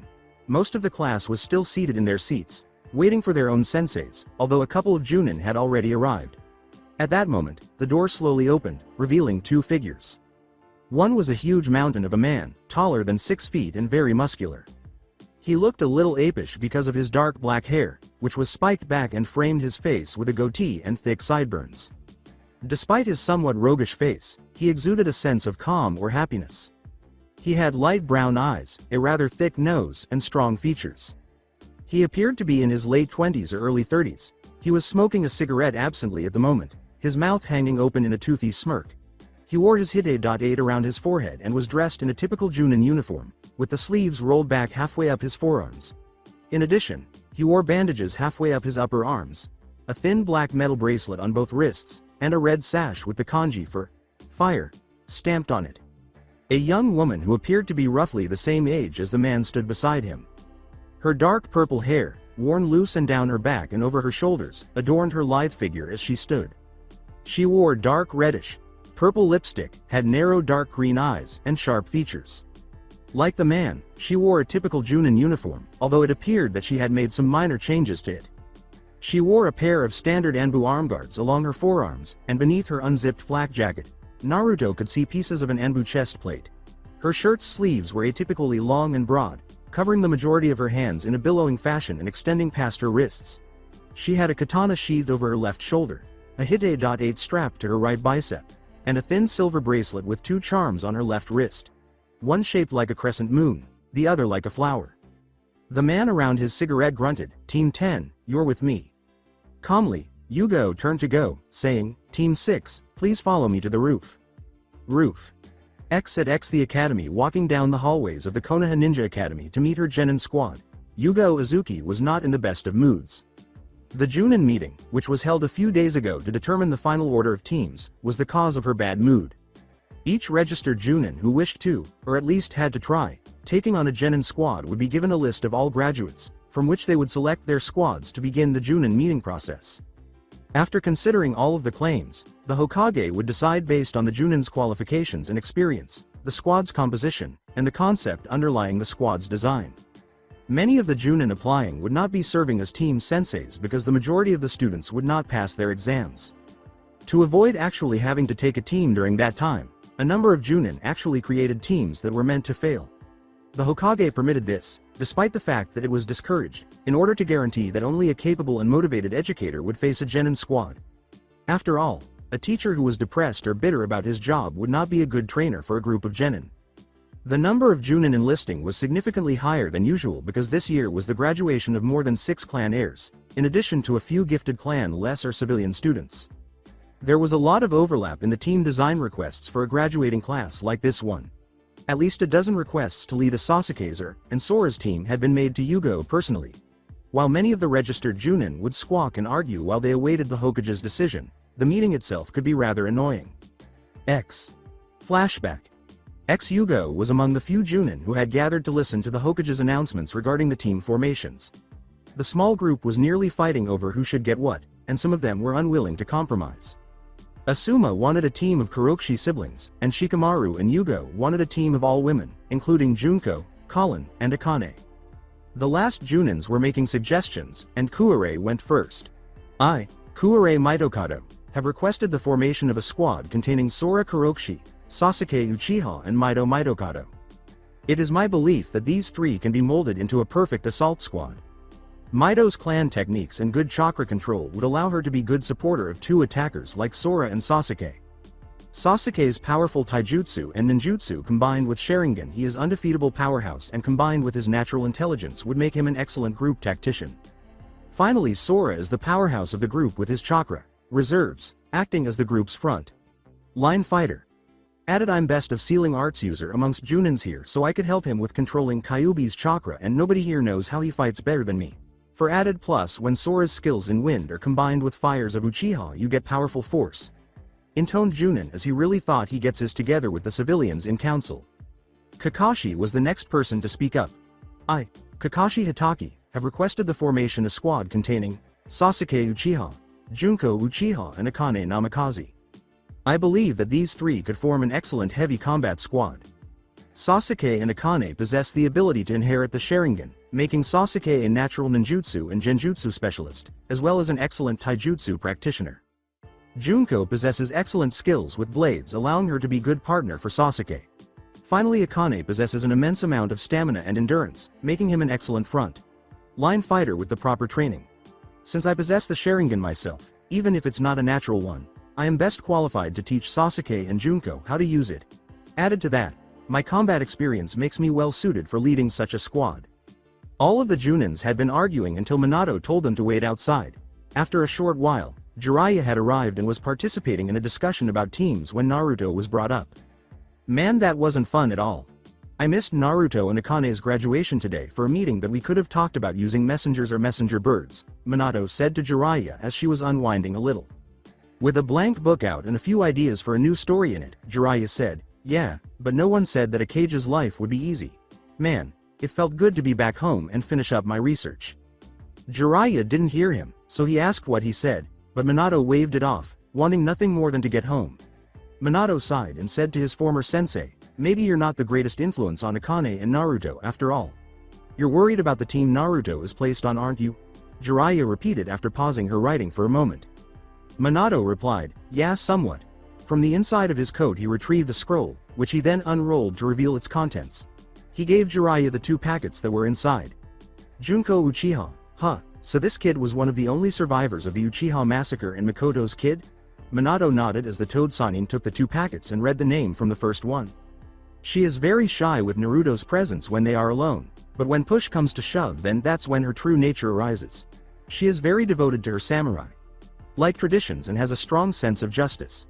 Her strength lies in Kenjutsu, so Yugo is best possible sensei for her after Kakashi, and we can't place her in same team with Sasuke, it would ruin forming of other teams, stated Minato.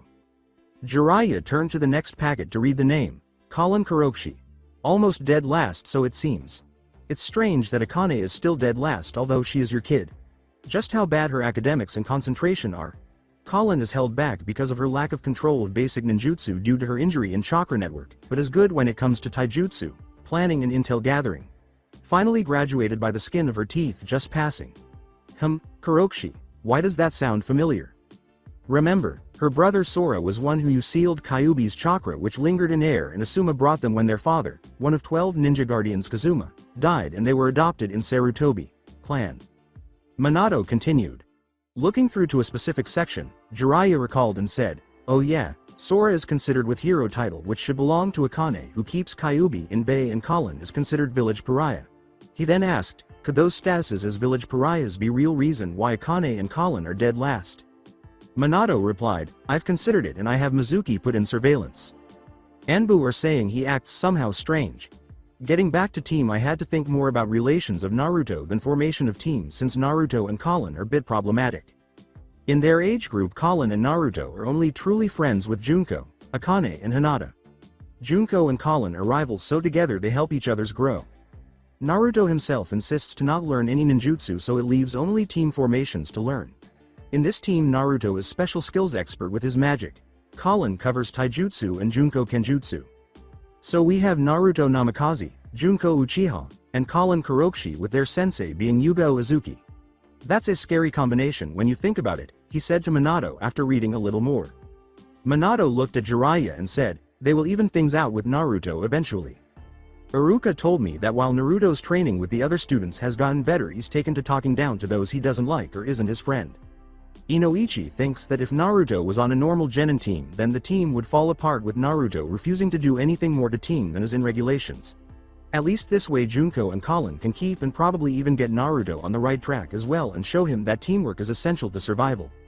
I know this plan makes almost no sense, but it's all I can do so far without showing favoritism. I hope everything goes as planned, Jiraiya said as she peered out the office window. X. Flashback end. X once more. Yugo shook her head. She needed to introduce her genin team, and it wouldn't be appropriate for her to be angry during the process. The woman leaned against a railing and found a place on the roof. She then signaled to her students to sit down, and they did. Alright everyone. My name is Yugo Uzuki and I'm going to be your Junin instructor for the time being. First, why don't we get to know each other? Just tell me a bit about yourselves. The woman said quietly. She then said to Junko, you first samurai girl. Tell me your name, likes, dislikes, your goals and or dream for the future. Junko took a while to respond. My name is Junko Uchiha. I like to train, big brother Itachi and mother, my friends, swords in general and Naruto-kun. I dislike criminals, emos and sexists. My goal is to make Junin and my dream is to become bringer of true justice. Yugo gave a thoughtful nod. Kushina. Sensei appears to have been correct. The girl takes her concerns about honor and justice seriously. I'll have to work on those since we are ninjas and not samurais. She also appears to have a slight crush on young Naruto-kun. She thought with a slight smirk as she looked at Kallen. Well, if memory serves me correctly about Sensei's matchmaking attempts, she'll be really happy soon enough. She said, you're next redhead. With a sigh, the girl said, my name is Kallen Kurokoshi. I like my true friends, train, and Naruto-kun. I dislike assholes, idiots, politicians, bigoted people, emos, and Sora. My goal is to defeat my brother in front of many people and my dream is my own business. She also rubbed her chin and gave them a brief profile. Yugo scowled and reflected, this one is very self-sufficient. She pointed to Naruto last and remarked, well, you're the only one left. I need to break her of that. His expression remained emotionless and said, my name is Naruto Namikaze, I like to train, magic, family, my real friends, some people outside of village and ramen.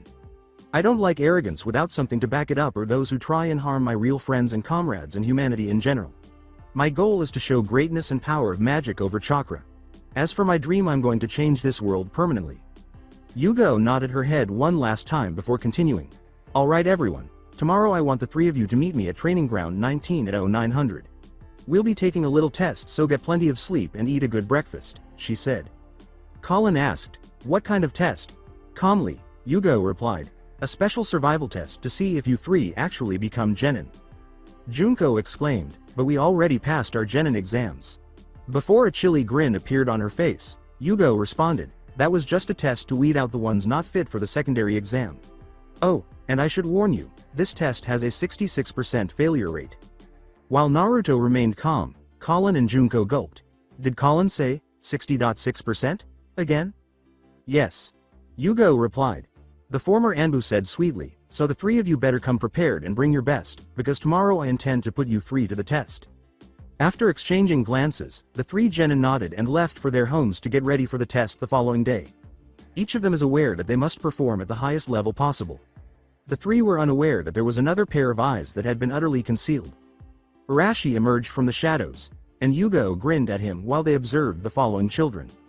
Well, they aren't going to take any chances on this, are they? Arashi replied. Arashi grinned and said, I'm not worried. Naruto will go in this 110% prepared. I only hope that you're ready. Yugo told the young blonde, they're thinking with their heads. They know what's at stake and they aren't going to act like kids anymore. In order to prepare for tomorrow, Yugo turned and watched Arashi go, so she followed suit. X. Morning. X of Konoha. When Akane awoke to the sound of an alarm, she snatched up the alarm clock and hurled it against the wall, breaking it. Akane only took what she needed when she woke up groggily and went straight to her bathroom to wash her face and get ready to go meet her team for their first team practice. As she crossed the hall to Naruto's room, She opened it without opening it and took a quick look inside, noting that Naruto was not there and that his bed was made up nicely. After that, she went downstairs to check on him.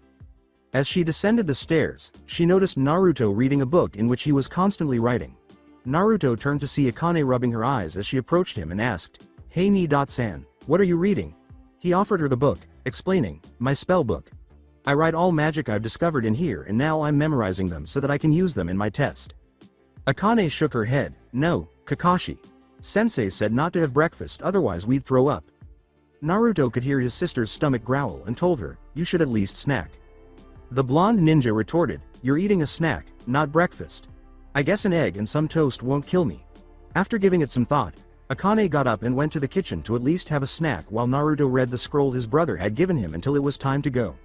Akane chose to eat before reading the Grimoire of Spells because she didn't have to leave until Naruto did. Training Ground 19. X 5 a.m. The sun was about to rise because the rays were just beginning to peek over the mountains.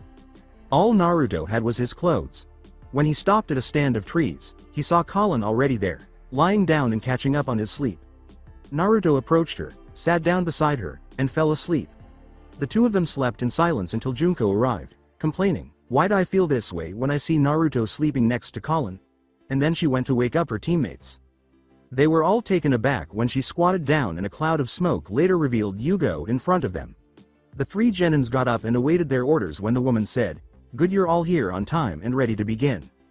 Smiling, Yugo replied, "Now on for your test." She pulled his hands out of her pockets and clarified, "You'll have till 7 o'clock to find and catch me. I'm clone. Real me is in somewhere in this area. You have to find and somehow make me submit to you.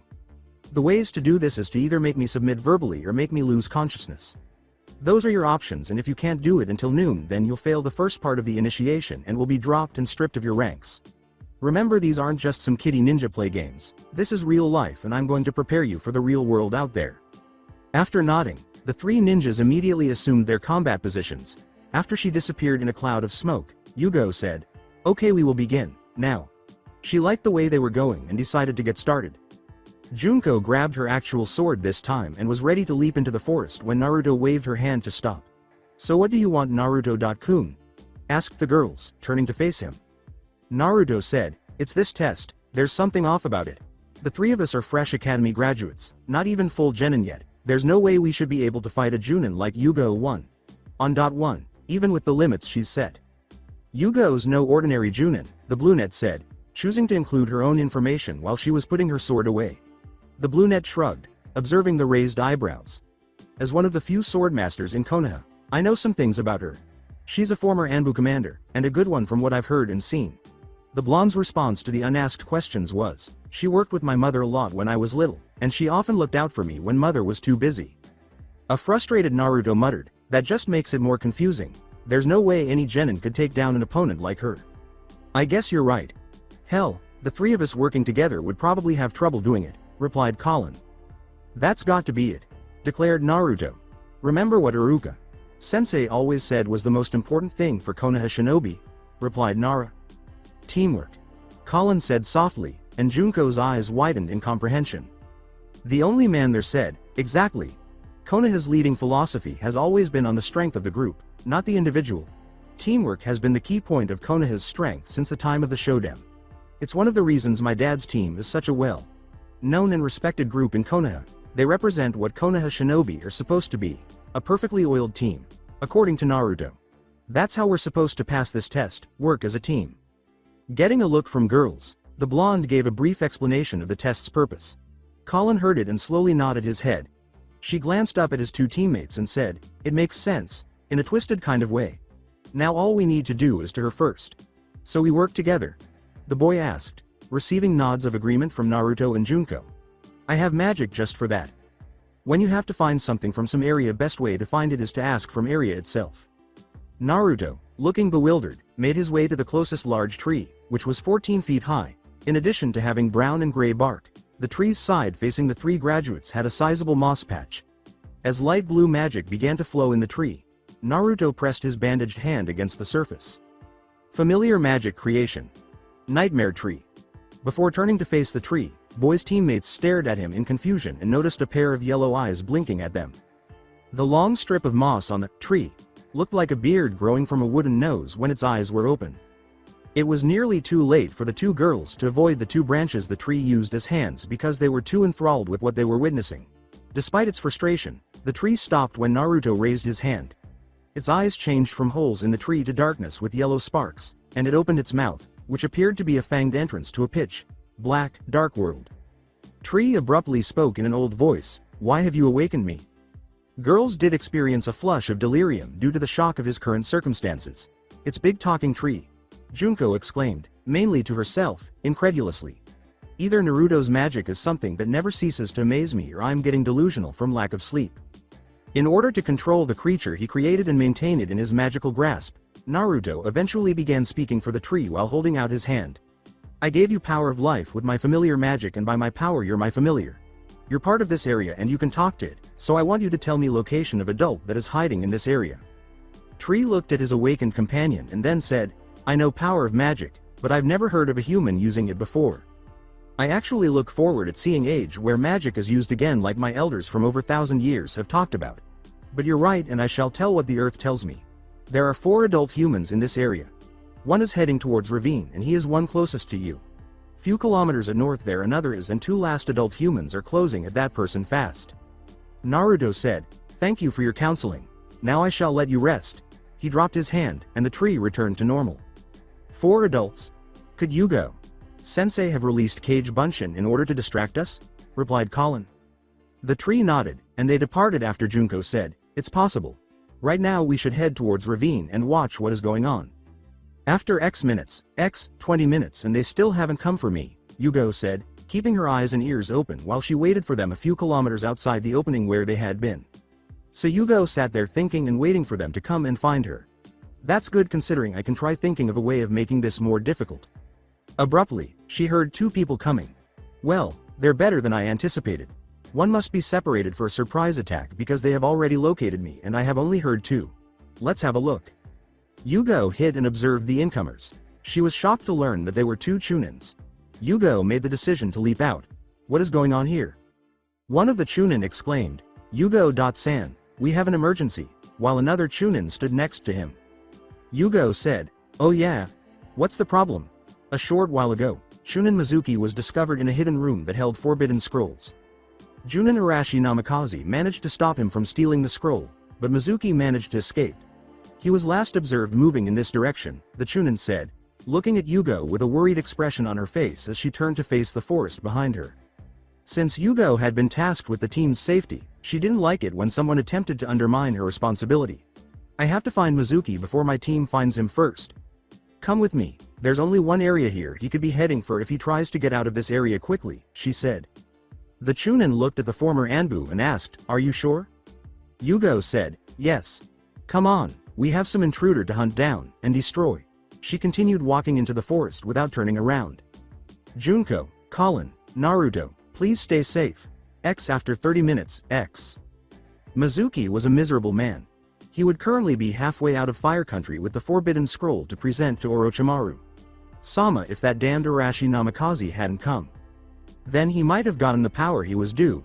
Had Naruto not instructed Kyubi, bitch sister of his Kage Bunshin, and pointed out his attempts to undermine her, he would have failed her and forced her to steal scroll as a secret genin exam. Those Namikazes will perish at his hands when he returns. Mizuki was now attempting to get rid of the stain from the special paint and smoke bomb that Arashi had used on him. He made a desperate attempt to remove the green coloring, but they refused to go away. Mizuki heard the rustling of bushes before he could move, so he quickly covered the paint and made his body appear as though he had just completed a mission outside the village, ready in case those were his pursuers. A few individuals emerged from the bushes, but they weren't the person he had assumed. After she, Colin, and Naruto appeared in front of him, Junko said, "Mizuki Sensei," bewildered and startled. "What are you doing here?" he asked. "I got here after mission from outside.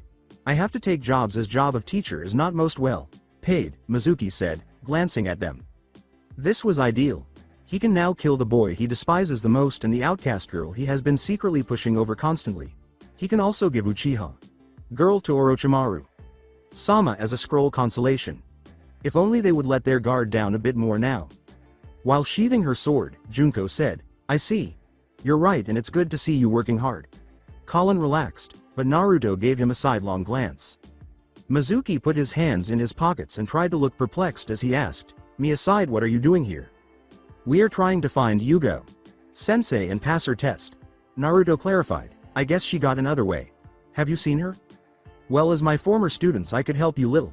I saw her few moments ago heading at Ravine. You might get her if you go now."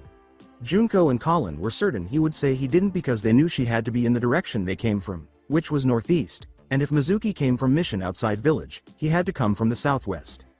Colin and Junko were completely perplexed. Why would Mizuki tell them lies? Mizuki tried leading them out of the village so he could attack from behind, but when he saw the looks they gave him, he became concerned. Is there something wrong? Naruto sighed and murmured, "You lied to us," said Naruto. "Here came only one person and that is you.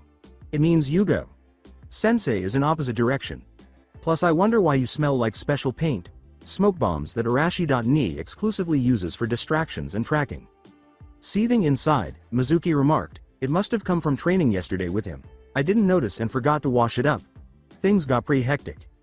Arashi is so strong that he never trains with any Chunin aside Hana and Izuka, and she is only exception because she is his girlfriend." Junko abruptly stated, and Colin began to speak. "Yeah. Arashi is too strong for you. Besides, now that is mentioned, I can smell it, and paint Arashi uses can't be sniffed by humans unless in great amounts, as it's used so Inuzuka dogs can track scent for kilometers. You couldn't have not noticed great amounts of paint." Mizuki remarked glumly, "Very smart of you, fresh graduates," as discussing his strength wounded his pride. He took items from his pockets and chose to play dirty, saying, "I think he's a little too smart." As Mizuki threw something, Naruto yelled, "Circle shield," and sprang into action to defend his teammates. Mizuki had used paper bombs to throw kunais, and she grinned as the explosion happened. He was greeted by the sight of a circular magic shield when the dust settled, which he surmised was the cause of the explosion's protection. Then, with his hands down, Naruto dropped the barrier, taking a powerful blow from the explosion. His teammates stared in shock at their sensei's attempt to kill them. Naruto observed the man's overall anger at his flawless plan being thwarted and remarked, "So that is your true color, Mizuki, Teme." Colin assumed battle stance after Junko demanded that she draw her sword and ask, "Why are you doing this, sensei?" With girls who never imagined a teacher who had taught them for years could attempt to do this, Mizuki said, "Well, this village has always denied me of power I deserve in keeping alive two monsters in Namikaze. Family, you and your sister. So I decided to take Forbidden Scroll to someone more generous, but that cursed Yondaimi's bastard stopped me. I wanted to kill 2 of you and take Uchiha for my master, but I have to accept just killing 3 of you." Nevertheless, they formed a battle stance with Naruto against an experienced Chunin. Mizuki was attacked by Colin and Junko, who pulled her kunais out of their holsters and charged at him. Mizuki successfully avoided every swing of their sharpened blades by using his own kunais. He grinned because he knew that his secret taijutsu ace would prevent them from defeating him. Using her speed, Colin came up behind the man, grabbed him, and then performed a suplex, slamming him on the back of the head. But Mizuki's body was engulfed in smoke, and it turned out to be a log. Surprised, Naruto wondered, when did he use a substitution jutsu? "You won't get away from me," Naruto yelled, bringing her hands together. He closed his eyes and looked around, yelling to his teammates, "He's over there at 6 o'clock. Naruto ran for the tree and punched right through it as Mizuki, who was hiding behind the small tree, remarked, "So he can sense presences then. This makes this little fight even more difficult for me." Mizuki watched the tree fall and leapt out of the way. Following Naruto's attack, Junko swung her blade in an attempt to hit him in the face, but she was thwarted by kunais, one of which broke under pressure. Colin attempted a spinning back kick with her back to Mizuki, but Mizuki easily knocked her kick away. In an attempt to stab Mizuki in the side, Junko appeared in his blind side. Mizuki turned to face her after hearing her come close to his blind side, knocking her back and kicking her in the chest. A man facing Naruto swung his kunais at Mizuki. The seasoned ninja dodged the attack by moving his head out of the way, but he jumped back when he felt blood trickle down his cheek. He noticed that he had blood from a cut on his face when he brought his hand up to it.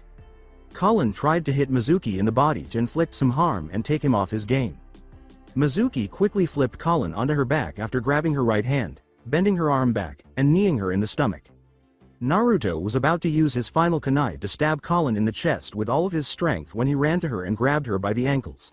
The light blue tentacles were emerging from beneath the bandages, and Naruto pulled her away to avoid the stab. Junko kicked Mizuki behind his knee, causing him to kneel, after attacking him from behind by slapping something on his back. Instead of remaining there, Junko ran over to Naruto, grabbed Colin by the ankle, and leapt away, taking them both with her. After hearing a sparking sound, Mizuki heard an explosion. As the smoke continued to linger, Colin asked Naruto, "Can you find him?" Naruto clasped his hands together once more and looked around for him. Junko watched as well. When he discovered him, he said, "He's a mile away." He used a substitution jutsu again. Naruto stopped Colin and Junko from pursuing him, saying, "Wait. If we keep this up, then he might get away again. Besides, even for Chunin, he was strangely powerful, and I sensed something off with his energies before throwing kunais. I guess he stabbed himself with some power-giving drug container." This was bad news because, even before drugs, it was bad for fresh graduates to fight Chunin. Naruto moved them closer and whispered to them about their attack strategy. "Well then, Naruto, what do you suggest we do then?" he asked. Mizuki, meanwhile, had arrived at the edge of the ravine and was in pain from the drug he had taken to improve his taijutsu skills. To his surprise, Colin darted out from above the trees and punched down onto Mizuki, but he decided it was better to get away before those three received reinforcements. Mizuki threw the girl away and blocked the blow with both arms raised. Later, Junko emerged from the shadows and swung her weapon at Mizuki. Colin then joined the assault, swinging at Mizuki nearly too fast for the Chunin to stop. He was finally in the open after the two continued to back him up farther and farther. After that, Colin attempted a takedown on Mizuki, but the man got a double underhook on her by diving his arms beneath Colin's. In order to assist her teammate, Junko cut Mizuki in the left shoulder, forcing him to release Colin. Now, Junko yelled as he grabbed Colin and leapt away. With his demonic arm fully extended, his eyes red, and red lines streaming from them, Naruto suddenly materialized by disguising his presence with magic. He had set up some surprises and got there before Mizuki. With a slam of his hands on the ground, Naruto triggered a sequence of explosive notes hidden beneath Mizuki. He was caught in the explosion because he was unable to activate a substitution jutsu due to damage to his right shoulder and was unable to do so quickly enough. With his clothes scorched, Mizuki leapt from the smoke, and as he did, he noticed Junko on one knee, digging a hand into the ground and extracting a chain. Mizuki realized he was trapped in a loop and was taken prisoner when Naruto reached into the dirt and pulled out the other end of the chain. Although Naruto's arm was immune to this level attack, Junko's natural chakra caused lighting to travel through the chain, striking both Mizuki's paralyzing man and Naruto's demonic arm. When Colin saw her opportunity, he threw a kunai that flew past Mizuki. The kunai was marked with explosives, and when it exploded, the relatively small explosion knocked him off his feet. The last thing he saw after being paralyzed, hurt, and confused by these attacks was Colin sprinting to his left. She directed her chakra into her fist at an uneven level, striking Mizuki square in the jaw joint. Mizuki briefly lost consciousness, but the drug helped him regain his composure. Despite his injuries, Mizuki kicked Shi square in the stomach before Colin could punch him again, and he shifted out of the chain and leapt away. Mizuki had had enough for now. Before anything could be done, Mizuki swiftly withdrew and shoved Naruto into the gulf. "Naruto-kun!" exclaimed Naruto's teammates in surprise. Naruto said, "Girls, despite Mizuki's bind, don't worry about me, as I will survive." Fortunately, there was a deep river at the bottom, and they vanished beneath it. Mizuki put on a breathing mask that the ninjas of Rain and Mist Village frequently wear, while Naruto used a wordless spell to create an air bubble around his face in the water. Mizuki had to release Naruto during the struggle, and they began floating with their faces turned toward one another. With a savage smile, Mizuki remarked, "You're the baka, Naruto. You're just like me." "Just like you?" Naruto inquired, unsure of the insane idiot's true delusions and what he was talking about. "Anything is possible with power like you are probably taking from Namakazes," Mizuki said. "You didn't live in Konoha, so you could have only come to become stronger under Yondaime Hokage. I know that you only refused learning from us because you were trained by Namakazes. That magic was only Namakaze's secret jutsus, and your arm is proof that your family is taken over by Kyuubi. There's no way that you or Akane, that monster fox, won't be tempted to use powers." As he relaxed and began to release black magic particles that surrounded him like flame, Naruto remarked, "What a baka. I wasn't going to show this until much later, but you're so delusional that I shall show you my real form.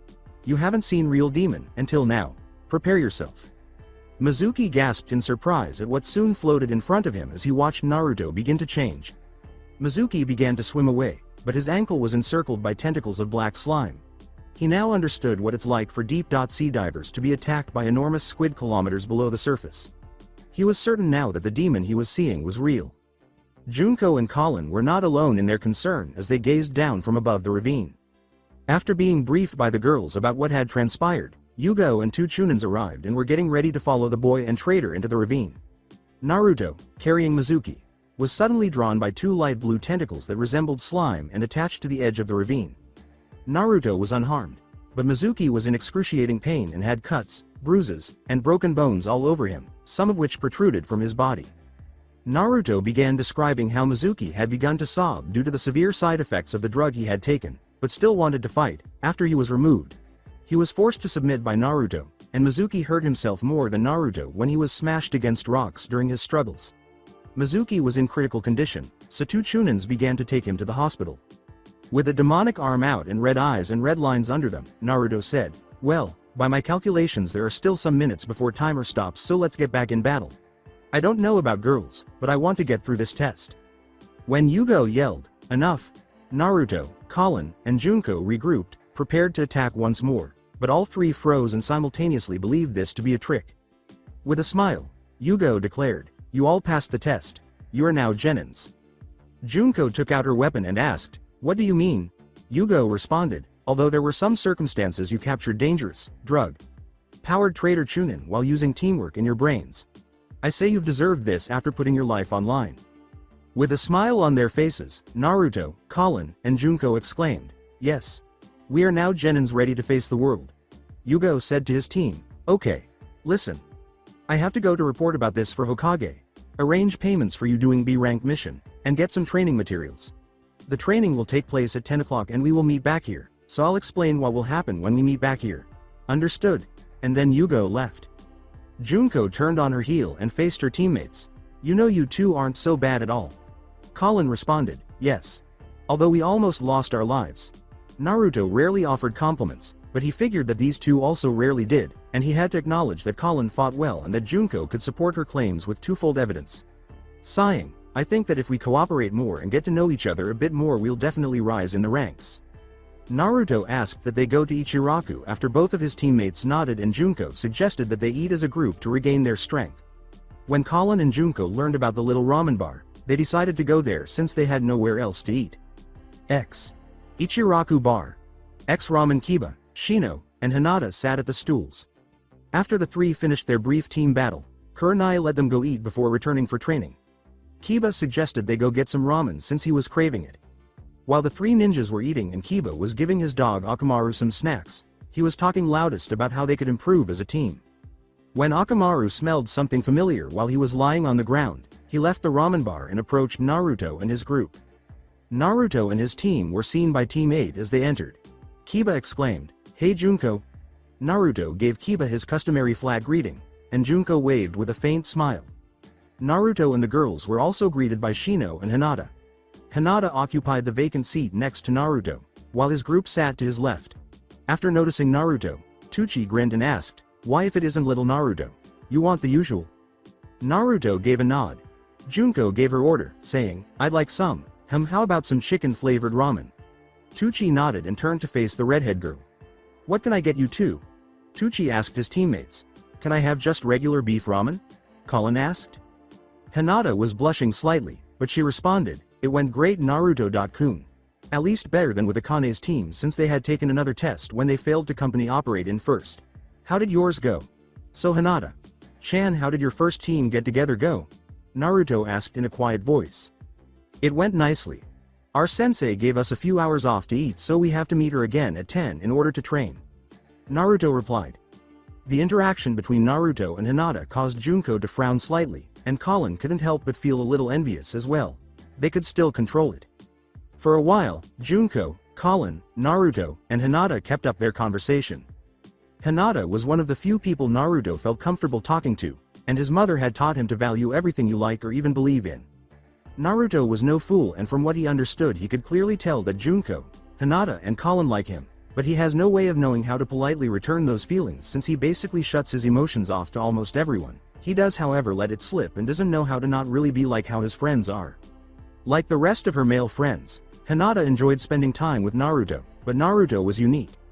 Perhaps it was because, like some of her female friends, she is unique, and Naruto is unique among his male friends. He also enjoyed her company more than anyone else, and she was the only person he could communicate with on a certain level. Except for when Kiba asked Naruto a question or two, or when girls wanted to talk to Naruto, the two teams ate in near silence.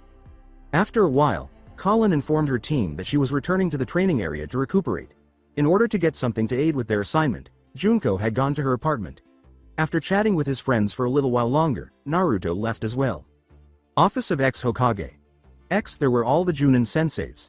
Now was the moment to discover who had succeeded and who had failed. Team 1 failed.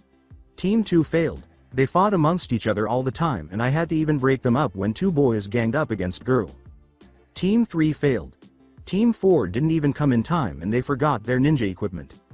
Kuare proudly remarked, Team 5 passed with flying colors thanks to Sora. Every other Junin knew that without Sora's presence, the team would not have succeeded, and not because of his abilities. Team 6 passed with compliments. They knew it was about teamwork right as it started, and Naruto was able to locate all persons in area with his magic. They found Mizuki, but they were too smart to fall in his lies and were able to work together even as he powered up his taijutsu with drugs. When Mizuki escaped, they created plan and almost captured him. When Mizuki and Naruto fell in ravine after effects of drug kicked in, and Naruto was able to capture him. Mizuki is in intensive care and it will take some months before he can talk, Yugo stated. Team 7 passed, but only second test as Sasuke failed to work with Akane and Sakura. I think I can break Sakura from Sasuke obsession soon, but Akane is quite naive as she charged recklessly, falling almost in every trick, and Sasuke still needs to learn about teamwork. Kakashi exhaled. Team 8 passed barely. I need to get rid of Hinata's shyness, although she has been working with it with her friends, and Kiba's arrogance, said Kurenai. Team 10 passed, but they need work on fixing Ino's bossy attitude and the boys' lazy attitude, Asuma continued. Team 11 failed. Please, don't bring up Team 12, Junin shuddered. Team 13 had to stop test when girl of team insisted going in hospital when her nail broke. Minato gave a dictation after clearing his throat. Alright, you have 1 week until I start passing missions out to get them up to snuff. Right now, Team 6 will only have to do 3 weeks of D-rank missions. Team 5, 8 and 10 will do a month or a month and a half of D-rank missions. Lastly, Team 7 will have to wait 2 months. Everyone dismissed. While the Hokage assigned Kage Bunshin to handle paperwork and unwind while reading Jiraiya's books, the Junin all started to leave the room. In a hiding place. Jugo was far away, afflicted by his curse in one of Orochimaru's bases. In an attempt to prevent the curse from taking control, he clutched his hair. With no one to assist him in managing his curse, Kimimaro arrived at his mission 3 days late. Jugo cried out in pain. Help me! Darkness filled the entire room and Jugo gasped. 2 people were standing in the room with Jugo when the darkness faded. Jugo was shocked as he stared at the man with red hair and purple-haired young woman. The woman's body was slightly darker than the man's, which was radiating warmth from fire-based power. So you're the one who is giving off the dark aura. With his body trembling, Jugo questioned, have you come here to kill me? Man questioned, kill you? Why would I kill you? Jugo grinned as his curse finally overcame him. Jugo hurried forward with his arm changed and said, because I'm a monster. Instead of dodging, Man used his large, fluffy tail that materialized behind him to block Jugo's attack. Jugo's gaze expanded. The man's eyes turned purple, and the woman said, so are we. Jugo's feet erupted in purple smoke after the woman threw a bottle of purple liquid at them. Jugo was knocked back onto his rear by the man. Jugo gasped as his body returned to normal and he felt his curse pushed back. Jugo lost strength as a result of the smoke the liquid kept releasing. Jugo let out a groan as his body started to stiffen. What is this? Moaned Jugo. 2 people approached him. Between Jugo's spread legs, the woman remarked, I can sense your nature. It's stained by sorrow, but it's very pure. With our protege and future master you could be yourself and live normal life. Jugo blushed as she touched his cheek. Jugo's mind was filled with a gloomy voice. Jugo couldn't stop the words from running through his mind. No one will ever love you, you will always hurt them. The man and woman sighed, no, how can you touch me, I'm a monster. It was evident to them that someone had been playing with his mind. It's time to help the poor guy. The woman put a beautiful purple bottle filled with black liquid in Jugo's mouth. Jugo did not attempt to push her away despite gasping. The man raked his fingers through Jugo's hair and said, whoever told you you're a monster is a fool. People are afraid of power, and if it's not used to help them they treat you like a monster. Jugo felt good because he could see understanding in those 2's eyes. He could see the same comprehension in Kimimoro's eyes. Please help me, you can contain me please. Become a cage so I can be free. The man sat down near Jugo's body and shook his head. Jugo looked at them and said, we can give you a home where you can be yourself, but we won't give you a cage.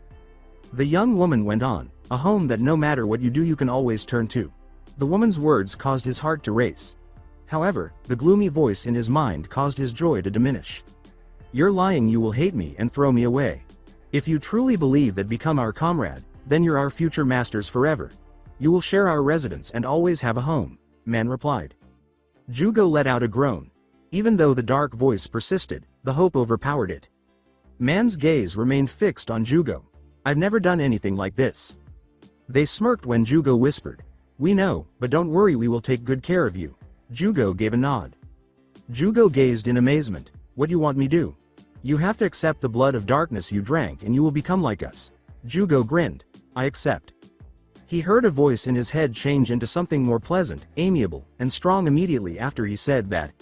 He realized he had lost his humanity for the rest of his life when his body and energy changed. However, he had no regrets about it. After Jugo transformed into his new form, man said, now share your name. Jugo, my name is Jugo. As they made their way to the door, the individual said, now Jugo, we have to go to prepare our sleeping quarters. Tomorrow we shall leave and we have to prepare for awakening of our master. Wait, yelled Jugo. They made their eyes narrow. I have a friend Kimimaro, he has been someone I trust, I want him to come with us.